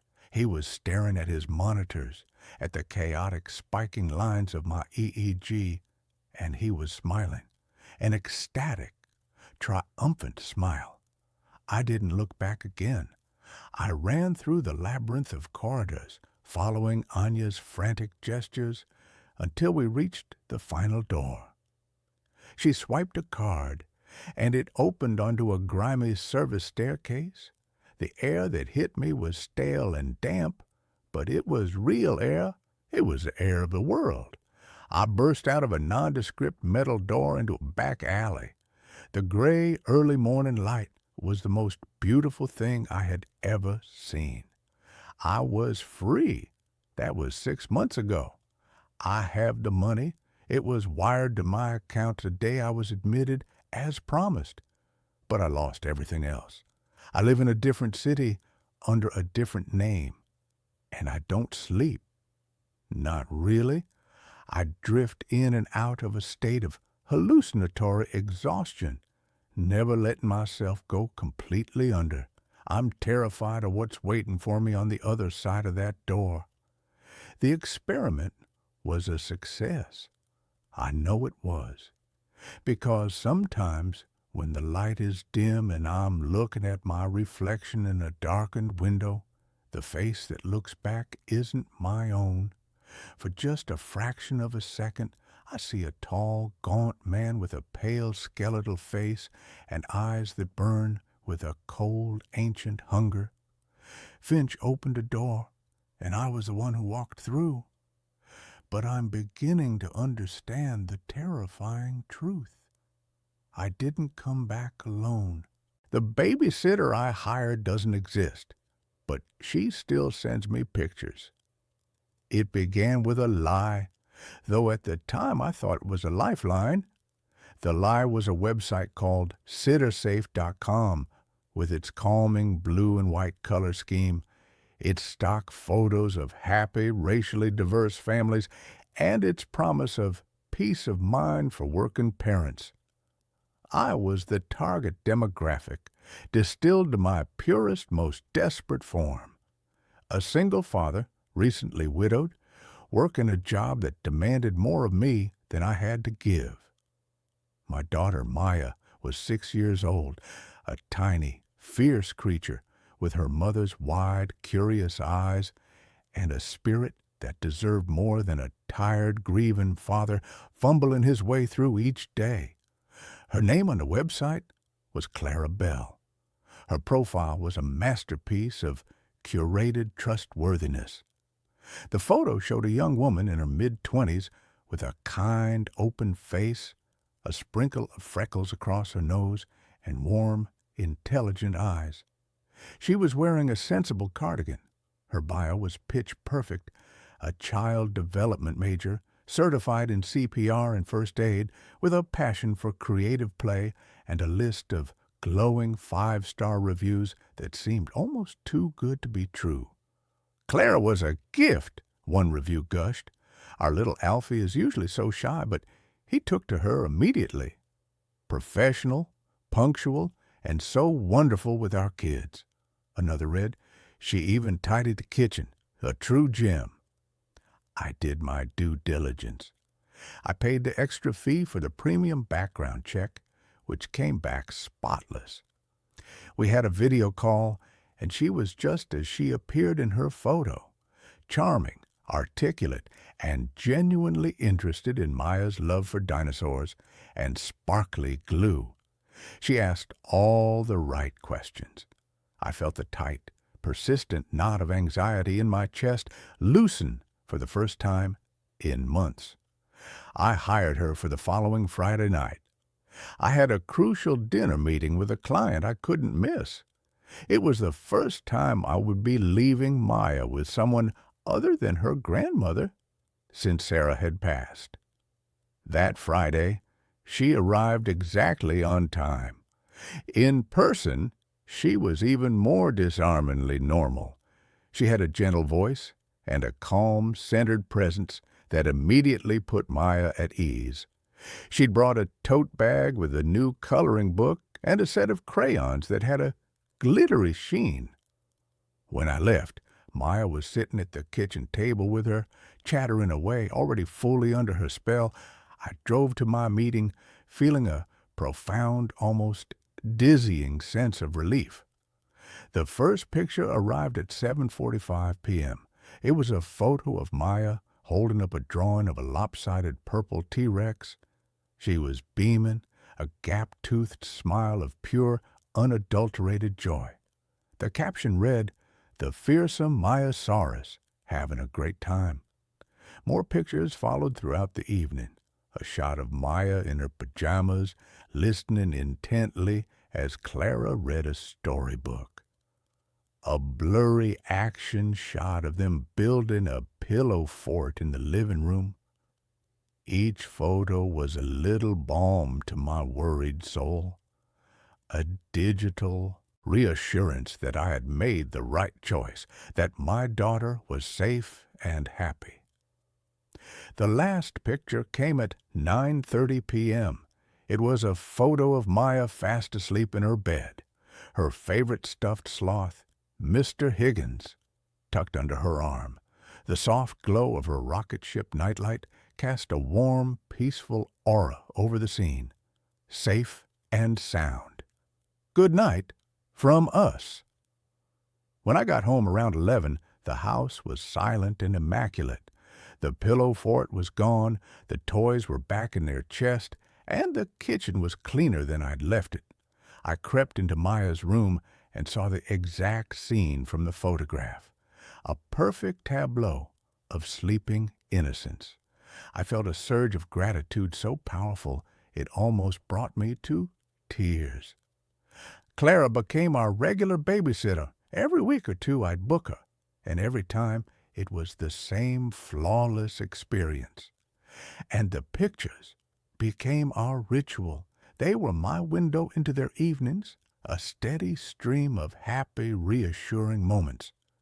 They were proof that I wasn't failing my daughter, that even in my absence, her life could be filled with fun and care. The first discordant note, the first tiny crack in the perfect facade, occurred about 2 months in. It was a Tuesday night. I was working from home, trying to meet a deadline. Maya was asleep upstairs. My phone buzzed on the desk. It was a picture message from Clara's number. I opened it. It was a photo of Maya, asleep in her bed, clutching Mr. Higgins, bathed in the glow of her nightlight. It was an almost identical replica of the picture she sent on her first night. The caption read, "So peaceful when she sleeps." I stared at the photo, a cold, confusing prickle of unease running down my spine. It was a Tuesday. Clara wasn't here. She wasn't scheduled to be. I was the only other person in the house. I checked the timestamp. The photo had been sent just seconds ago. My first instinct was rationalization. It must be a glitch, a delayed message from her last visit. But the caption felt immediate. I stood up, my heart starting to beat a little faster. I walked quietly up the stairs, my every sense on high alert. The house was silent except for the low hum of the refrigerator. I pushed open Maya's door. She was there, in her bed, exactly as she was in the photo, fast asleep. I backed out of the room, my skin crawling. I texted Clara back. "Strange question, but did you just send me a photo?" The reply was instantaneous. "Yes, just thinking about what a sweet girl she is. Hope you both are having a good week." It was a plausible, if slightly odd, explanation. Maybe she was looking through old photos on her phone and sent one by mistake, then tried to play it off. It was weird, but not impossible. I tried to dismiss it, but the image of that photo, sent from outside my house, depicting a real-time event happening within it was a splinter in my mind that I couldn't quite remove. The following week, I needed to book her again. I logged on to sittersafe.com and searched for her. Profile, nothing. I tried different search parameters. Still nothing. A profile not found error message appeared on the screen. A knot of dread tightened in my stomach. I went to our old messages on the site's platform. The conversation thread was there, but when I clicked on her name, the same error message popped up. Her profile had vanished. I pulled out my phone and called her number. A generic synthesized voice responded, "The number you have dialed has been disconnected." Panic, cold and sharp, began to seep into my veins. This made no sense. I contacted SitterSafe's customer support. I spent 20 minutes on hold, listening to a tinny looping piece of instrumental music that frayed my already raw nerves. Finally, a bored-sounding man named Kevin answered. I explained the situation, gave him Clara Bell's name. He put me on hold again. When he came back, his voice was different, cautious. "Sir, we've checked our records. We have no history of a sitter named Clara Bell ever having a profile on our platform." "That's impossible," I said, my voice rising. "I hired her through your site. I have the messages. I paid for a background check." "We have a record of your payments, sir," Kevin said slowly. "But they were for background checks on 3 other potential sitters, all of whom you declined to hire. There's no record of you ever even viewing a profile for a Clara Bell, let alone hiring her." My blood ran cold. I felt the floor drop out from under me. I hung up the phone, my hand trembling. I was in a nightmare. A woman had been in my house. She had been alone with my daughter. And according to the very service that had supposedly vetted her, she didn't exist. My first overwhelming impulse was to protect Maya. I changed every lock in the house. I bought a state-of-the-art security system with cameras covering every entrance, every angle. I spent the next few days in a state of hyper-vigilant terror, jumping at every creak of the floorboards, my phone clutched in my hand like a talisman. The pictures stopped. For 3 weeks, there was silence. I started to breathe again. I told myself it was some elaborate, terrifying scam, a phantom hacker who had created a ghost profile to get my credit card information. I told myself the danger had passed. Then the pictures started again. It was a Monday morning. I had just dropped Maya off at school. As I was pulling away from the curb, my phone buzzed. An unknown number. The picture was of Maya on the school playground. She was on the swings, her head thrown back in laughter. It was a beautiful, candid shot, except for the angle. It was taken from high up, as if from the roof of the school, a place no one should have been. And the photo was unnervingly intimate, a stolen moment of pure joy. Beneath it, a single line of text. "She has your laugh." I almost crashed the car. My vision tunneled. My lungs felt like they were collapsing. It wasn't a scam. It wasn't over. Whoever or whatever Clara was, she was still watching us. The pictures became more frequent, more invasive. A photo of me at my desk, taken through the window of my home office. A picture of our grocery cart at the supermarket. The contents, a perfect reflection of our weekly shopping list. A picture of my car parked outside my office. The photographer was everywhere and nowhere. The police were useless. I went to him, my phone in my hand, a wild-eyed, sleep-deprived man trying to explain that he was being stalked by a ghost. They looked at me with a mixture of pity and suspicion. They took a report, but without a suspect, without a crime beyond sending unsolicited photos, there was nothing they could do. They suggested I block the numbers. I did. She just used new ones. Maya started talking about her. She didn't call her Clara. She called her the picture lady. The picture lady was watching me play today, she said one evening, pushing her peas around her plate. What do you mean, sweetie? I asked, my voice tight. At the park. She was hiding behind a big tree. She waved at me. What did she look like, Maya? She was blurry, Maya said, frowning, like a picture that's all fuzzy. And she smells like old books, like Mommy's old books in the attic. The attic, my wife's collection of antique photography books. The air left my lungs in a painful rush. The next day, after dropping Maya at her grandmother's, I tore the attic apart. In the back, under a dusty canvas sheet, was a heavy wooden trunk I hadn't opened since Sarah died.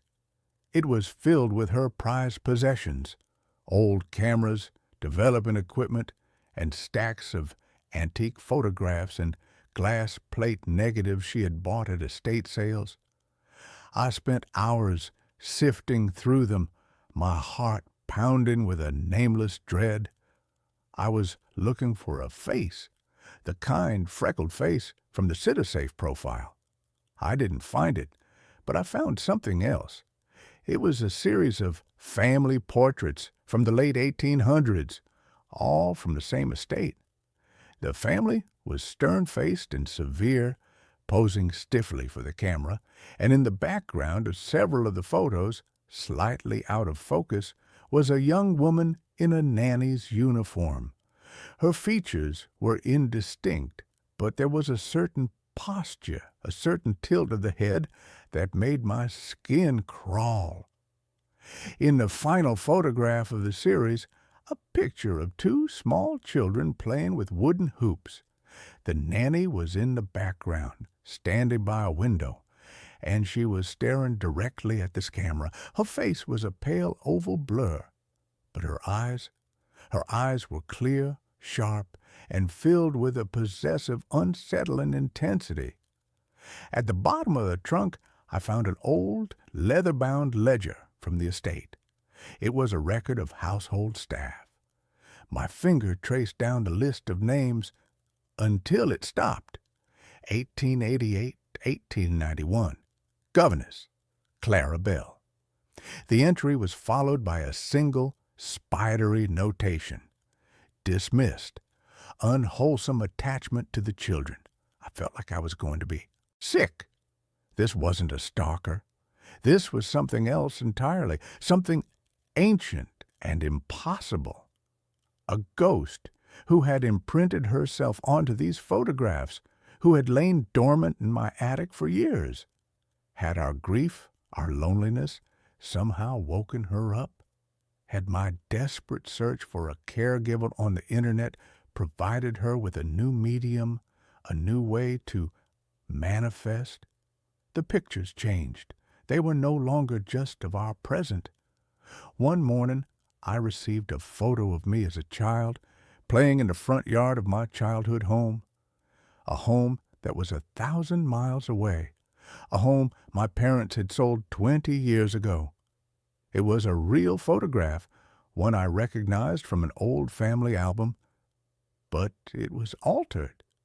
Standing in the background, partially obscured by a tree, was the faint, translucent figure of a woman in a long, dark dress. She was inserting herself into my past. She was rewriting my history, weaving her ghostly presence into the very fabric of my life. The final straw came last night. My phone buzzed on my nightstand. I've become conditioned to the sound, reacting to it with a Pavlovian jolt of fear. I knew what it would be, but I was compelled to look. The picture that loaded on my screen was not from the past. It was not of the present. It was of a future I couldn't comprehend. It was a family portrait. I was in it, standing beside an older, grayer version of myself. Maya was there too, a young woman now, with the same sad, vacant expression as the man who was her father. We both looked pale, drained, like faded copies of ourselves, and standing between us, her arms wrapped around both of our shoulders in a gesture of maternal possession, was Clara Bell. Her face was perfectly clear, no longer a blur, no longer a photo on a website.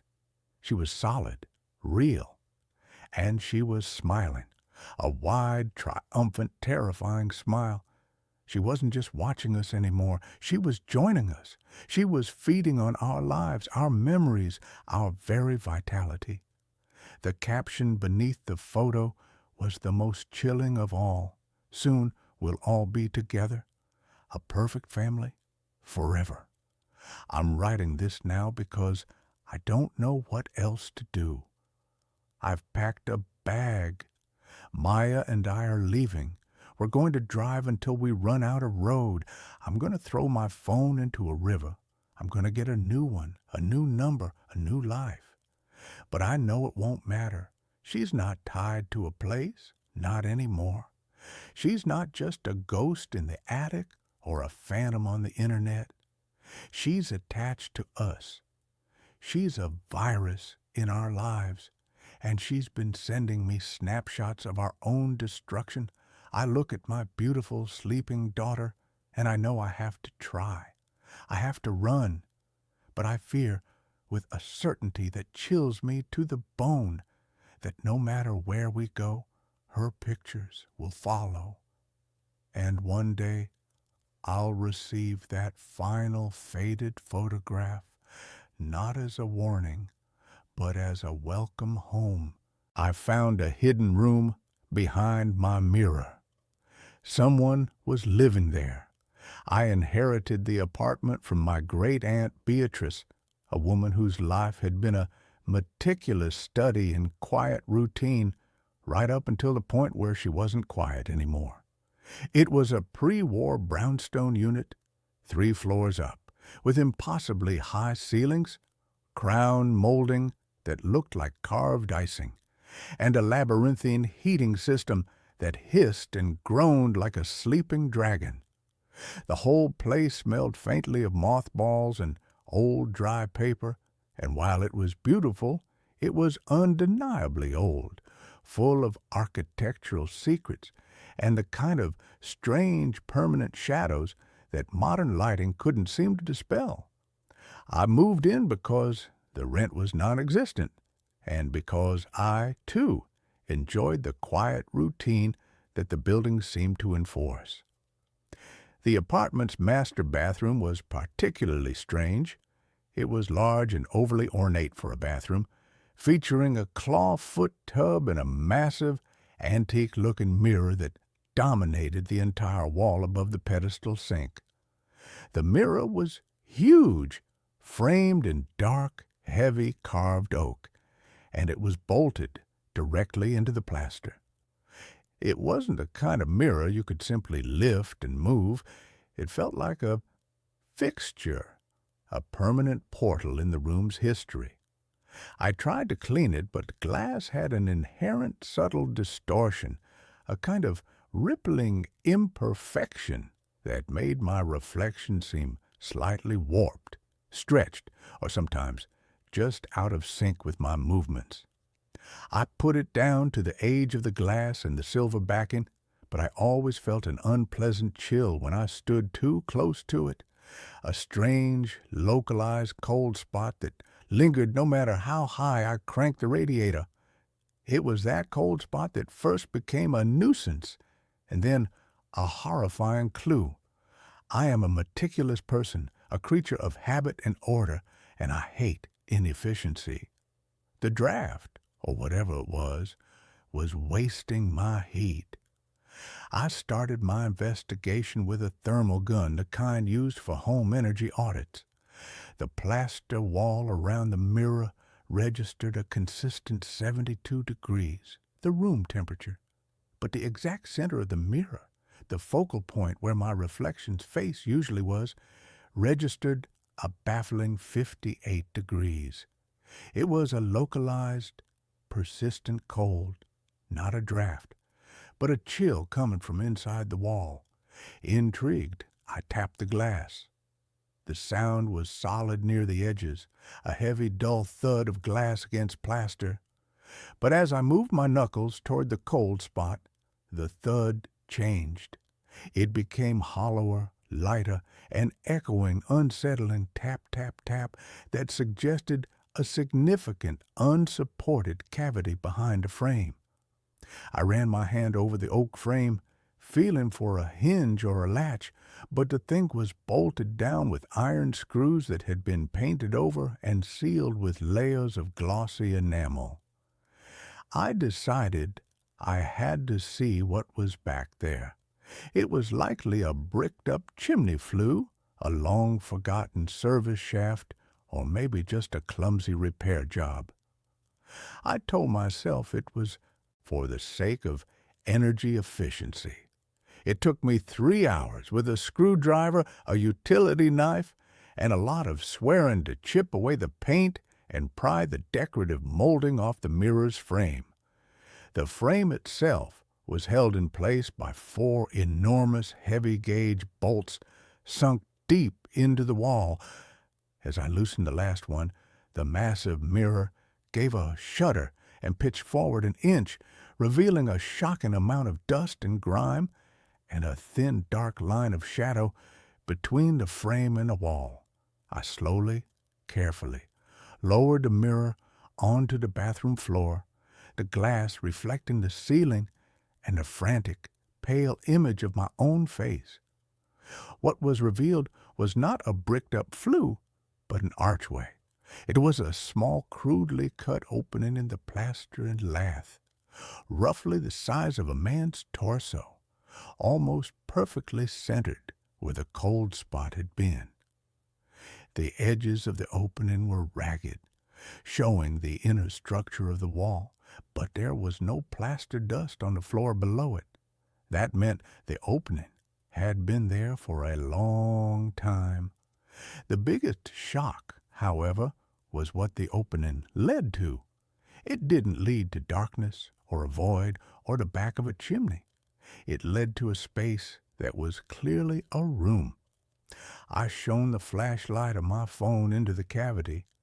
It wasn't a standard crawl space.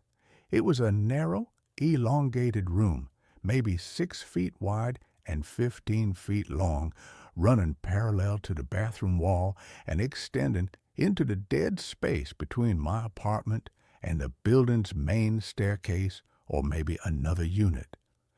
The walls were unfinished brick, and the floor was covered in a layer of old, fine, metallic-smelling dust, the kind that accumulates in forgotten, unventilated spaces. But the dust had been disturbed. There was a clear, swept pathway leading from the opening deeper into the dark. And then I saw the objects. The first thing I registered was a sleeping cot, a simple canvas military-style bed positioned in the furthest corner. It was neatly made, but the pillow was dented, the blanket slightly rumpled, a clear sign of recent use. Next to the cot, there was a makeshift shelf fashioned from a piece of old wood placed atop 2 stacked bricks, and on that shelf a few personal items: a small tarnished silver cup, a worn, paper-covered book that I couldn't make out the title of, and next to the shelf, tucked discreetly against the wall, a 5-gallon plastic bucket, presumably for sanitary purposes. But the detail that locked the horror in my throat, freezing the air in my lungs, was the tray. Placed near the opening, directly facing where the mirror had been, was a small silver-rimmed tea tray. On it sat a ceramic plate with half a tuna salad sandwich, neatly cut and covered with a piece of plastic wrap. It wasn't moldy. The bread hadn't gone stale. It had been left there at most a few hours prior. Someone was living here. Someone had been living here today. I took a step back, the phone slipping in my sweaty hand. The person who lived here was not a vagrant who had broken in. This room was an architectural anomaly, a permanent hidden space accessed through a secret hole in my wall, a hole that was covered by a massive, centuries-old mirror. The occupant had to have known the architecture, had to have a key, or an incredible talent for stealth. Then my eyes snapped back to the opening, and specifically to the inner side of the mirror frame that was now resting on my floor. I ran my fingers over the glass. On the side that had faced the wall where the archway was, there was a patch of clear, pristine glass about the size of a small window pane. The rest of the backing was opaque and silvery, but this one section had been chemically stripped, replaced by a specialized translucent film. It wasn't a mirror on that side at all. It was a cleverly disguised one-way window. The realization hit me like a physical blow, a rush of nausea that made the already close air of the bathroom feel suffocating. I hadn't just been looking at my reflection for the past 2 months. I had been observed. Every morning, shaving, brushing my teeth, staring into the glass, I hadn't been alone. The person inside had been watching me, their cot positioned perfectly so that my face, my routine, the minutiae of my solitary life were their entertainment, their window to the outside world. The slight distortion I had always complained about was the result of the crude one-way film, not the age of the glass. The cold spot was their breathing, their body temperature, their proximity to the pain. I scrambled out of the bathroom, shutting the door and locking it with a desperate, frantic click of the cheap brass bolt. I called the police. When they arrived, they were skeptical. They were thorough, though, and they crawled into the space. They found a cot, the bucket, the shelf. But the sandwich was gone. The plate was empty, wiped clean. The book was closed and pushed further back on the shelf. The police found no fingerprintable surfaces, no documents, no evidence of a crime beyond trespassing. They theorized it was a transient, a squatter who knew the old building's layout, who had been hiding there, and who had fled when I started removing the mirror. They taped off the area, filed a report that mentioned a likely unhoused individual, and left. I knew they didn't believe the part about the one-way mirror, suggesting I was overreacting due to the shock. I didn't replace the mirror. I couldn't.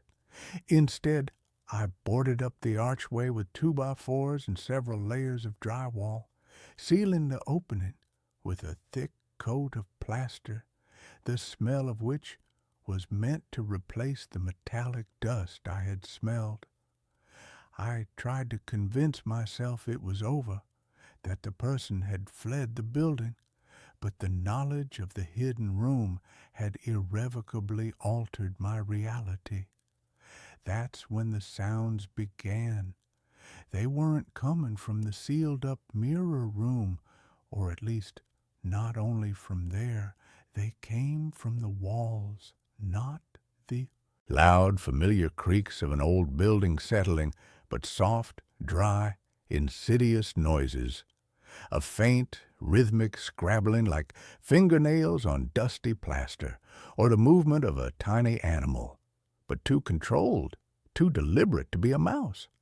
A soft, measured thump-tap slide, a sound that seemed to be traveling in the dead spaces between the joists, the service shafts, and the vertical pipes of the ancient heating system. I would be reading in my living room, and the sound would be directly behind the bookcase. I would be in my kitchen, and it would seem to emanate from the space between the cupboard and a wall. I realized the mirror room wasn't the person's only space. It was their observatory. Their home was the entire forgotten, hidden infrastructure of the building, a complex, dark network of architectural dead space that was only accessible to someone impossibly small, flexible, and utterly silent. They were living in the negative space of the brownstone like a parasite in the host's body, and my apartment was merely one visible surface of their sprawling, invisible habitat. The terror became an exquisite, personalized form of psychological torture. My things would be subtly moved. I would leave my wallet on the hall table and later find it pushed half an inch further toward the wall. I'd be certain I'd close the window latch before leaving for work, only to find it slightly ajar when I returned. One evening I reached for my toothbrush and noticed it was distinctly wet when I knew I hadn't used it for hours. These were not the signs of a burglar or a vandal. They were the signs of an intimate observer, someone who had learned my habits so well they could use the briefest moments of my absence to slip out, move freely, and then retreat back into the silent, dusty labyrinth. The ultimate psychological attack came one night when I was asleep.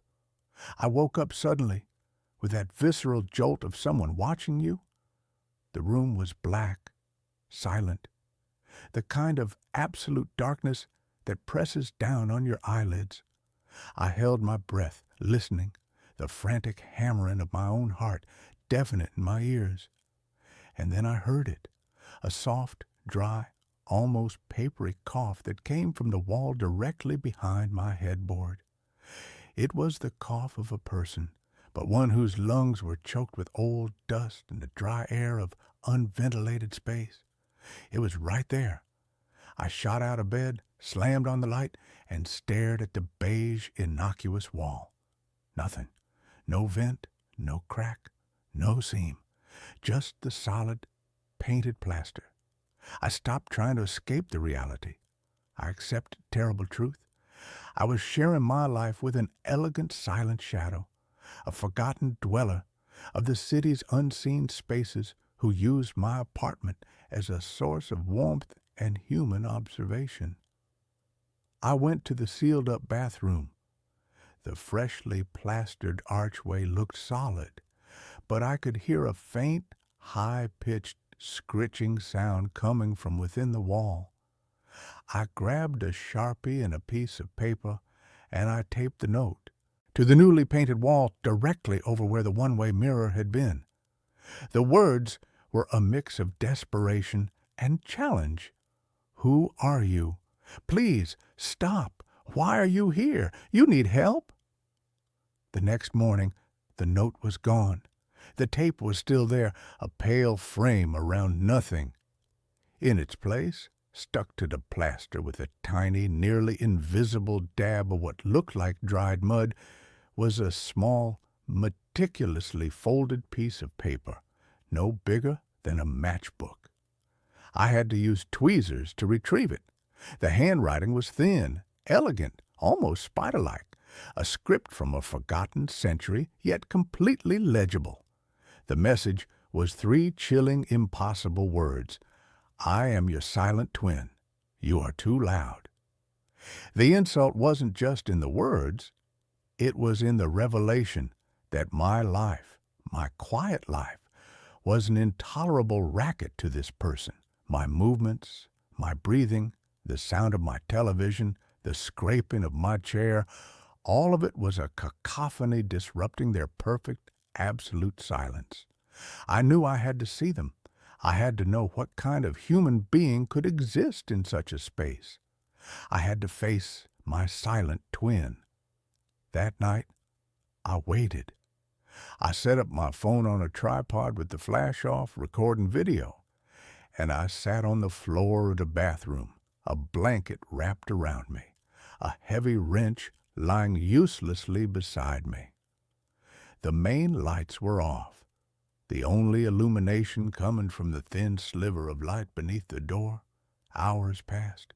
The building settled. The heating system finally fell silent. I was a man of routine, and my routine was to sleep. Despite the fear, despite the adrenaline, my body betrayed me. I slumped against the wall, and exhaustion, my old enemy, finally claimed me. I woke with a jolt. The air in the room was suddenly, drastically colder. I hadn't heard a sound. I fumbled for my phone, my hand shaking, and looked at the time. 3:17 a.m. I had been asleep for maybe 20 minutes. I stared at the sealed archway, expecting to see a fresh hole, but the plaster was intact. The scrabbling sound, however, was back, and it was loud, no longer behind the plaster, but right next to me. I realized the sound was coming from the air vent near the floor, the old cast-iron grill on the baseboard that fed the heating system. I spun around, wrench in hand, and focused the dim light of the phone screen on the vent. It wasn't just a sound. The vent cover was slightly ajar, tilted outward at a small, impossible angle, and from the thin black gap created by that angle, something was moving. It was a person, impossibly thin, dressed in layers of old dusty gray fabric that seemed to blend perfectly with the shadows and the dirty plaster. Their face was a pale, wedge-shaped mask, their hair matted with dust, but their eyes were the thing that held me. They were huge, dinner-plate-sized, dilated to absolute blackness, reflecting the pinprick of my phone light like twin black mirrors. They were the eyes of a creature accustomed to near-absolute, perpetual darkness, eyes that found my faint illumination blinding. They were not menacing. They were terrified. They froze, seeing me, the light, the weapon. For a single, terrifying second, our lives intersected, the man of the light, the man of the dark. And then, with an impossible fluidity, a speed that defied the limits of the human skeleton, the creature slid backward, not running, but smoothly retreating, pulling their thin, dusty body through the narrow ventilation grill. I heard the sound of dry, brittle bones flexing and the rustle of old cloth. The cast-iron grill, which was heavy and usually required a screwdriver to move, pulled itself shut with a soft, decisive click. I sat there for an hour, the light blazing, the wrench still in my hand, staring at the perfectly closed vent. I knew I couldn't report this. I knew the police would institutionalize me. I knew I was not safe. I moved out the next day. I left the furniture, the keys, everything. I moved to a sleek, modern glass and steel apartment tower, a sterile world of new construction where there are no hidden spaces, no old service shafts, no architectural dead zones for a shadow dweller to hide. I live on the 22nd floor, surrounded by sealed walls and new HVAC systems. But I am not free. Every rhythmic thrum of the building's central air conditioning sends a cold wave of panic through me. Every shadow cast by the city lights at night seems to hold a shape that is impossibly thin. I jump at the sound of the elevator moving in the wall, and 1 month ago, a letter was forwarded to my new address from the old brownstone. It was a standard-sized envelope, the paper smelling faintly of ozone and old metallic dust. Inside, there was a single, meticulously folded piece of paper, the same spider-like script. I miss the quiet routine of your sleep. The new walls are too thin. You are still too loud. My terror is now complete. He is not in the walls of the brownstone anymore. He is not a squatter. He is a predator, or perhaps a shadow twin, and he has been following me. He has learned my quiet routine, and I know that somewhere in the dead space between the insulation, the vents, and the concrete of my new modern high-rise, there is a pair of black, dilated eyes watching me, waiting for me to be still enough, quiet enough, for him to slip out and finally introduce himself. And I know with crushing certainty that I will never be truly alone again. I installed a baby monitor. It keeps showing a man standing behind me. If you're listening to this, do not buy the Angel Care 360 smart monitor. Do not buy any monitor that connects to the Wi-Fi. Do not invite that kind of seeing into your home. I know how that sounds. I sound like one of those conspiracy theorists in the comment section, ranting about 5G and surveillance states. 2 weeks ago, I was a normal guy. I was a junior architect. I was a husband to Sarah and a father to a 6-month-old boy named Dylan. Now, I am sitting in a motel room 3 towns over, with a chair jammed under the doorknob, writing this on a laptop that has its camera lens covered with 3 layers of duct tape. It started with the sleep regression. That's the technical term the pediatrician used. Dylan had been sleeping through the night, a miracle for which we were endlessly grateful. And then suddenly, he wasn't. He would scream. Not a hunger cry, not a wet diaper cry. It was a terror scream. It was the sound of a human being, however small, realizing they are in mortal danger. Sarah was falling apart. I was falling apart. We were hallucinations level tired. We had an old audio monitor, a cheap plastic thing that hissed like a nest of snakes, but Sarah said it wasn't enough. She needed to see him. She needed to know he wasn't choking or caught in the bars or whatever nightmares haunt a new mother's brain at 3 a.m. So I bought the Angel Care 360. It was expensive. It had night vision, motion tracking, temperature alerts, and 2-way audio. It linked to an app on our phone so we could check in from work or the grocery store. I installed it on the high shelf in the corner of the nursery overlooking the crib. The view was panoramic. The resolution was crystal clear, even in pitch blackness. The first 3 nights were uneventful. We stared at the screen like zombies, watching the green-tinted rise and fall of Dylan's chest, hypnotized by the peace of it. On Thursday, I was working late in my home office downstairs. It was around 11 p.m. Sarah had gone to bed early. I had the app open on my iPad, propped up next to my monitor, keeping one eye on the blueprints I was reviewing and one eye on the kid. The office was quiet, just the hum of the hard drive and the settling of the house boards. I glanced at the iPad. Dylan was asleep. But the camera was moving. The Angel Care 360 has a feature where it tracks motion.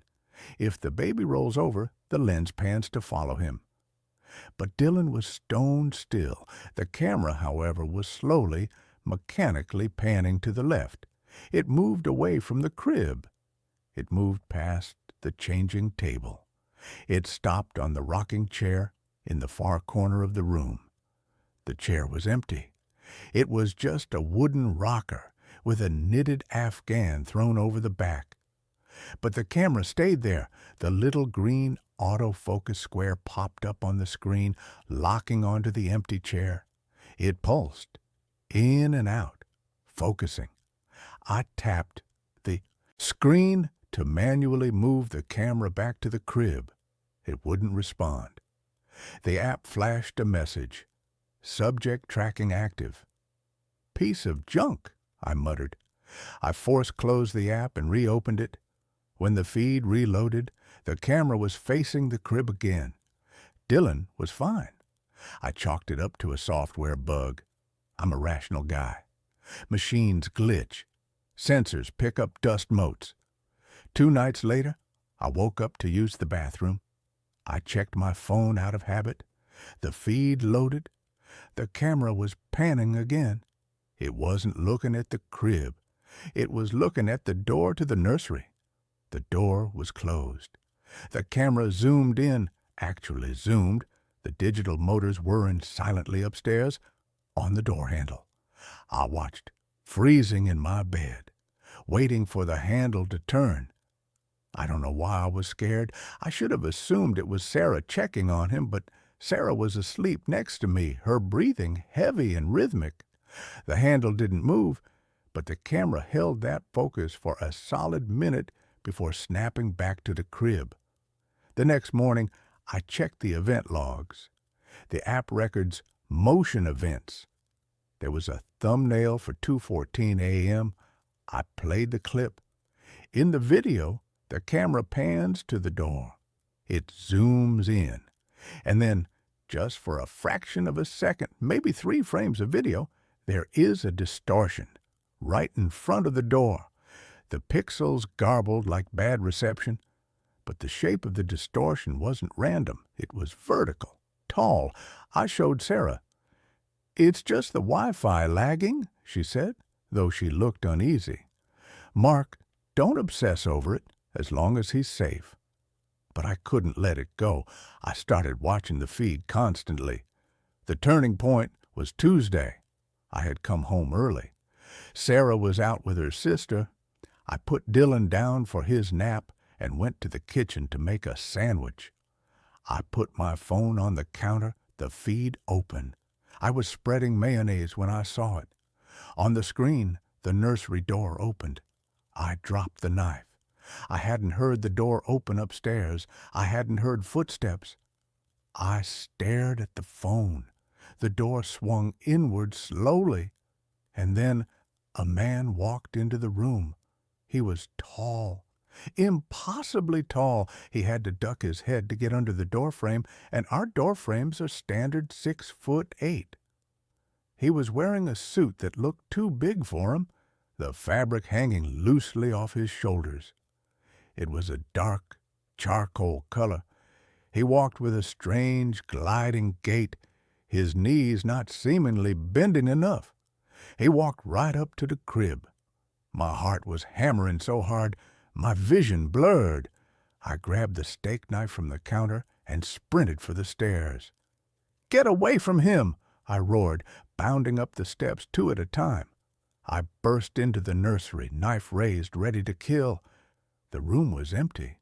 The door was closed. I stood there, panting, the adrenaline turning sour in my blood. I looked at the crib. Dylan was sleeping soundly. I spun around, checking the closet, checking under the daybed. Nothing. I pulled my phone out of my pocket. My hands were shaking so bad I almost dropped it. I looked at the screen. The feed was live. It showed me standing in the middle of the room, holding a knife, looking insane. But the door, in the video feed, the door was open. I looked at the real door. It was shut. I looked at the screen. Open. I walked over to the door and touched it. Solid wood, latched. I looked at the phone. On the screen, my digital avatar was reaching out and touching thin air, because on the screen the door was wide open. And then I saw him. On the phone screen, standing in the dark hallway just beyond the open door, was the man. He was standing there just outside the threshold, watching me. I spun around to look at the hallway in real life. I ripped the door open. Empty hallway. Sunlight streaming in from the window at the end. Dust motes dancing. No 7-foot man in a suit. I looked back at the phone.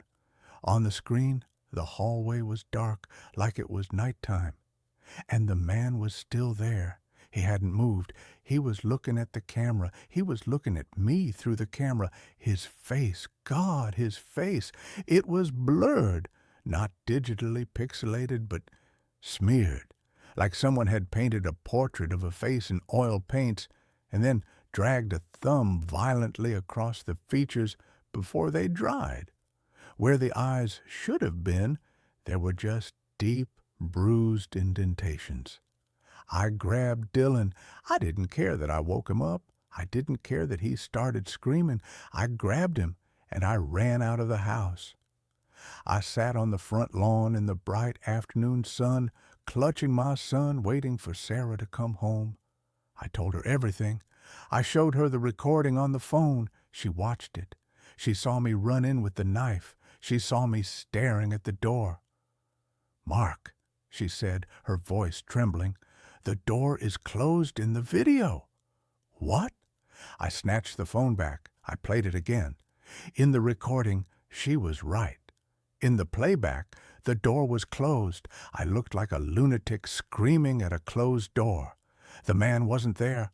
The dark hallway wasn't there. But I saw it. I screamed. I saw it live. "You need to sleep," Sarah said. She looked terrified of me. "You're having a breakdown." She made me take a sleeping pill. She made me sleep in the guest room. She kept Dylan in our room with the door locked. I didn't sleep.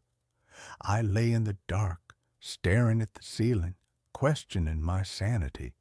Maybe she was right. The stress, the lack of sleep, the brain breaks eventually. I decided to prove it to myself. I needed to know I wasn't crazy. Yesterday morning, Sarah took Dylan to the park. I stayed behind. I went into the nursery. I took the camera down from the shelf. I brought it downstairs to the living room. I set the camera on the mantelpiece, facing the sofa. I sat on the sofa.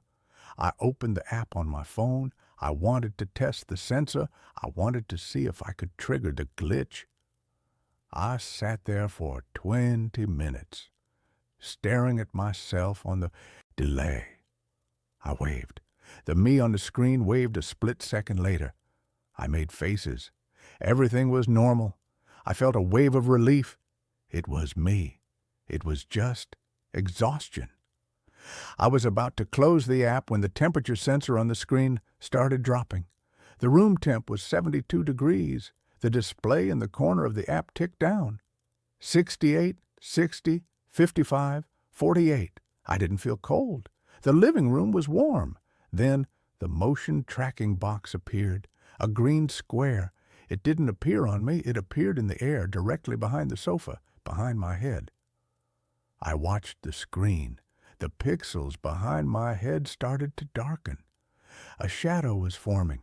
It wasn't casting on the wall. It was manifesting in the air. I didn't turn around. I couldn't. I was paralyzed by the image on the phone. The shadow coalesced. It formed the suit. The slumped, narrow shoulders. The long, gray neck. The man was standing behind the sofa. He was bending down. I watched on the screen as his smeared, featureless face lowered until it was inches from my right ear. I held my breath. I squeezed my eyes shut, waiting for a touch, a breath, something. There was nothing physically there. But on the phone audio, I had the volume up. I heard a sound. It was wet, a slow, rasping inhalation, like someone trying to breathe through a throat full of mud. Craw! I opened my eyes and looked at the screen. The man had moved. He wasn't by my ear anymore. He was looking at the camera. He raised a hand. His fingers were impossibly long, with too many joints. He pointed at the ceiling. Then he looked up at the ceiling. I knew what was directly above the living room, the nursery. I ran. I didn't verify. I didn't turn around. I grabbed my keys and I ran out the door. I called Sarah and told her to go to her mother's. I told her not to come home. I told her I found mold, gas leak, whatever lie she would believe. I checked into this motel. I've been watching the feed. I shouldn't, but I can't stop. I left the camera on the mantelpiece in the living room. For hours, nothing happened. Just the empty living room. But an hour ago, The camera moved. I didn't move it. It panned down. It fell off the mantelpiece, lens up. It showed the ceiling. Then I saw feet. Not shoe-clad feet, bare feet. Pale gray, emaciated feet, walking across the living room ceiling, walking upside down, defying gravity, pacing back and forth like a caged animal. And then a face dropped into the frame. It hung from the ceiling, swinging slightly. It was the man, but this time the smear was gone. He has eyes now. They are small and bright and human. They are my son's eyes. He looked into the lens, and he spoke. It came through the tiny speaker on my phone, tinny and distorted, but clear enough. He said, "Daddy." But it wasn't Dylan's voice. It was a voice that sounded like grinding stones. "Daddy, come home. We are waiting." I shut the laptop. I threw the phone in the toilet, but I can still hear it. I can hear the scratching in the walls of this motel room. I can hear the wet breathing under the door. Technology doesn't create ghosts. It just allows us to see what was always standing behind us. I have to go now. The light bulb just popped, and in the dark, the blue light of the smoke detector is blinking. It's blinking in a pattern. Look, behind you. I joined a sleep study. Everyone else disappeared on night 3. The flyer was a small, unassuming rectangle of cheap, glossy paper, tacked to the overstuffed bulletin board in the graduate student lounge. It was a beacon of bland, institutional hope in a sea of roommate-wanted ads and free pizza for your soul campus ministry flyers. Participants needed for a study on the restorative effects of deep sleep, it read. The compensation was a number so ludicrous, so disproportionate to the task of simply sleeping, that it felt like a typo. $20,000 for a 1-week inpatient study. To me, a PhD candidate in theoretical physics, a man whose life had become a Sisyphean struggle to pay rent on a grad student stipend while simultaneously trying to solve the mysteries of the universe, that number wasn't just money. It was a lifeline. It was a year of ramen noodles and peace of mind. It was the ability to think about something other than the crushing weight of my own self-imposed and deeply intellectual poverty. My name is Simon. I have always been a man who believed in data, in quantifiable and observable reality. The world, to me, was a complex but ultimately solvable equation. I did not believe in ghosts or in magic or in any phenomenon that could not be explained by the elegant and sometimes brutal laws of physics. This, I would later realize, was a profound and deeply arrogant failure of my imagination. The study was being conducted by a private and vaguely sinister research group called the Somnos Institute. Their intake facility was a stark, minimalist, and deeply unnerving office in a downtown skyscraper, a place that smelled of expensive and probably toxic air freshener. The man in charge was a Dr. Elias Vance, a man with the cold, dead eyes of a shark and a smile that was a masterpiece of insincere corporate reassurance. He spoke in a smooth, practiced baritone, his words a soothing and utterly meaningless river of scientific jargon. The Somnus Protocol, he explained, his hands clasped on his large mahogany desk, is designed to isolate and amplify the theta wave activity in the brain during REM sleep. We believe that this specific frequency is the key to unlocking the human mind's latent and largely untapped potential for self-repair, for accelerated learning, for a kind of psychic decluttering, if you will. He made it sound like we were about to receive a deluxe neurological spa treatment.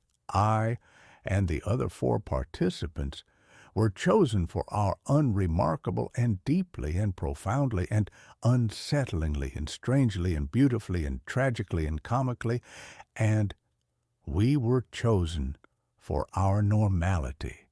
We were a motley but uniformly healthy and psychologically stable crew. There was Maya, a sharp, cynical, and deeply sarcastic law student. Ben, a quiet, gentle, and deeply introverted software engineer. Chloe, a bubbly and relentlessly optimistic yoga instructor.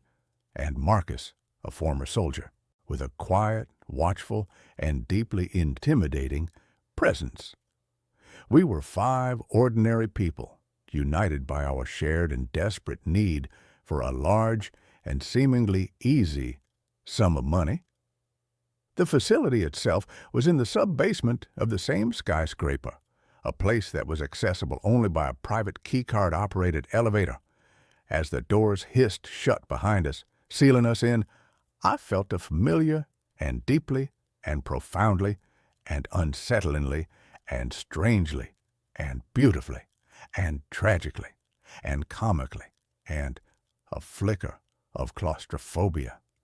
The facility was a self-contained and windowless world of soft, ambient lighting, recycled and slightly metallic-tasting air, and a profound and deeply and profoundly and unsettlingly and strangely and beautifully and tragically and comically and a silence that was not the absence of noise, but the presence of a powerful and deeply and profoundly and unsettlingly and strangely and beautifully and tragically and comically, and it was a controlled silence.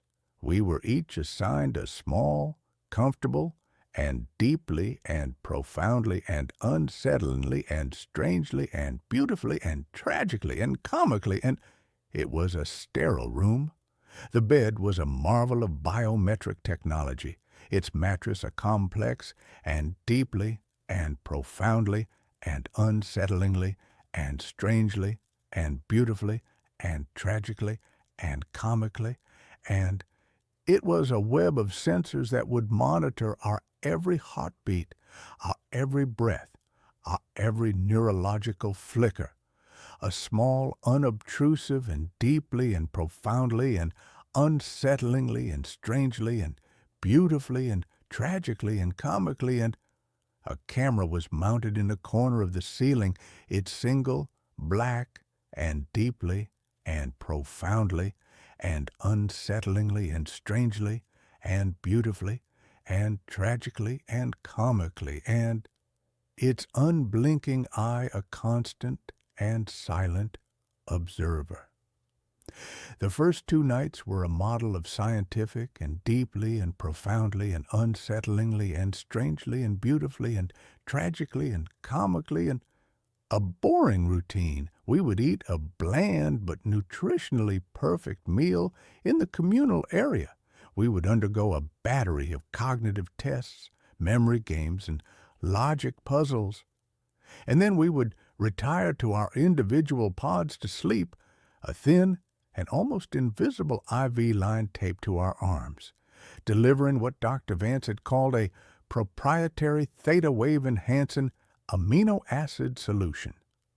The sleep was incredible. It was a deep, dreamless, and profoundly and deeply and profoundly and unsettlingly and strangely and beautifully and tragically and comically, and it was a restful abyss. I would wake up feeling a clarity, a focus that I hadn't experienced since my undergraduate, and deeply and profoundly and unsettlingly and strangely and beautifully and tragically and comically, and my Adderall-fueled days. The others reported the same. We were sharper, faster, and our scores on the cognitive tests were improving at an exponential rate. The $20,000 felt less like a payment and more like a bonus for a life-altering and deeply and profoundly and unsettlingly and strangely and beautifully and tragically and comically, and a very expensive and very effective and very, very strange and very, very strange and very, very strange, and it was a good sleep. The change occurred on the third night. I woke up as usual to the soft, gentle, and deeply and profoundly and unsettlingly and strangely and beautifully and tragically and comically and a chime that signaled the beginning of our waking cycle. I felt the same, profound and deeply and profoundly and unsettlingly and strangely and beautifully and tragically and comically, and I felt the same clarity. I sat up. The IV had been disconnected, as it always was, by some silent and unseen and deeply and profoundly and unsettlingly and strangely and beautifully and tragically and comically and a mechanism. I went to the communal area for breakfast. The room was empty. The table was set for 5, as it always was, with 5 identical bowls of the same bland and deeply and profoundly and unsettlingly and strangely and beautifully and tragically and comically and the same oatmeal-like paste. I waited. Ben was usually the first one up, a creature of quiet and deeply and profoundly and unsettlingly and strangely and beautifully and tragically and comically and a creature of habit. Then Chloe and Maya.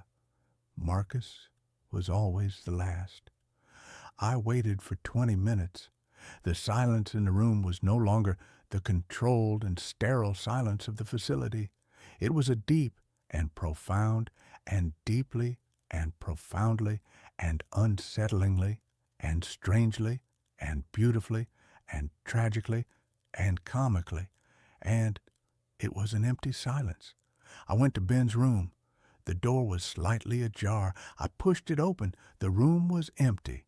The bed was made the same, perfect and deeply and profoundly and unsettlingly and strangely and beautifully and tragically and comically and the same military precision neatness as my own. I checked the other rooms, Maya's, Chloe's, Marcus's. They were all empty. Their beds were all made. Their few personal belongings, a book, a tube of chapstick, a pair of running shoes, were all gone. It was as if they had never been there. My first thought was that this was a part of the study, a psychological test, a test of my reaction to sudden and unexplained isolation. It was a logical and deeply and profoundly and unsettlingly and strangely and beautifully and tragically and comically, and it was a rational explanation. I went to the main door, the one that led to the elevator, to the outside world. I had expected it to be locked. It was not. It opened with a soft and deeply and profoundly and unsettlingly and strangely and beautifully and tragically and comically, and it hissed open. I stepped out into the elevator lobby. The elevator was there, its doors open, waiting. I stepped inside. I pressed the button for the ground floor. The doors closed, and the elevator began its ascent. I was free to go. The thought was not a comforting one. It was a deeply and profoundly and unsettlingly and strangely and beautifully and tragically and comically, and it was a terrifying one. If this was a test, it was a very strange one. The elevator doors opened onto the lobby of the skyscraper.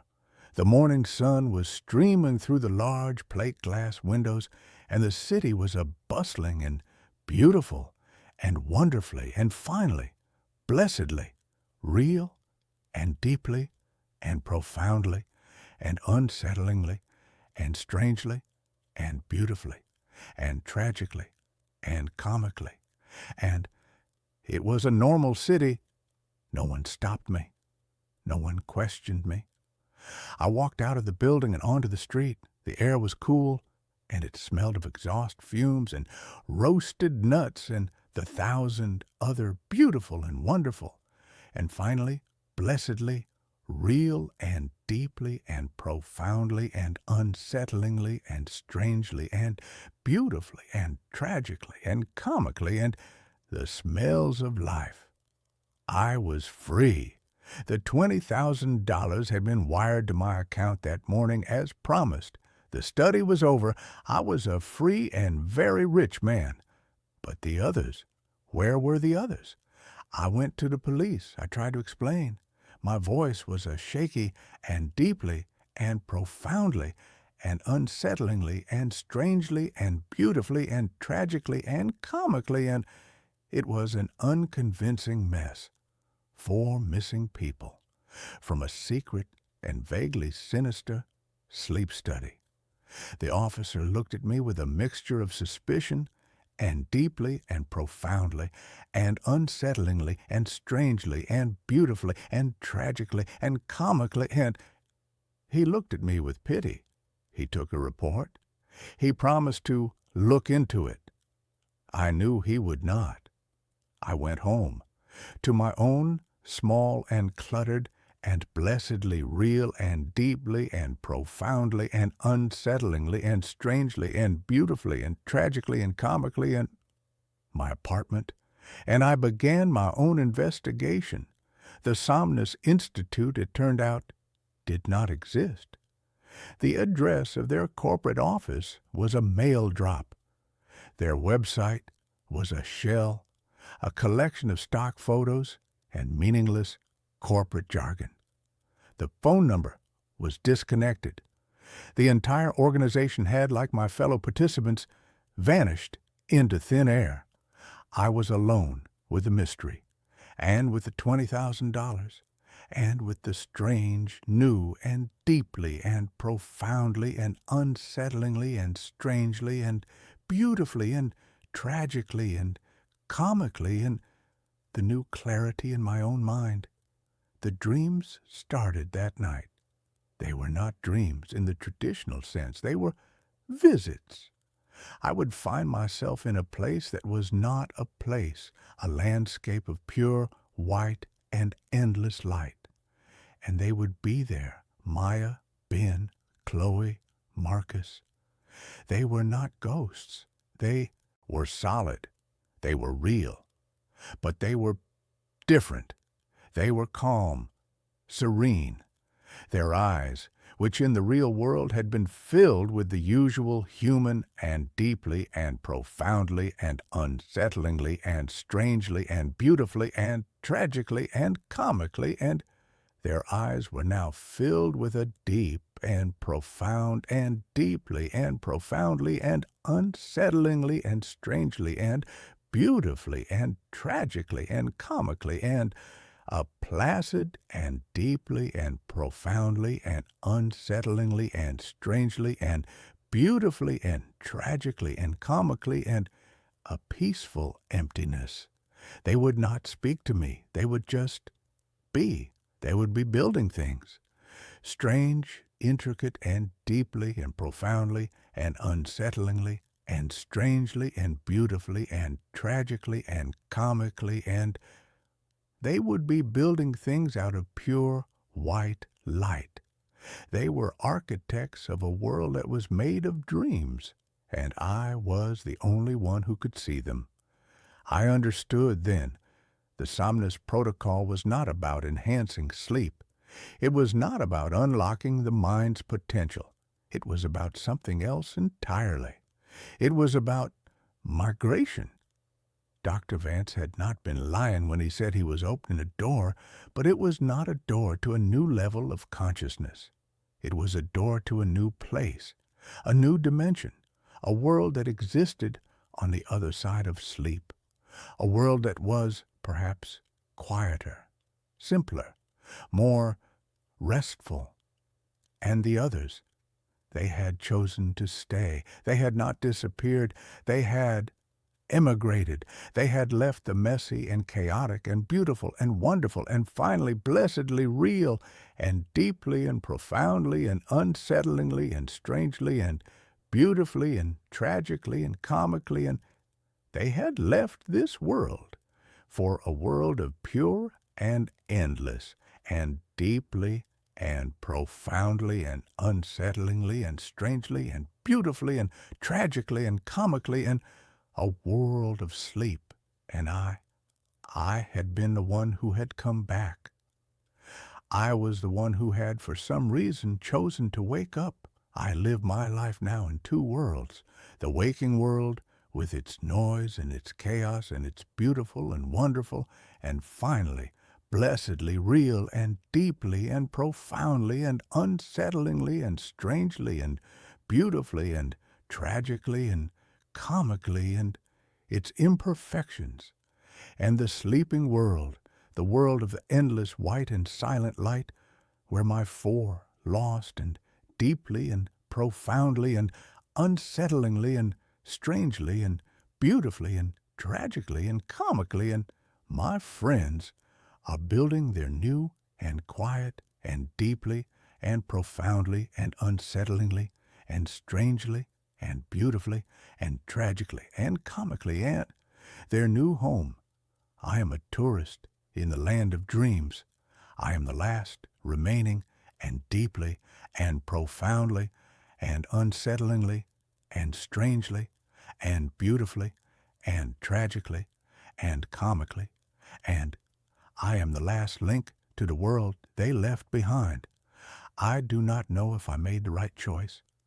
The quiet and the peace and the profound and deeply and profoundly and unsettlingly and strangely and beautifully and tragically and comically, and the serenity of their world is a powerful and deeply and profoundly and unsettlingly and strangely and beautifully and tragically and comically, and it is a seductive song. But I am a man of data, a man of the observable world, and this world with all its flaws and all its noise and all its beautiful and wonderful and finally blessedly real and deeply and profoundly and unsettlingly and strangely and beautifully and tragically and comically, and this world is the one I have chosen, and I will live in it for them. I will be their memory. I will be their proof that this messy and beautiful and wonderful and finally, blessedly, real and deeply and profoundly and unsettlingly and strangely and beautifully and tragically and comically, and this world was once their home. My security camera caught me leaving the house, but I was asleep. The camera was for peace of mind, or so I told myself. In reality, it was a monument to anxiety, a sleek, white plastic obelisk mounted above my front door. Its single, unblinking black eye, a silent testament to my inability to trust the world. My name is David, and I'm a high school history teacher, a man whose professional life is a careful, chronological ordering of past events. My personal life, however, had recently become a chaotic, untethered mess. My wife, Jessica, had left 3 months ago. The split was amicable, a polite, heartbreaking erosion rather than a sudden, violent break. But her absence had left a void in our suburban 2-story home, a silence that felt less like peace and more like a vacuum. The security camera, with its motion alerts and its 24/7 cloud recording, was my pathetic attempt to fill that silence with data, to replace the comforting presence of another person with the cold digital certainty of surveillance. For the first few weeks, the camera was a source of mundane, almost comical reassurance. It captured the mailman's daily sighing approach, a stray cat's nightly prowl across the porch, and a group of teenagers who, in a stunning act of suburban rebellion, had stolen a decorative garden gnome from my prize-winning petunias. It was boring, and that's what I wanted. It was proof that the world outside my door was predictable, manageable. The first impossible event occurred on a Wednesday. I had been up late, grading a mountain of painfully uninspired essays on the socio-economic causes of the French Revolution, and had fallen into a deep, exhausted sleep. I woke up the next morning feeling groggy, a familiar low-grade exhaustion that had become my constant companion. I was making coffee when my phone buzzed with a notification from the Secure Home app. Motion detected at front door, 3:17 a.m. I frowned. It was probably a raccoon or the wind rattling the hanging fern. I tapped on the notification, my thumb hovering over the delete button. The app loaded the recorded clip. The timestamp in the corner read 3:17:22 a.m. The night vision was crisp and clear, bathing my front porch in an eerie monochromatic glow. And then I saw it. The front door opened. A figure stepped out. The figure was me. I stared at the phone, my heart giving a single, hard, painful thump against my ribs. It was undeniably me. I was wearing the gray sweatpants and the old faded T-shirt I had worn to bed. My hair was a mess. My face, caught in the ghostly infrared light, was slack, my eyes half closed, as if I were in a trance. The figure of me pulled the door shut behind it, the click of the latch unnervingly loud in the silent clip. It walked down the porch steps, turned right, and disappeared out of the camera's frame, heading down the street into the darkness. My first thought was that I had been sleepwalking. It was the only logical, rational explanation.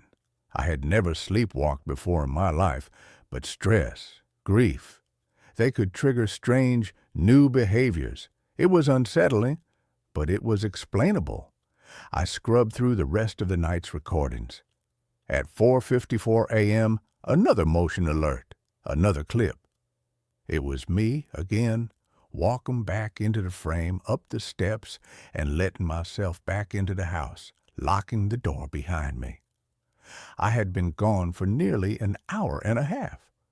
A cold, creeping unease began to settle in my stomach. Where had I gone? What had I done? I went to the front door and checked the lock. It was secure. I checked my keys. They were on the hook by the door where I always left them. My wallet and phone were on my nightstand. I checked my shoes. They were in the closet, dry and clean. The streets had been wet from a late-night shower. If I had been walking for over an hour, my bare feet would be... I lifted my right foot and looked at the sole. It was pink and clean, as if I had just stepped out of the shower.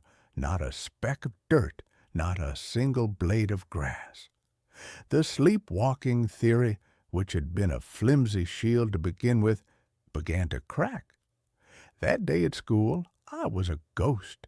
I moved through the hallways, my mind a million miles away, replaying the silent black and white movie of my nocturnal excursion. My students, a tribe of perpetually bored teenagers, didn't seem to notice my distracted state. Their apathy was a small, welcome mercy. That night, I took precautions. I wedged a heavy rubber doorstop under my bedroom door. I even, feeling slightly ridiculous, tied a small brass bell to the doorknob. If I was going to go for a walk, I was going to wake myself up doing it. I went to sleep feeling a little more in control, a little more sane. The next morning, I woke up to silence. The bell was undisturbed. The doorstop was firmly in place. I felt a surge of relief. It had been a one-time stress-induced anomaly. I was fine. Then I checked the app. Motion detected the front door, 2:48 a.m. My blood ran cold. I opened the clip, my hand trembling. The front door opened. The figure of me stepped out. It was wearing the same clothes. It had the same blank, somnambulistic expression. It closed the door and walked off into the night. An hour later, at 4:02 a.m., it returned. I flew out of my bed, my heart pounding. The bell on my bedroom door was silent, the doorstop untouched. He hadn't come from my room. With a sense of dread so profound it felt like I was wading through molasses, I went downstairs. The house was quiet, still. The front door was locked. I began to search. I didn't know what for. A sign, an explanation. In the living room, on the plush beige carpet in front of the cold, dark fireplace, I found it. A single, muddy footprint. It was a man's footprint, about my size, but it was not from a bare foot. It was from a heavy work boot. I didn't own any work boots. The thing that was leaving my house at night, the thing that looked exactly like me, was not me. My life split into two distinct, terrifying realities. There was the daytime David, the history teacher, the grieving, lonely man who was trying to hold the fragile pieces of his life together. And there was the nighttime David, a silent, nocturnal creature who had somehow stolen my face and was using my home as a base of operations. My anxiety, which had been a low, persistent hum, became a screaming, high-pitched siren in my mind. I became an obsessive detective, my own home, the scene of an impossible crime. I set up more cameras, one in the living room, facing the front door, one in the hallway at the top of the stairs. I needed to know where he was coming from, where he was hiding. The next night, I pretended to go to bed, but instead, I sat in the darkness of my room, the door cracked open, my phone in my hand, watching the live feeds from the new cameras. For hours, there was nothing but the silent, empty, monochromatic landscape of my own home. I was starting to drift off, my head lolling against the wall, when the camera in the living room registered movement. I sat bolt upright, my eyes glued to the screen. It wasn't coming from upstairs. It wasn't coming from the basement. It was coming from inside the living room, from the wall behind the sofa. I watched, my breath held tight in my chest as a section of the wall seemed to ripple, to shimmer like a heat haze on a summer road. And then he stepped out of it. He stepped directly out of the solid plaster wall as if he were walking through a curtain. It was me, but it wasn't me. His movements were different, fluid, economical, precise. He walked to the front door, unlocked it, and stepped out onto the porch, right into the view of the original camera. He was gone. I stared at the phone, my mind completely, utterly broken. I was not being haunted by a ghost. I was not being stalked by a doppelganger. I was sharing my house with a creature that could walk through walls, a creature that had chosen for some unknown, malevolent reason to wear my face. My investigation became more frantic, more desperate. I needed to know what was on the other side of that wall. It was the main wall of the living room, the one that backed onto the garage. The garage was my space, my workshop, filled with woodworking tools and half-finished projects that I hadn't had the heart to touch since Jessica had left. The next day, I went into the garage. The wall was solid, covered in pegboard where I hung my tools. There was no shimmering, no ripple, just solid, dependable wood and plaster. I took a hammer, and with a trembling hand, I knocked a hole in the plaster. I tore away the drywall with my bare hands, my fingers raw and bleeding, and I found nothing. Just the wooden studs of the frame, the pink fiberglass insulation, the electrical wiring. There was no portal. There was no door. I was being gaslit by my own house. The creature I had started calling, it, the other, was becoming bolder. It was no longer just leaving the house. It was interacting with it. One night, I watched on the camera as it came back inside, not at 4 a.m., but at midnight. It walked into the kitchen and opened the refrigerator. It stood there for a long moment, bathed in the cold, white light. And then it began to eat. It took out a carton of milk and drank directly from it. It took a raw, packaged steak and tore it open with its teeth, devouring it, uncooked. Its movements were feral, animalistic. It was not me. I was a vegetarian. The fear was beginning to paralyze me. I was a prisoner in my own home, a zookeeper for a monster that looked like me.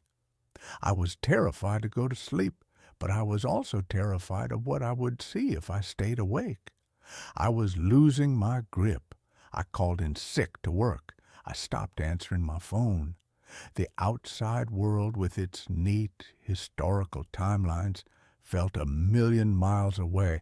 I knew I needed help, but who could I go to? The police? Officer, there's a man who looks just like me who comes out of my wall and eats my raw meat. They would have me in a padded room before I could finish the sentence. My one desperate hope was my brother-in-law, Mark.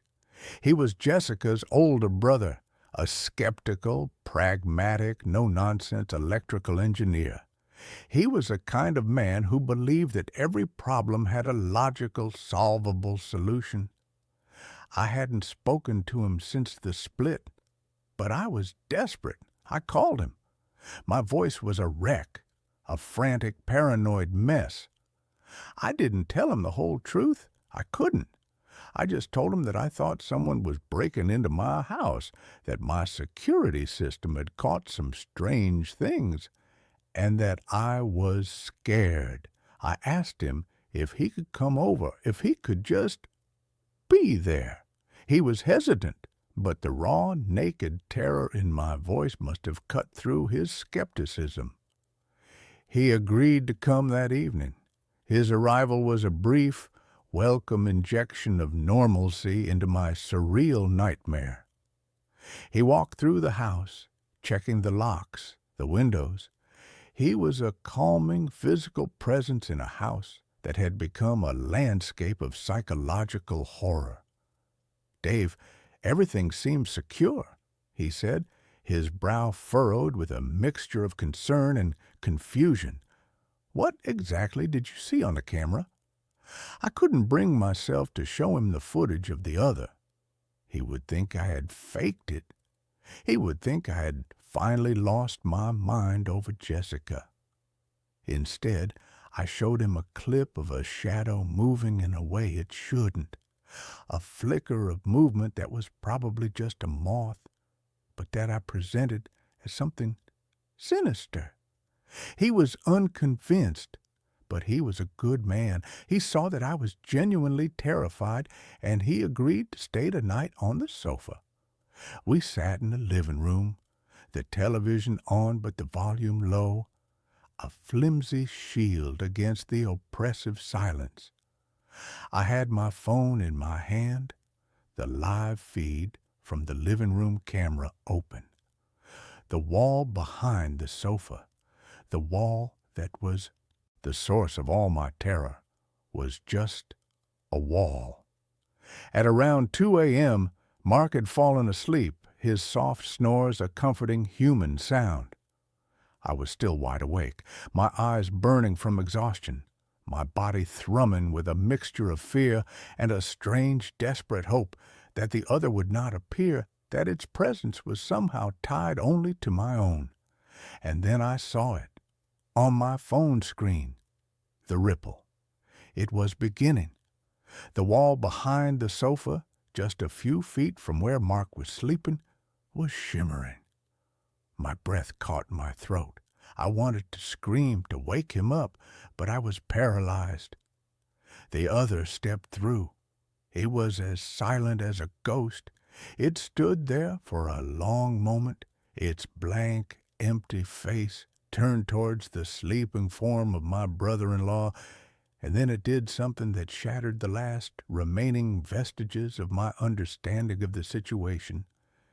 It raised a hand and pointed at Mark, and its face, it changed. For a fraction of a second, the blank, slack features contorted into a mask of pure, unadulterated rage. A deep, guttural sound, like a snarling animal, emanated from it, not into the room but into my mind. I didn't hear it with my ears. I felt it in my skull. It was a wave of pure, concentrated malevolence.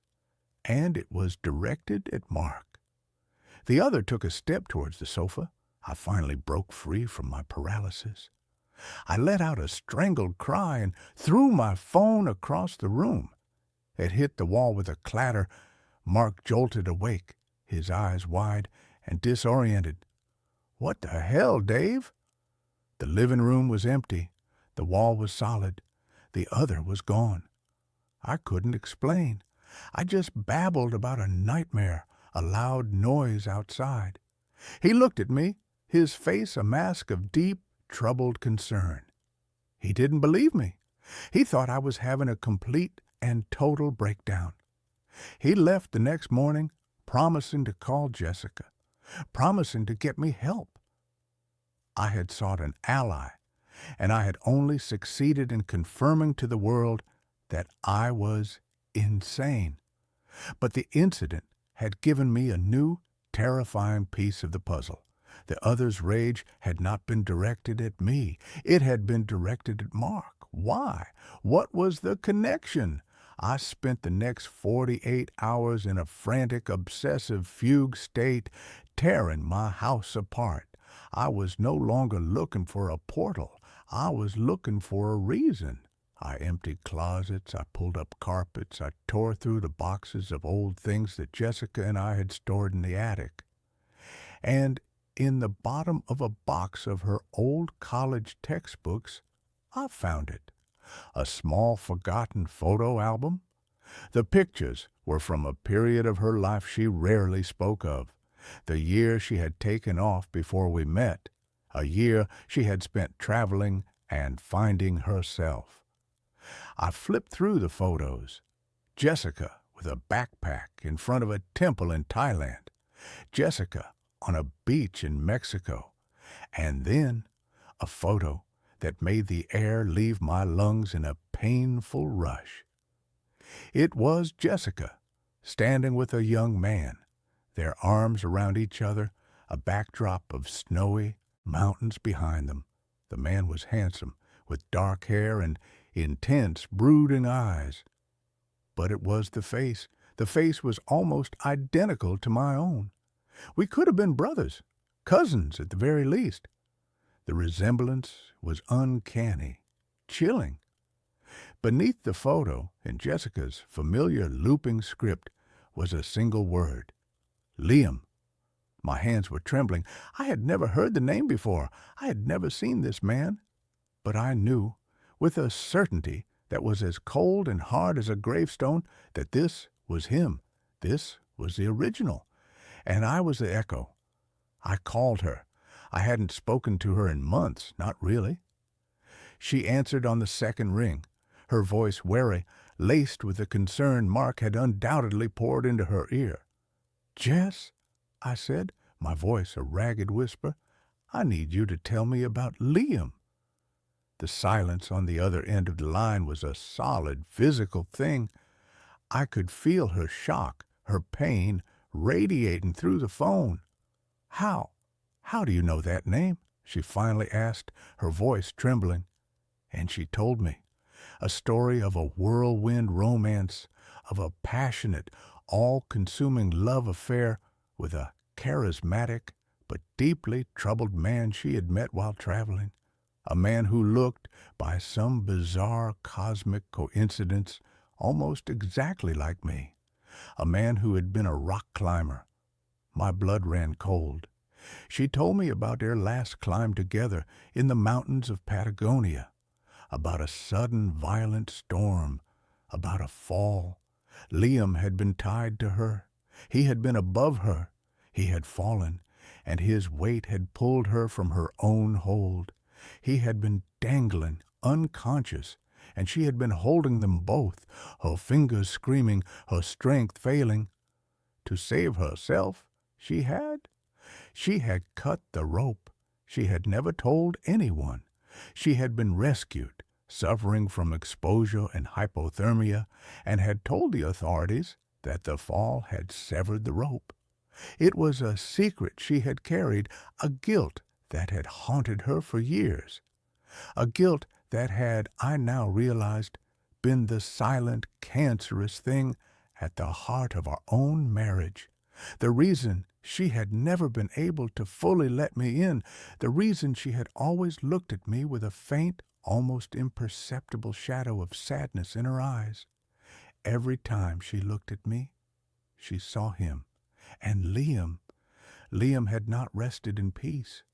His ghost, his rage, his profound sense of betrayal had not stayed in the mountains of Patagonia. It had followed the one person it was still connected to. It had followed Jessica. It had followed her to our home, and it had found a vessel. Me, a man who looked like him, who slept in his bed, who lived the life he had been denied. The other was not a doppelganger. It was a ghost, a tormented, vengeful ghost that had, through some supernatural psychological alchemy, imprinted itself upon me. It was wearing my face, but the rage, the hunger, the methodical, silent comings and goings, they were his. He was coming out of the walls of the home he believed was his, a home he had been cheated out of. And his rage at Mark, it was the rage of a man for the brother of the woman who had let him fall. I understood then. I was not the one being haunted. I was the one doing the haunting. My body was the house, and the ghost of Liam was the unwelcome tenant. And I knew, with a chilling certainty, that he was not going to leave until he had what he wanted. He wanted revenge. He wanted Jessica. I told her to run, to pack a bag and leave her apartment, to go somewhere I couldn't find her, somewhere he couldn't find her through me. She thought I was having a psychotic break, that my grief and her confession had shattered my mind. But the raw, primal terror in my voice convinced her. And then I waited. I was the bait. This was my house, my body, and I was not going to let him have it any more. I set up the cameras again, all of them focused on the living room wall. I sat in a chair directly opposite, a single, heavy iron fire poker in my lap. I was not going to sleep. I was going to wait for him to come out. And this time, I was going to be ready. He came, as always, in the dead of night. The wall rippled. He stepped through. He looked at me sitting in the chair, and for the first time, his blank face showed an emotion. Surprise. He had not expected me to be waiting. He had not expected me to be armed. "She is gone," he said in my mind, his voice a snarl of pure frustration. "Where is she?" "She is not for you," I said, my own voice a low, trembling thing. "This life is not for you. This body is not for you. You are a memory, a ghost, and it's time for you to leave." He laughed, a dry, rasping sound that was full of a cold, ancient hatred. "You are me," he sneered, "a weaker, pathetic version. You live in my house. You sleep with my woman. You are just the shadow I cast." He lunged at me. He was impossibly fast. I swung the fire poker, but it passed right through his shimmering, insubstantial form.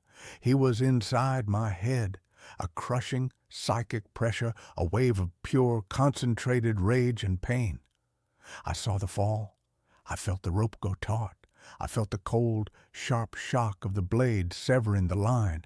I felt the long, terrifying fall into the abyss. He was trying to overwrite me with his own death, to drown me in his own trauma. But I was not him. My own grief, my own pain, was my shield. I thought of Jessica, not as the woman he had lost, but as the woman I had found, the woman I had loved, the woman I had failed in my own different way. I thought of my own quiet, ordered life, the life he had so viciously invaded. No, I gasped, my vision tunneling, the room dissolving into a swirl of his angry, chaotic memories. I am not you. I did the only thing I could. I dropped the poker. I stopped fighting him on his terms. I stopped trying to be a warrior. I was a history teacher, and I knew that the only way to truly defeat a ghost is to understand its story, and then to let it go. I didn't push back against his memories. I accepted them.